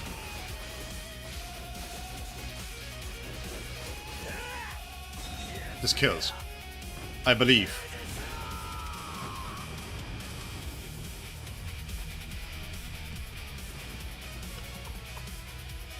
This broken ass unit, bruh.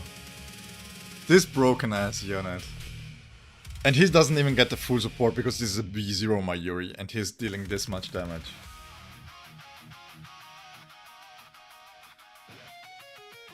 What a stupid unit, man. And they wanna buff it? Alright.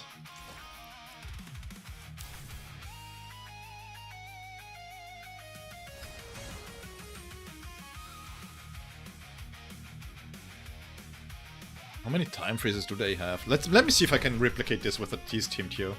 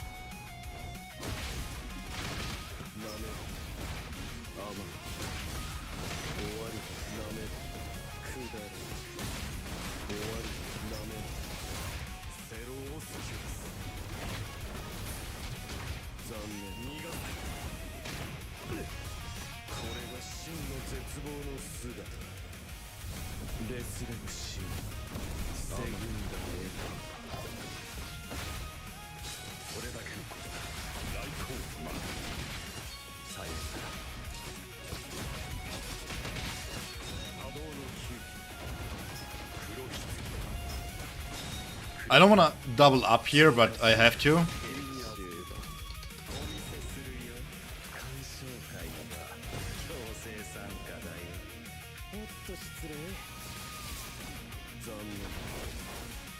Well, to be fair, my TSI is very well built. I have to rebuild my Slash team, in all fairness here.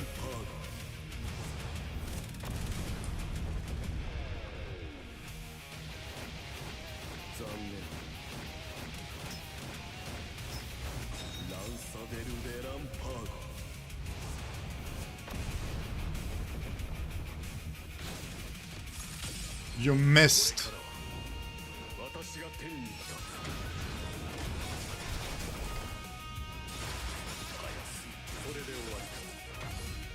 Ah.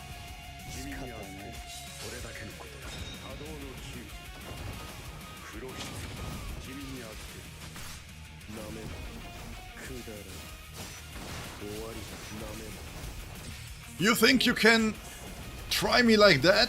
No. Dissipation, please? No? Okay.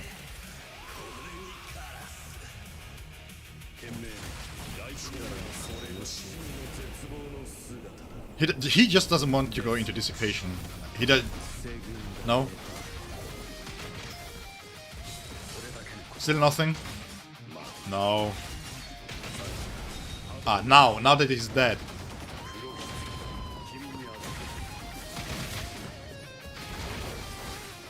I want to finish in style here.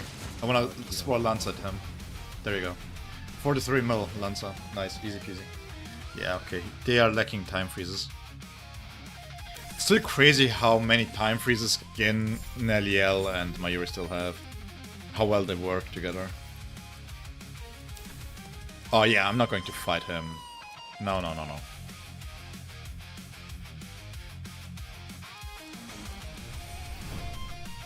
I'm gonna blast him.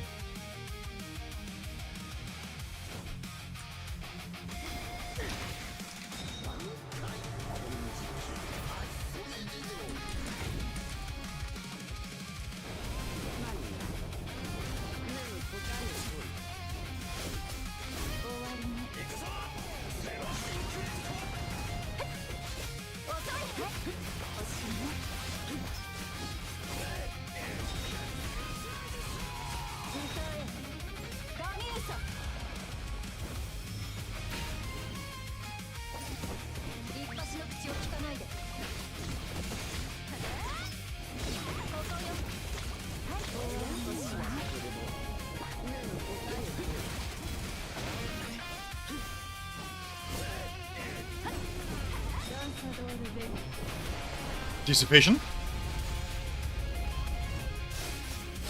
Thank you.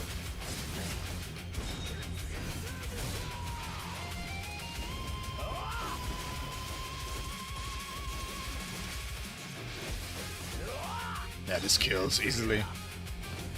His damage is so insane.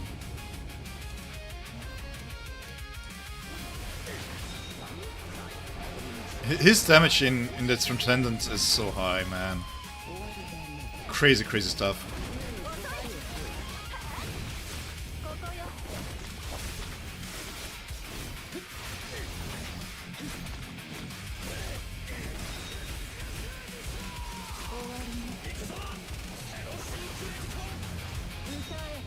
I like this team a lot, man. It plays so nice, actually.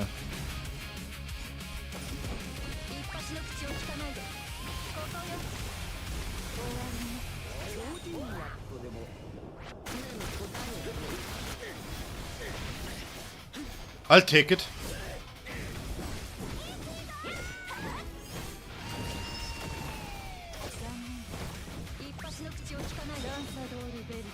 I'll take it.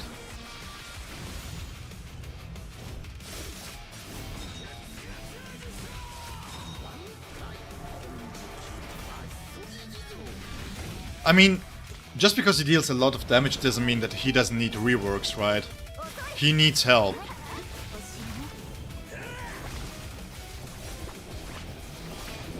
But I just hope that they don't overbuff his damage there, because his damage is great. They need to fix his scaling. His scaling is a little bit of a problem.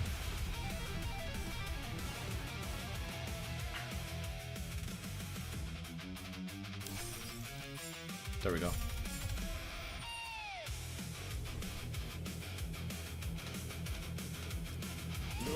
Okay.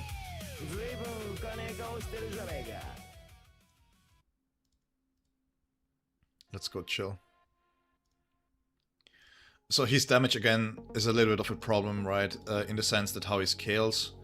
He scales very weirdly, for whatever reason. Again, with, I don't know, for the people that were in the Discord with AJ, we found out that basically at a certain point, because of the team that he's working in, he just, for whatever reason, his damage just scales differently. Then you have the B6 here, which is really, really strong. But at the same time, it is capped because of the 70 breach marks. So uncapping them adds a little bit more. Maybe they reduce a little bit the damage in the Transcendence of the Ketsuga Jujusho and put it into the breach marks, maybe. Weapon is useless.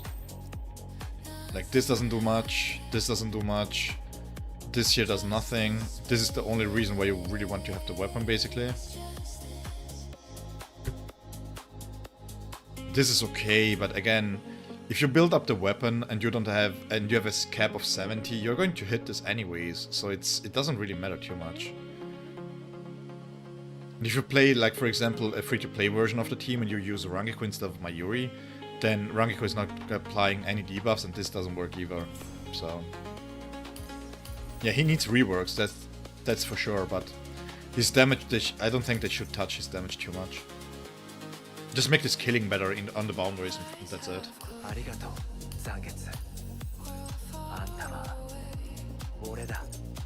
This year 30% maybe.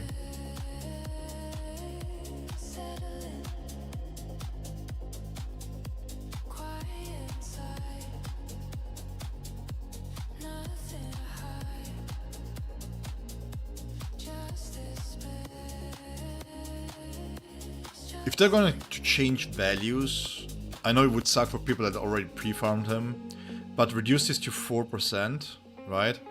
And then for every charge that you consume, because you're gaining them anyways, you increase...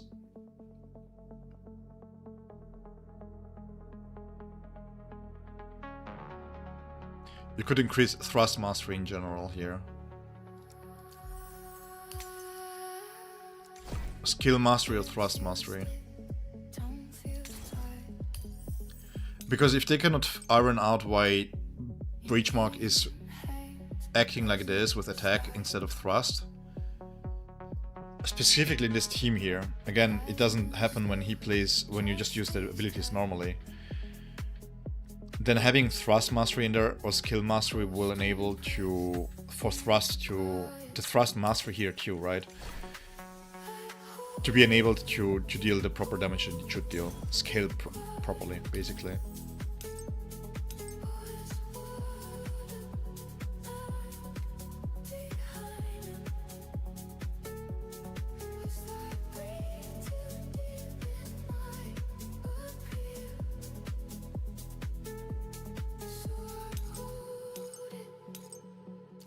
If they want to make the rotation smoother, cut Transcendence down to 4 seconds.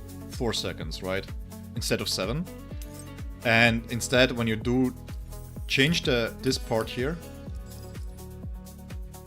because this here doesn't really matter too much. You can do the same thing with Getsuga Jujusho, right? There is no reason why this consumes the breach marks, except for the fact that you're going to increase the ultimate charge, the ultimate damage in the core stamp. So what you can do is, just on the last hit of the basic attack, you consume 25 stacks.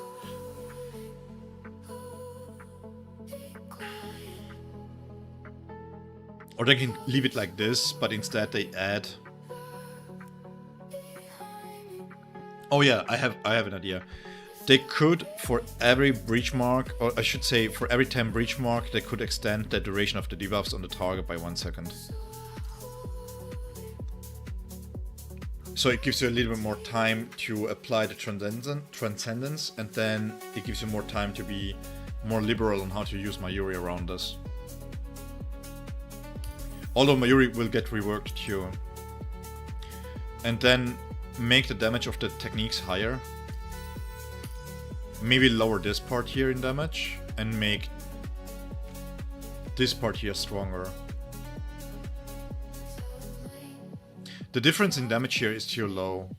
I mean, after if they're going to buff the weapon, if they're going to uncap breach mark, you're going to charge this up anyways. You have to charge this up anyways, because of the 8 stacks. This is basically just free damage that you get, right? So you have to charge it up anyways.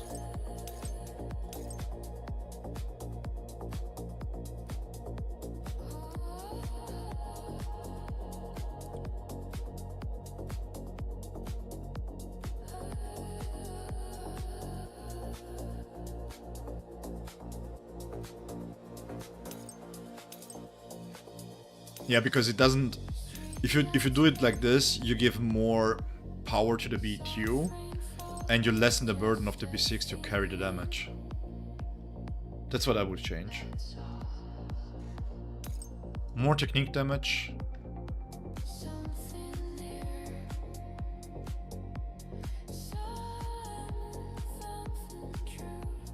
You don't have to play around this, right? But what you can do is you have the first Getsuga, which is just the 30%, and then the second Getsuga that leads into the Transcendence is going to be at 5 stacks. So when you charge up the second, so you fire away the first one and you charge up the second, and then you get the benefits here of the max damage. Do I recommend going for the B2? Currently I don't recommend to go for anything. Because of the changes that they have announced. And we don't know how these changes are going to be applied. But yeah, if the power remains the same, yes. I see a lot of people saying that this is the must-have, but I feel like this is just a bait. In the sense that it doesn't matter if you're getting more crit rate, because the damage that you do is capped at the ultimate damage in itself is capped on how many breach charge you consume, right? And this unlocks it, and if you're then going to be uncapped and the weapon increases how you gain breach marks, then this and A3 will be most likely the best breaking point for performance for him. This is big. This is very big. Very big.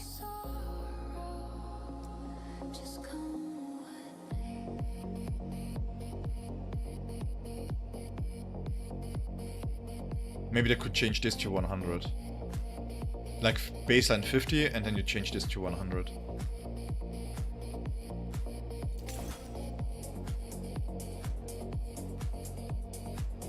Yeah, I would wait. If you want to do something, is maybe start farming ailment heavy stuff. As if you're planning to go for the B2 and you already have the B1, I would start planning around farming set stamps with ailment damage. Because if they are going to shift the damage even more into the breach marks, this doesn't even matter. Yes, you can overcap this. There's no... You can overcap this. And if you have Mayuri not at B4, you didn't even care. You want to have as much as possible, right? Because this doesn't count for you.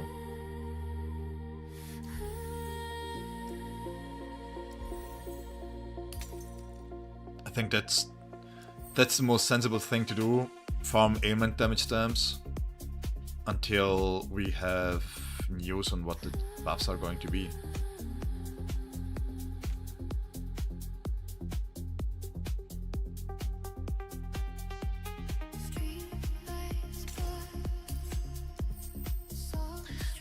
$36.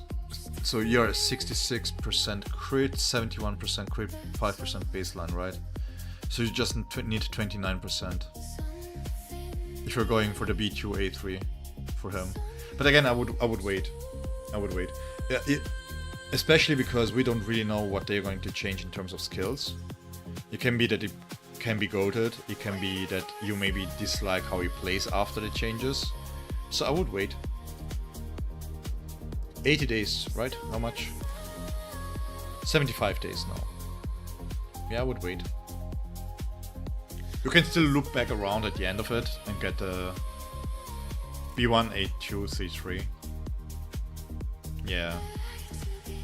Who did you listen to? Who baited you into going for the B1? Because from the testing that we did on release, the B1 wasn't as high of a power up that we thought it was. And then we added the B2 and suddenly his damage exploded. It was like night and day.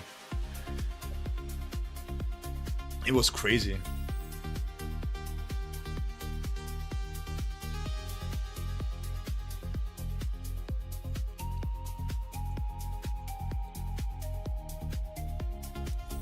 I would wait.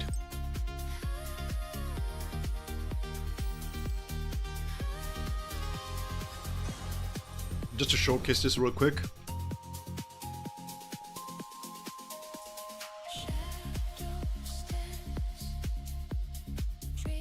No, I didn't have time to do anything in Mirror's High anymore. I will just do a quick 30-second run here.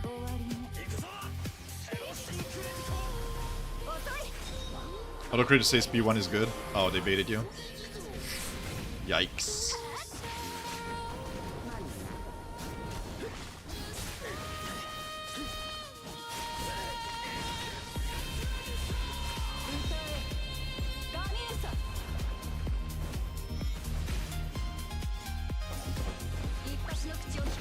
Nell needs a little bit of setup to be played nicely.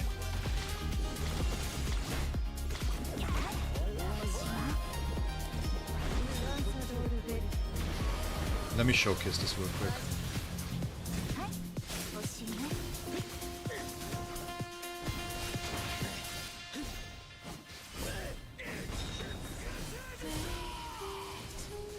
Now, it's not about the overall damage, I just want to showcase how much damage Neliel does here, right?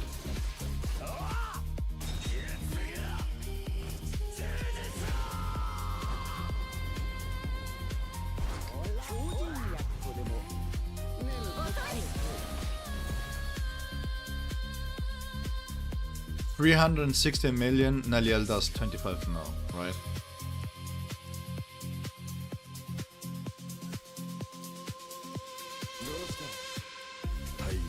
She loses a lot of her power. Like, and this is a B2 Neliel too. So your Neliel will be dealing a little bit less. I cannot showcase this with Tozen because my Tozen is B3. It isn't really realistic if you don't have a B3 Tozen, because his personal damage goes high up, right? But I can showcase what this means with him real quick. And the rest was on TSI, right? So I did 360 or something. So, oh, God. Let me see if I adjusted his set stamps. Give me 1 second. I was here, I forgot to check. Yeah, it's 800 damage.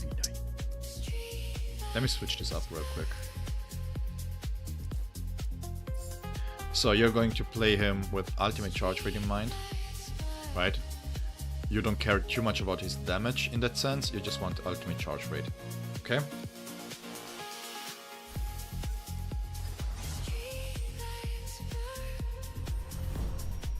I got B2 Nell and B2 Ichi, but the thing with B2 Nell is that she is a tactician, right? She's going to boost up Ichigo, that's the main purpose of her.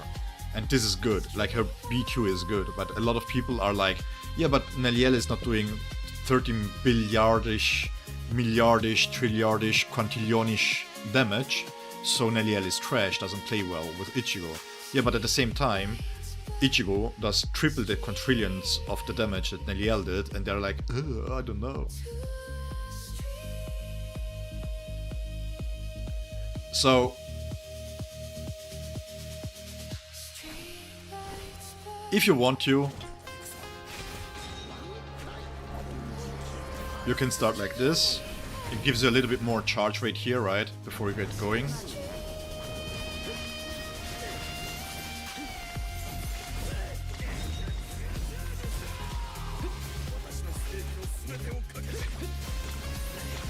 We don't wanna go too much heavy into Tozen here.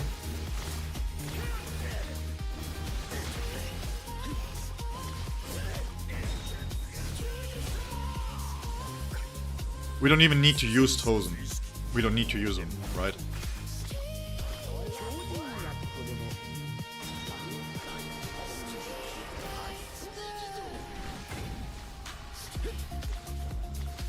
Oh, I misclicked there.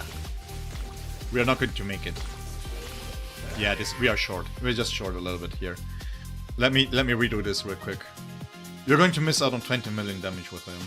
Basically, that's the difference between a B3 Tozen and a B2 thingy. Let me showcase this.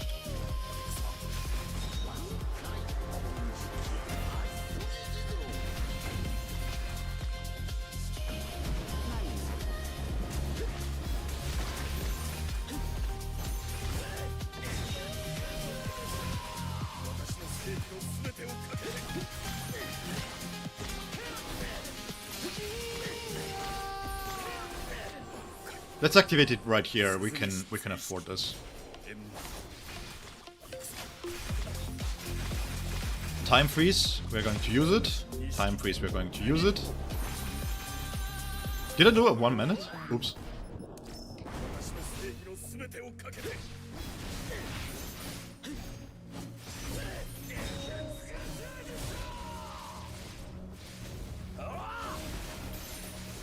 We're going to stop after this. I'm not going to do a full minute here, just to showcase real quick what the damage is.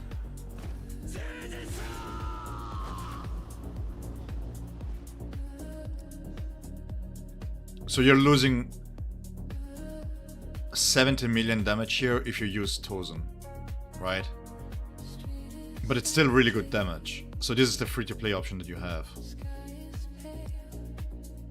You're losing damage here because you don't have the crit damage. But generally speaking, I would still consider this very good damage overall. He's dealing, look at this, he's dealing 10 mil damage, and Neliel dealt 21 mil. So you have 10 million difference there, and then the rest that Ichigo is going to lose. So if you feel like you can use Tozen, you feel comfortable using Tozen, I wouldn't pull for Neliel. Yes, it is a damage loss. I'm not saying that it's not, I'm not saying Tozen is the same as Neliel, right? But the damage loss is free versus paid.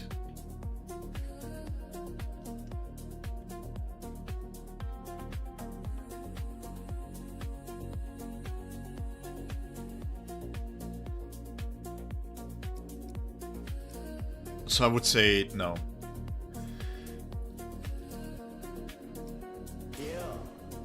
If you just like TSI,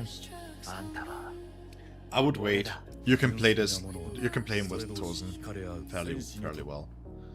And yeah, again, guys, just real quick. I know other content creators say otherwise, but I'm saying that this is not the go-to. If you want to invest, first and foremost, you should wait. Who is saying this?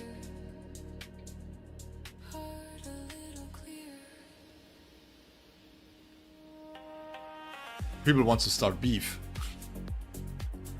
Who?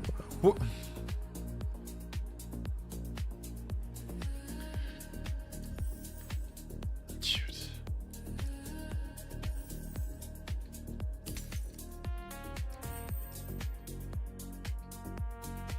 She already provides a lot of tile type resistance down here, right? She doesn't really. What do they mean? That she needs tubes for what? To support? Yes, of course. Of course she wants to have her boundaries somewhere, right? But what are you going to do with this? Again, she's not going to provide much damage by herself. It's a 10 million difference. It's just that the support here with the B2 is fairly strong with 80% crit damage. But at the same time, who cares? What for?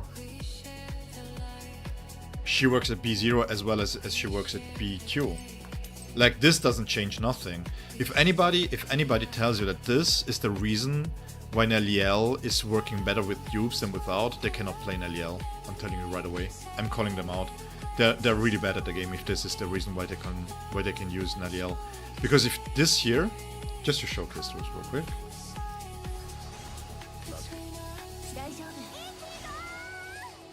Let me put the stamps back on.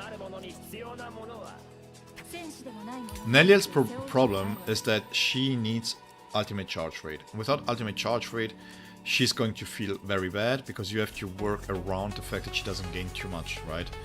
And people think that having the B1 helps with the ultimate charge rate. It doesn't. If people would pay attention to what they are testing, they would know.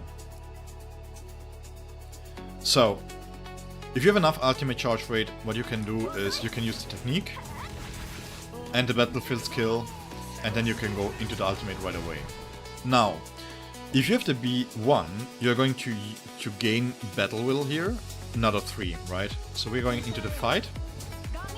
Would have been nice to be able to adjust the boundaries in training mode? Yes, definitely. Now we have 5. Not only that, we can also use the counter here, right? But the problem is that if I use the counter, look at the ultimate charge rate. Nothing happens, right? So the way to gain ultimate charge rate is you can launch it, even here. Look at this, look at the difference, okay? So what you do instead, if you have enough ultimate charge rate, and with enough it's 150, 155 is already enough. If you have 150, 155, you switch into the Gamuza, you do one basic attack, you gain enough ultimate charge rate, and then once you throw this at B0, you just follow through, you launch the Lancer here, and you have the ultimate charge rate. How difficult is that? The problem is that people are used to animation cancel out of these abilities, right? Because they think it's a damage loss, but it's not. So what you do instead with Neliel is you can use the counter here. You can also use the counter to gain ultimate charge rate, because you just follow through into the 5th attack, launch the Lancer here, and then you gain enough that when you switch out, she gains it, right? And then you can do one basic attack and you're at the same. How difficult is this? Oh no!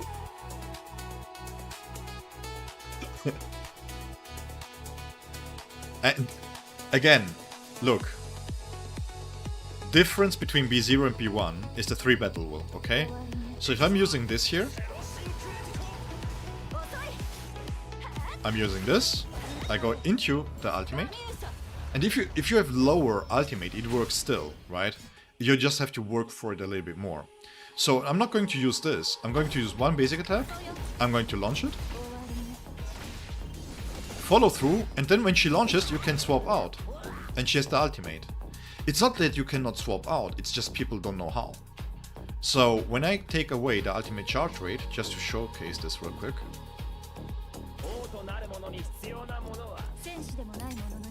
I'm going to lose this, right? The problem becomes that I don't have enough ultimate charge to cycle through the abilities, correct? So here, having the counter is much more preferable, because when I use the battlefield skill here, look at the difference. So for this to be able to work, look at how much I need to fight. Look at this. I need a full rotation with her, right? And this is what costs you time. Because when I go into the fight here real quick, I'm going to use the battlefield skill. Technique. I do the full animations here.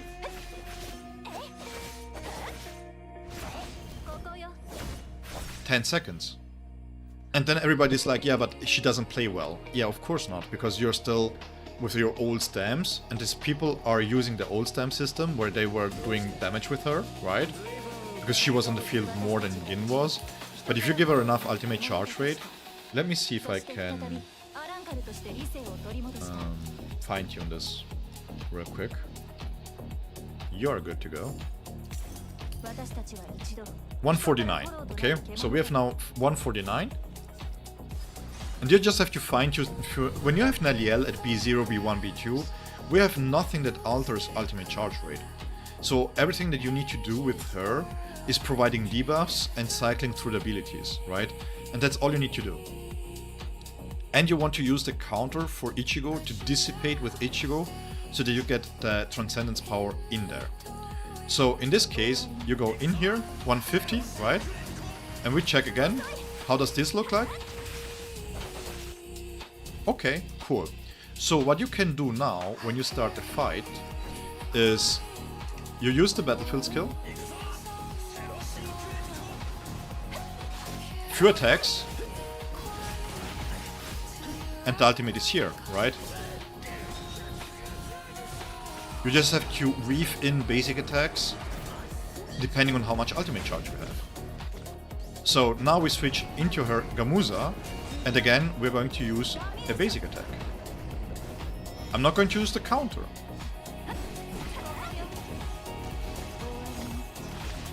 Follow through, throw the Lancer, and there we go.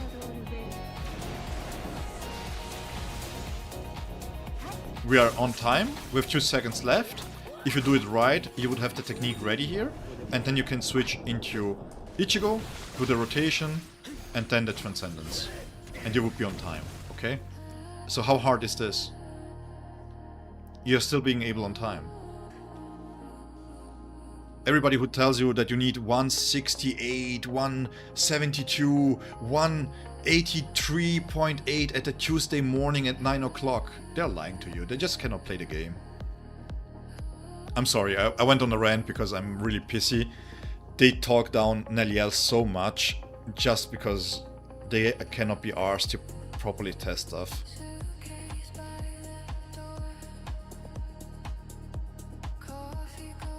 And of course, yeah, when you have more ultimate charge, it feels better, right?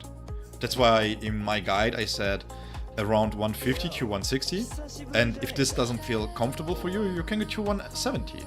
Because the thing is, she doesn't provide damage. Well, she does damage, right? But she doesn't deal that much damage that you really need to care too much about her.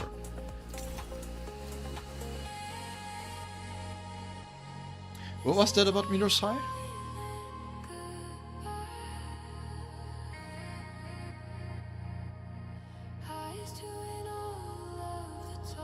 Oh yeah, about Mirosai, yeah, I will have to check. You have to check on mobile. I was playing this a little bit on mobile, and because the problem is I don't feel like on emulator it works really good. So I might have to log back into. I will play the beta. I will do a video about it, about my first impressions, but I first want to give it another chance on mobile properly, where I can control it, right? You're making one to summon for her? You don't have to. I think personally, if this is just my opinion, she needs a lot of work to farm her set stamp and everything else.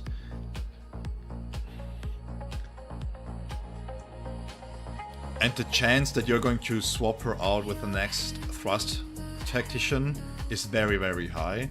And I would save the Jades, and then maybe if that thrust tactician has a very good B1, or maybe even B2, you can go for that instead. And then you have a little bit more longevity on that character too. That's what I would do. In fact, on my free-to-play account, we can switch real quick. Give me one moment. On my free-to-play account, I'm not going to summon for her.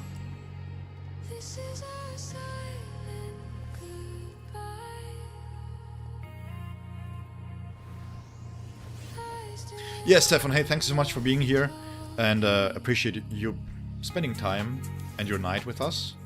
And have a good night, rest well, and I'll catch you the next time. I'm not going to overextend here either too much, maybe another 3-4 minutes, and then I will call it off to you. But just to showcase this, because I feel like this is important. We got a lot of newer players in the game, and I really try to not make people FOMO into stuff. I really try. My goal is to be as sincere as it gets when it comes to getting units valued, so that you guys know that it's not needed, right? Look at this.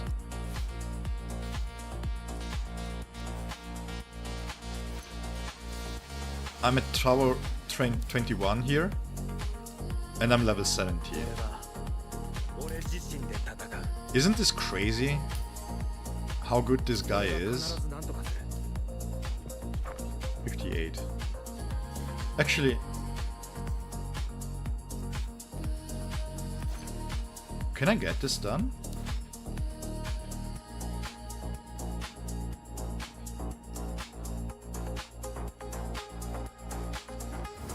Let me see real quick if I can get this done. Switch. Thank you. I have to switch into Kiske here early on. It's advised to do so, because you don't get the Reishi, so it takes longer to rank up, bro.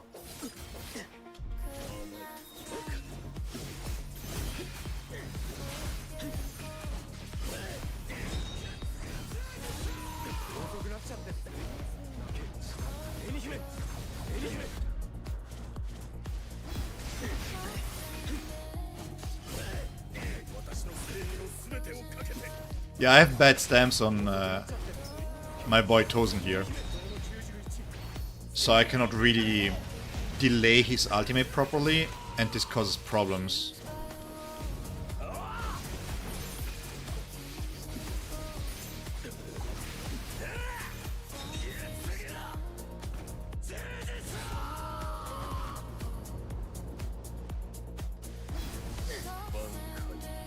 We got the weapon here. I'm going to use the battlefield skill to close the gap.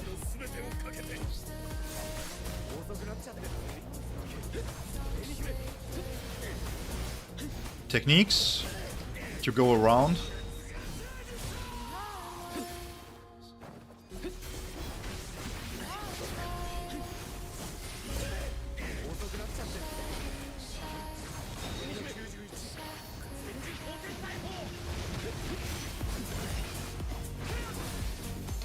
I'm going to keep this.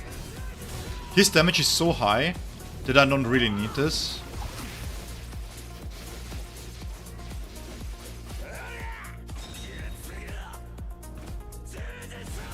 Hey Mafia!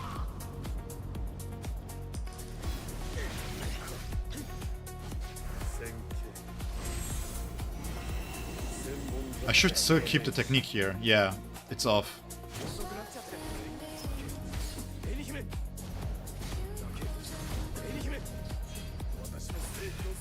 I'm going to use Tozen here to stagger him, and now I'm going into the Bankai. I wanna keep him a little bit staggered. Jump up.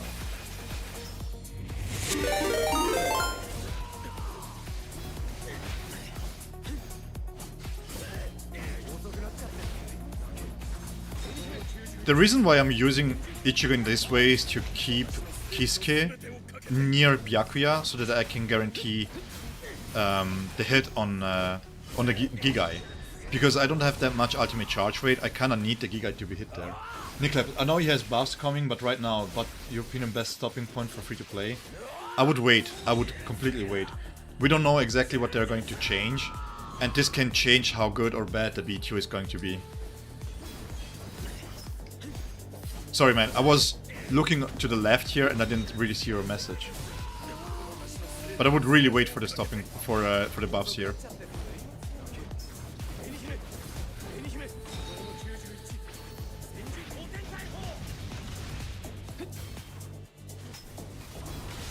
Immunity? Use the immunity to circumvent the damage here. I think we are lacking damage. Yes. We might be lacking damage here.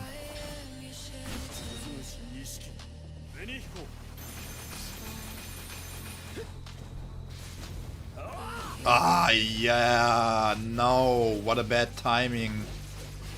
I was waiting for the triple counter the whole base basically, and now that I'm in Transcendence he does it. Dude. What a tease.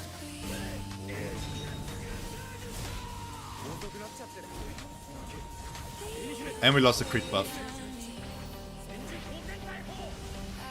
Yeah. I was trying to be greedy there, but okay. It's fine.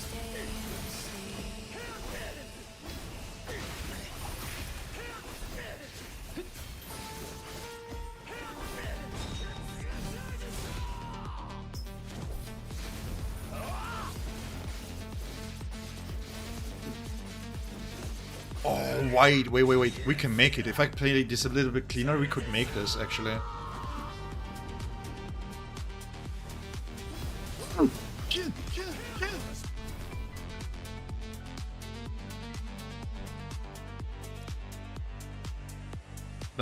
Let me do this a little bit cleaner here. We can do this.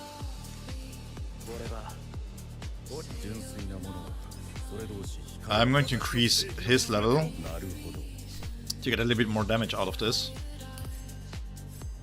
No, we were so close, man. That was so close. That was me being really bad. I misplayed this so hard. No hands whatsoever. Yeah, make fun of me. That was really bad. Oh man, that was really bad. I sold it at the end there. I really sold it at the end there. Damn. Hey Niklaps, thank you so much for the follow, by the way. I was so absorbed by the fight, I wasn't paying attention.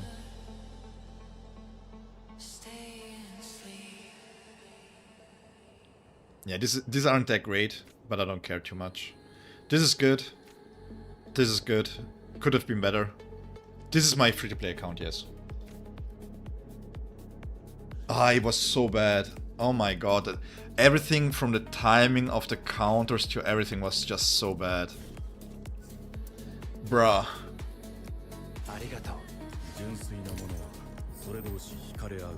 Let me see if I can get ultimate charge rate here.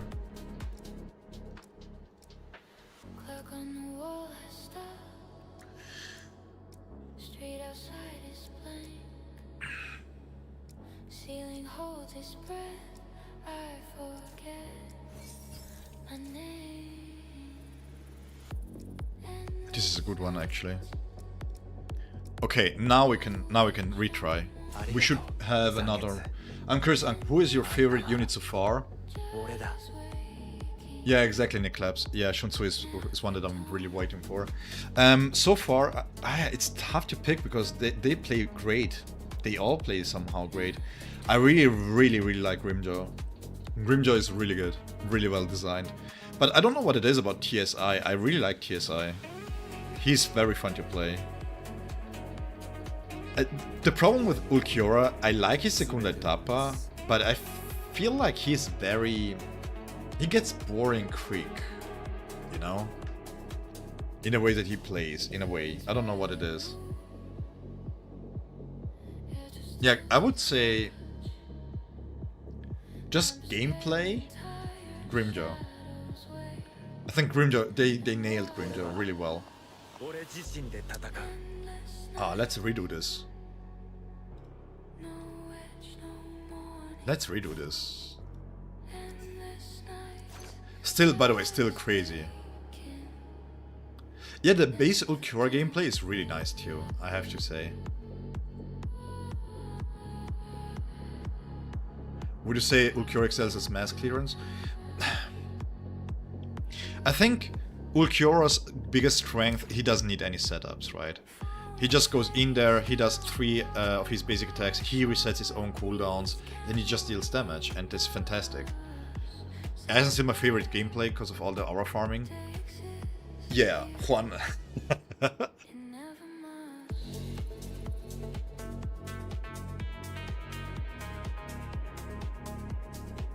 No, I'm not. I'm gone. You see, I'm not here anymore. This is just a loop from one of my very first streams. You're still dreaming. I'm not here for another 9 hours. How long has it been? Yeah, something like that. Let's move this back a little bit. As a plus Ulquiorra. It's not wasting. If you enjoy the unit, it's not wasting resources. Let me switch into Kiske right away. Go to sleep.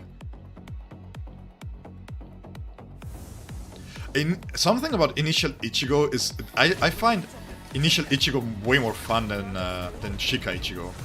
I really don't like Shika Ichigo at all. Jump. Thank you.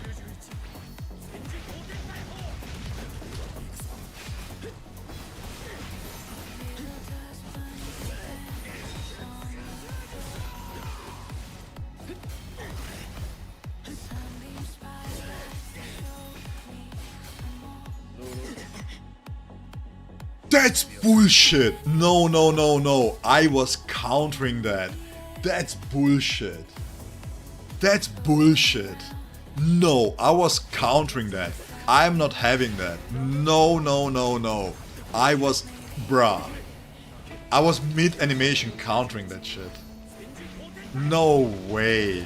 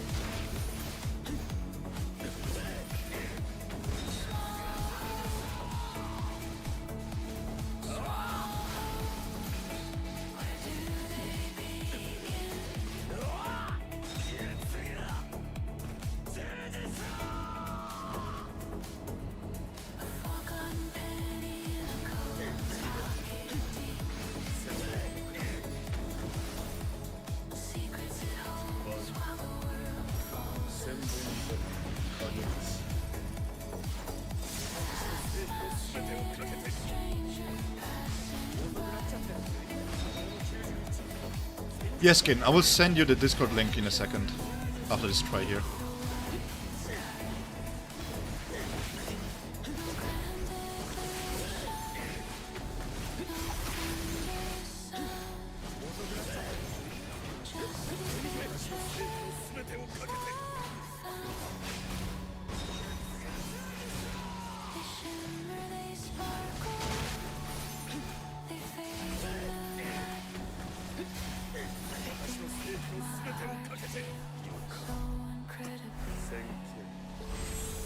Yeah.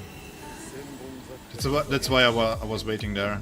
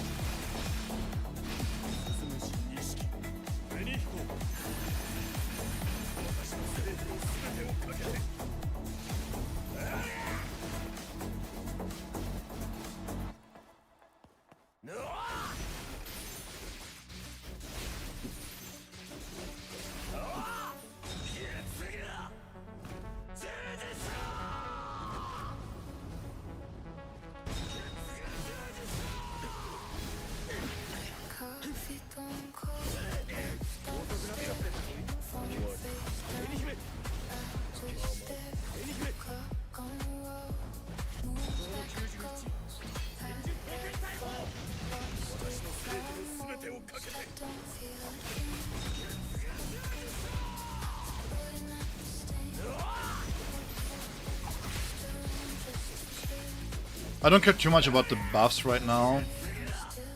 The aim and mastery that I'm going to lose is not that much of a matter. It shouldn't be.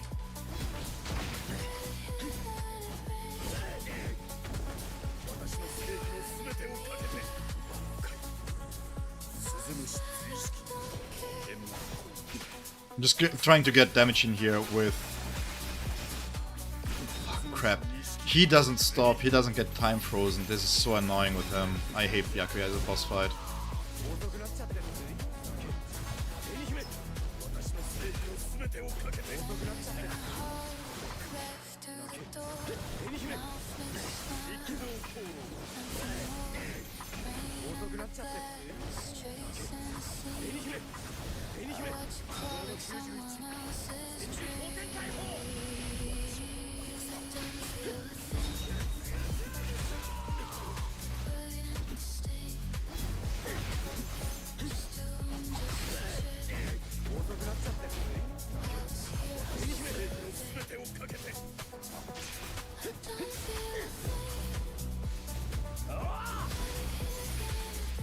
Yeah, I was waiting for maybe another dissipation here. Maybe.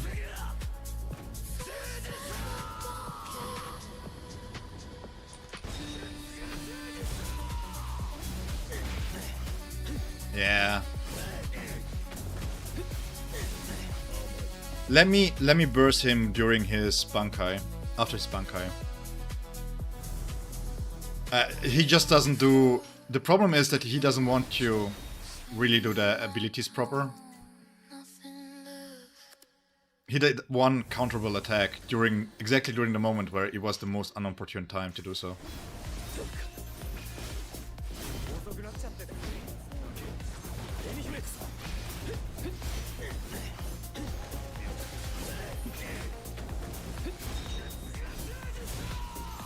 So this phase is not too much about damage. It's me preparing my burst.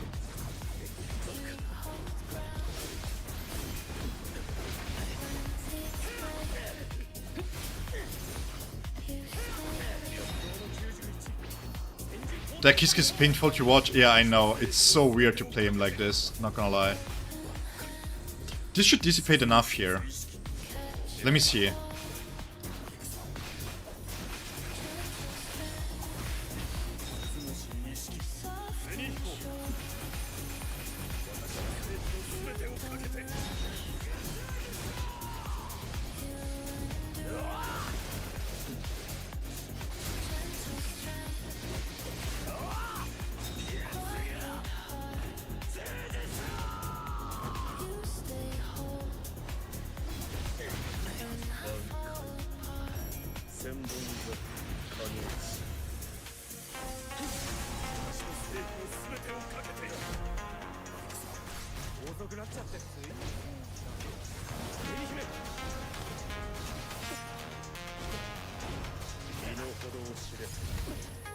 Would you just give me... God damn. Sometimes I forget how bad Kiske really is, man.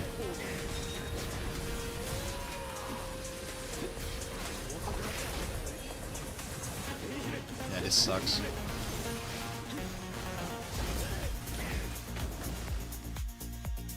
This sucks. Hey Angelica Ford, hi, how's it going? Sorry, I was focused on the fight here. God, might be good for the end of the fight since he lunges at the targets. Yeah, but the problem is I was waiting for his triple counter. Usually the triple counter is what you want to use to dissipate him properly.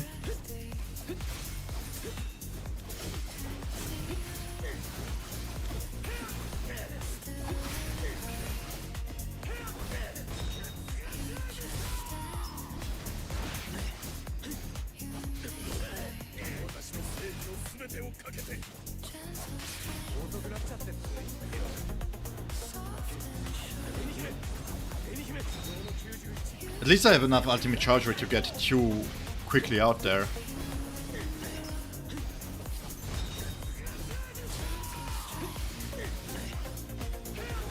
Yeah, I can use it raw here. I don't have to wait for the dissipation. This deals so much damage, it's crazy. Oh yeah, I know Juan. I appreciate the thing. The problem is, the major problem with this boss fight is that he doesn't stand still, right? So even if you are in a time freeze, he continues to attack, which is a major problem when he's using counter. Dude, dodge.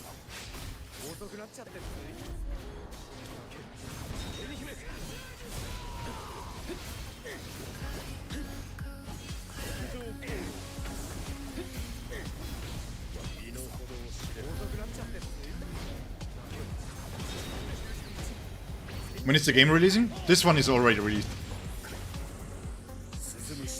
I know you didn't mean this.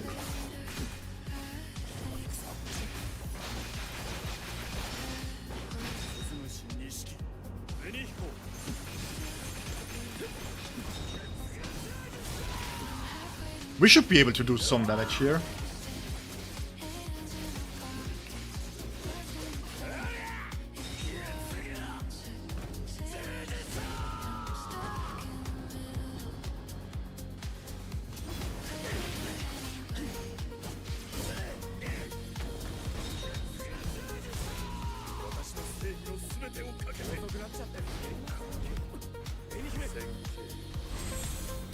Wait, the beam enemy is flying, right?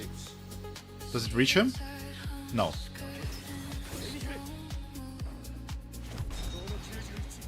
No, it didn't. Okay. 1 second, guys. Let me focus on the fight real quick.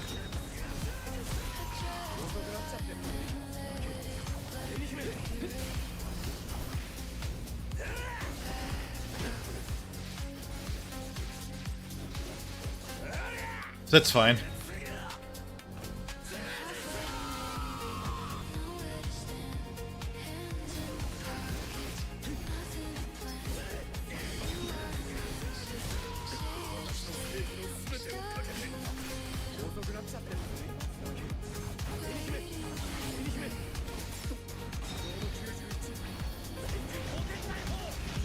I wasn't in time there.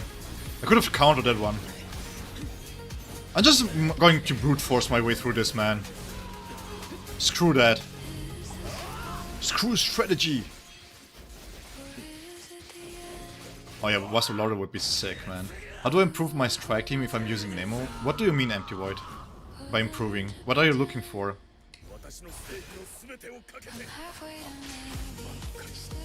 If you can be a slightly more specific, I can help you maybe.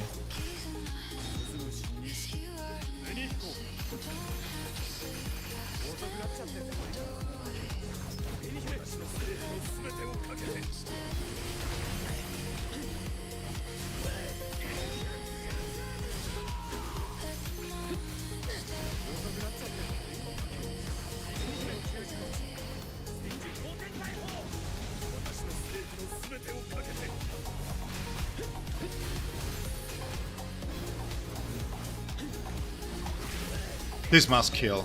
This must kill.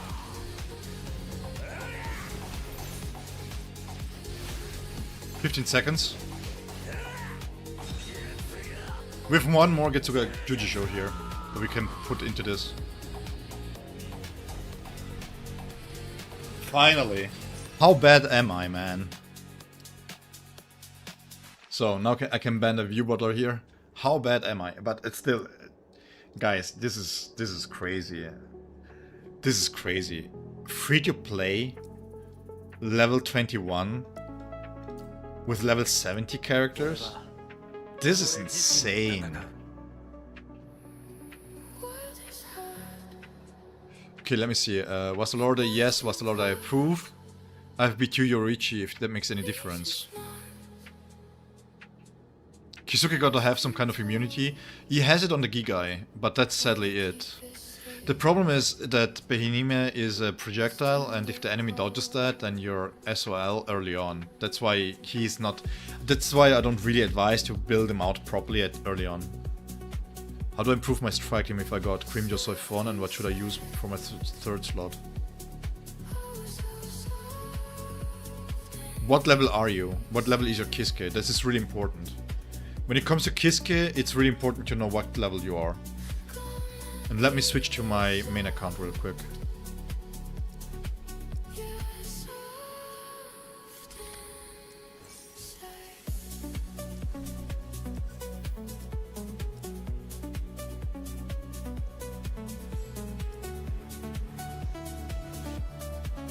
On my main account I can showcase this a little bit better. I have, by the way guys, first and foremost, let me come back. 90, okay. So you should be well above what you need to get. Urahara should work by now. Let me first get the invite to the Discord for you guys.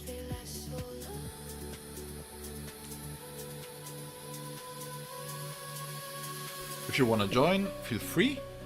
We have an awesome community so far where you can just ask away. We have different channels from Bleach, Mirror's High and leaks. Just make sure that you don't post leaks inside of the main channels, please, for people that don't want to see the spoilers. And when it comes to the strike team, for Kiske it's really important, right? It's here, core passive one. You have to unlock this one here. For him to be very good, very good in what he does, you have to unlock this one here, which you unlock at 85. So you have this unlocked. Then you want to make sure that you have enough ultimate charge rate and enough crit damage. Grimjo Soifon, right? The problem with Kiske, Grimjo and Soifon when it comes to the strike team is that you have to kind of weave Kiske in there, you know? That's the problem. Because he takes a lot of time on the field, which you want to give to Grimjo. Let me put this like this. You always want to start with Soifon. I have a specific Soifon guide and Grimjo guide too, but I'm just going to give it a TLDR. So the idea of Kiske here is that even if you don't hit the enemy, right? If I hit the enemy with the Gigai, I get ultimate charge rate, as you can see. And this already alleviates a lot of the problems that you have, because with one Behenemy, you can basically get enough ultimate charge rate that you can get one. I don't have that on him, because the way that I play him, I don't really care about the Gigai into one of the special attacks, right? I don't care about that. Because the way that I play him, I weave his abilities into the Gigai. I have him at B2, which makes the Gigai basically a damage amplification, and I have to use the Gigai on cooldown basically. That's why I don't truly care about the ultimate charge rate.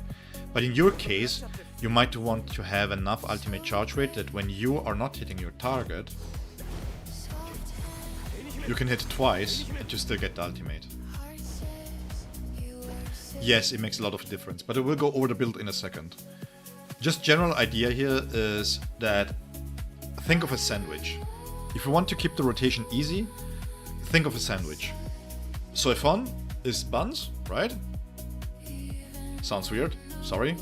And then you have in the middle Grimjo, and then the meat is Kiske. So basically what you can do, to just keep this rotation simple, you start out with Soifon, Grimjo, and then you can either use the rush until you light up, right? Or you can use the technique. I would always recommend to use the technique first. It makes for a smooth rotation. To use the technique, you go into Kiske, you buff yourself up, then you swap into Grimjo, you get your charges up from the rush, right? And then you switch back into Soifon. And this is like a half of the rotation. And then you get the ultimate.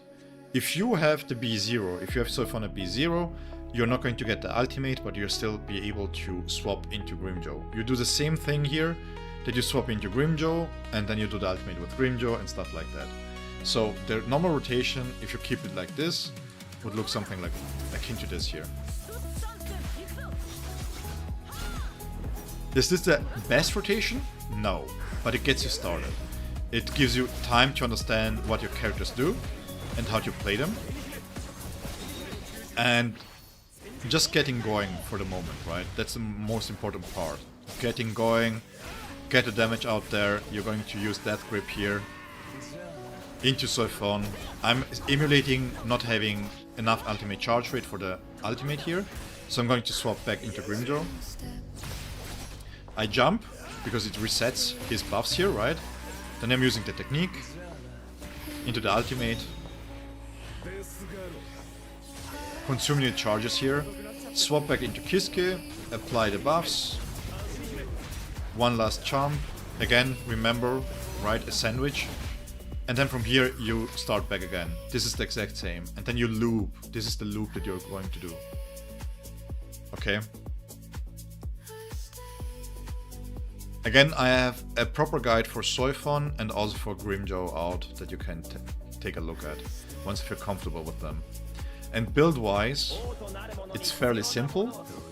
Grimjow, you can use Kenny stamps. Let me switch this one real quick. If you have the A1, you have 22.5% crit. And you want to make sure that even without this, you don't get anything here, right? You want to make sure that because you get crit damage, you need to crit. So go heavy on crit rate. Really heavy on crit rate. Okay? 90, 95. It's tough at B0 to achieve 100%. I would say it's borderline impossible in the sense that it doesn't make sense to waste that many resources for the B0 to get you 100%, but you want to be as close. 85, 90%. If you can, right? So this means build-wise, you're looking at crit rate in here, crit rate here, crit rate in the substats, and another crit rate in the subsets here. As you can see, I could achieve 100% if I had another trigger here.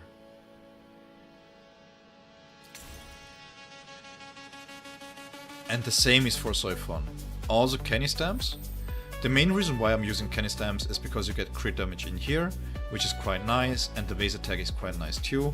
And her own stamp are better with Yorichi than with Grimjow.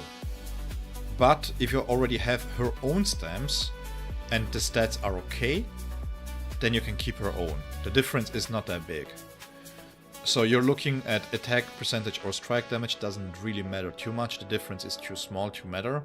What's important is here. You want to make sure that you get a little bit of ultimate charge rate. It doesn't need to be too much. I have 14% here. If you feel like you want a little bit more, you can always go more. The rule of thumb for me with ultimate charge rate, it doesn't matter what content creators say. If you feel like that you want a little bit more ultimate charge rate in the substats, it makes sense. I know against the training dummy you can do this no problem whatsoever, right? You can go in there, you can hit every single time and so forth and so on. But in actual fight, what can happen is that she doesn't register her hits and then you can get the ultimate charge. And that's a big problem, right, when it comes to Soifon. So make sure that if you don't have any other stats to go by, you have crit rate, crit damage, ailment damage, ultimate charge rate. Hey, Mr. Miracle, thanks so much for being here. I will see you later. So for example, if I disengage here, now I go back into this. Yes, it matters a lot. You need crit rate, a lot of crit rate.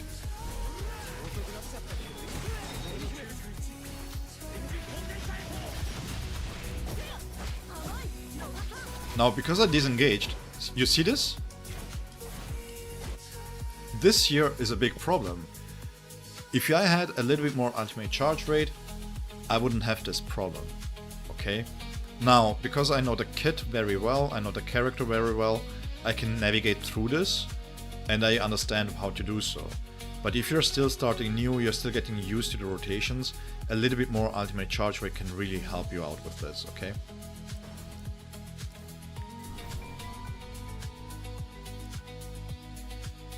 And when it comes to building characters, one thing that you want to check out is the most important part. Do you gain any kind of stats passively, right? Is there crit rate in here somewhere? Yes, there is. 30% here, right? Straight away. This means if you have anywhere crit damage in your kit, right? This here, for example, is very important. Or maybe this is an attack buff.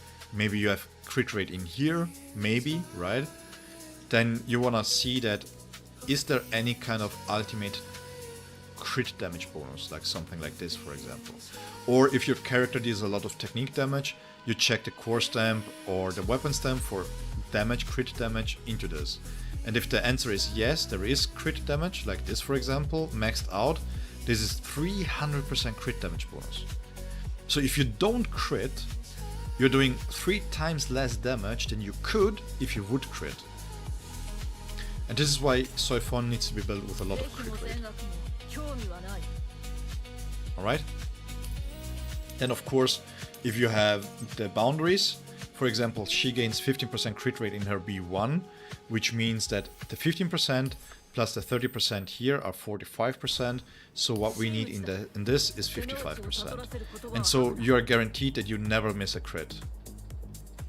This means you benefit from this 100% of the time. Very, very big boost. Very big boost.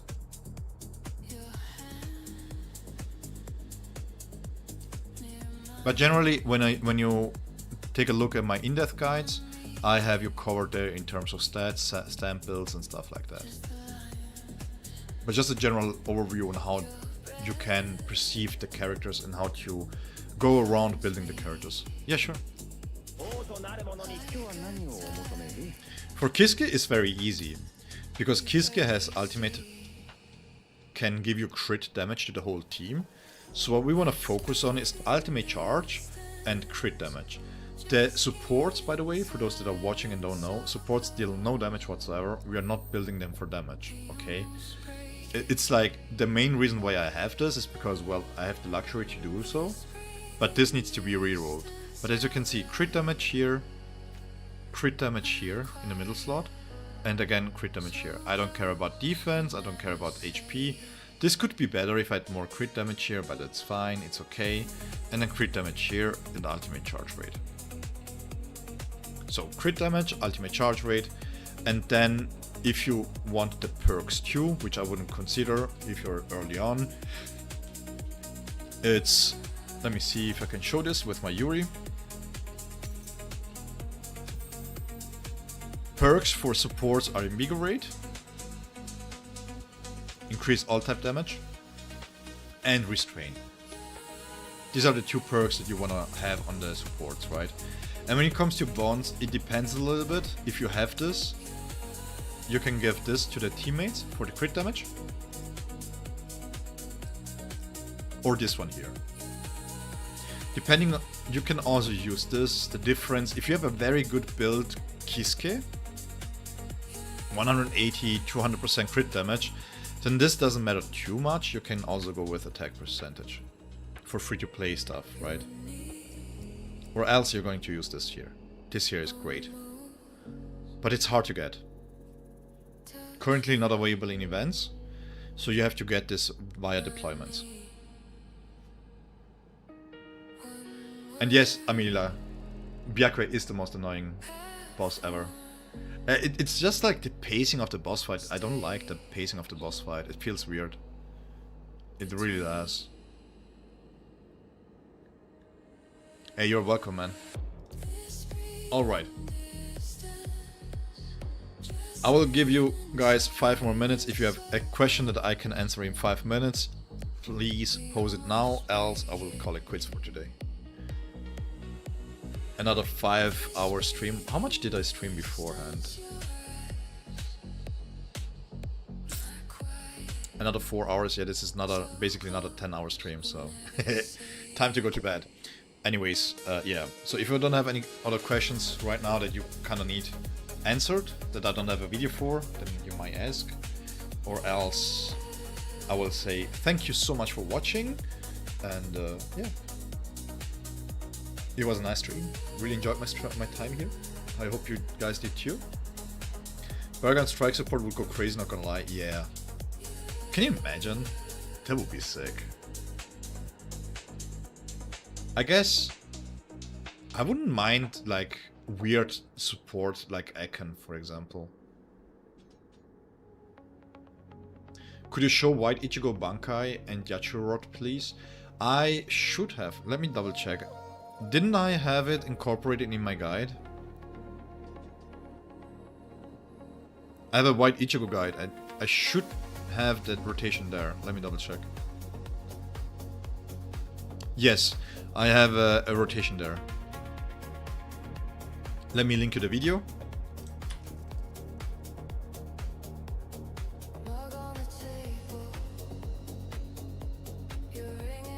What my standard SSR look like. I've been playing since release, so my standard SSR look like this. B3 Kisuke, B3000, B1 Yorichi, B0 Byakuya, B2 Sajin, and a B3 Ikaku.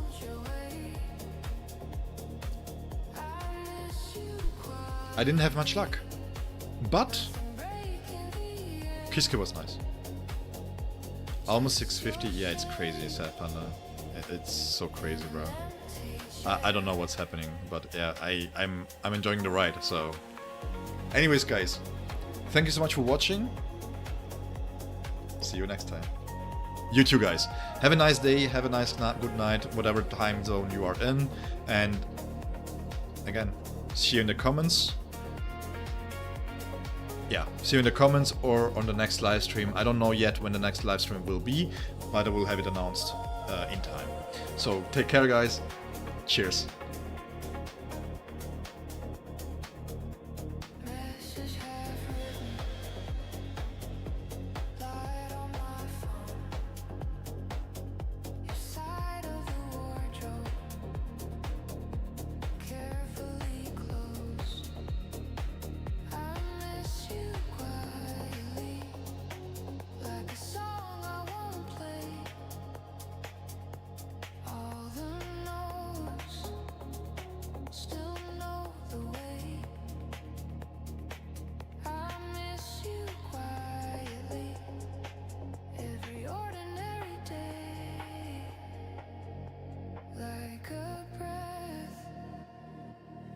Forget to take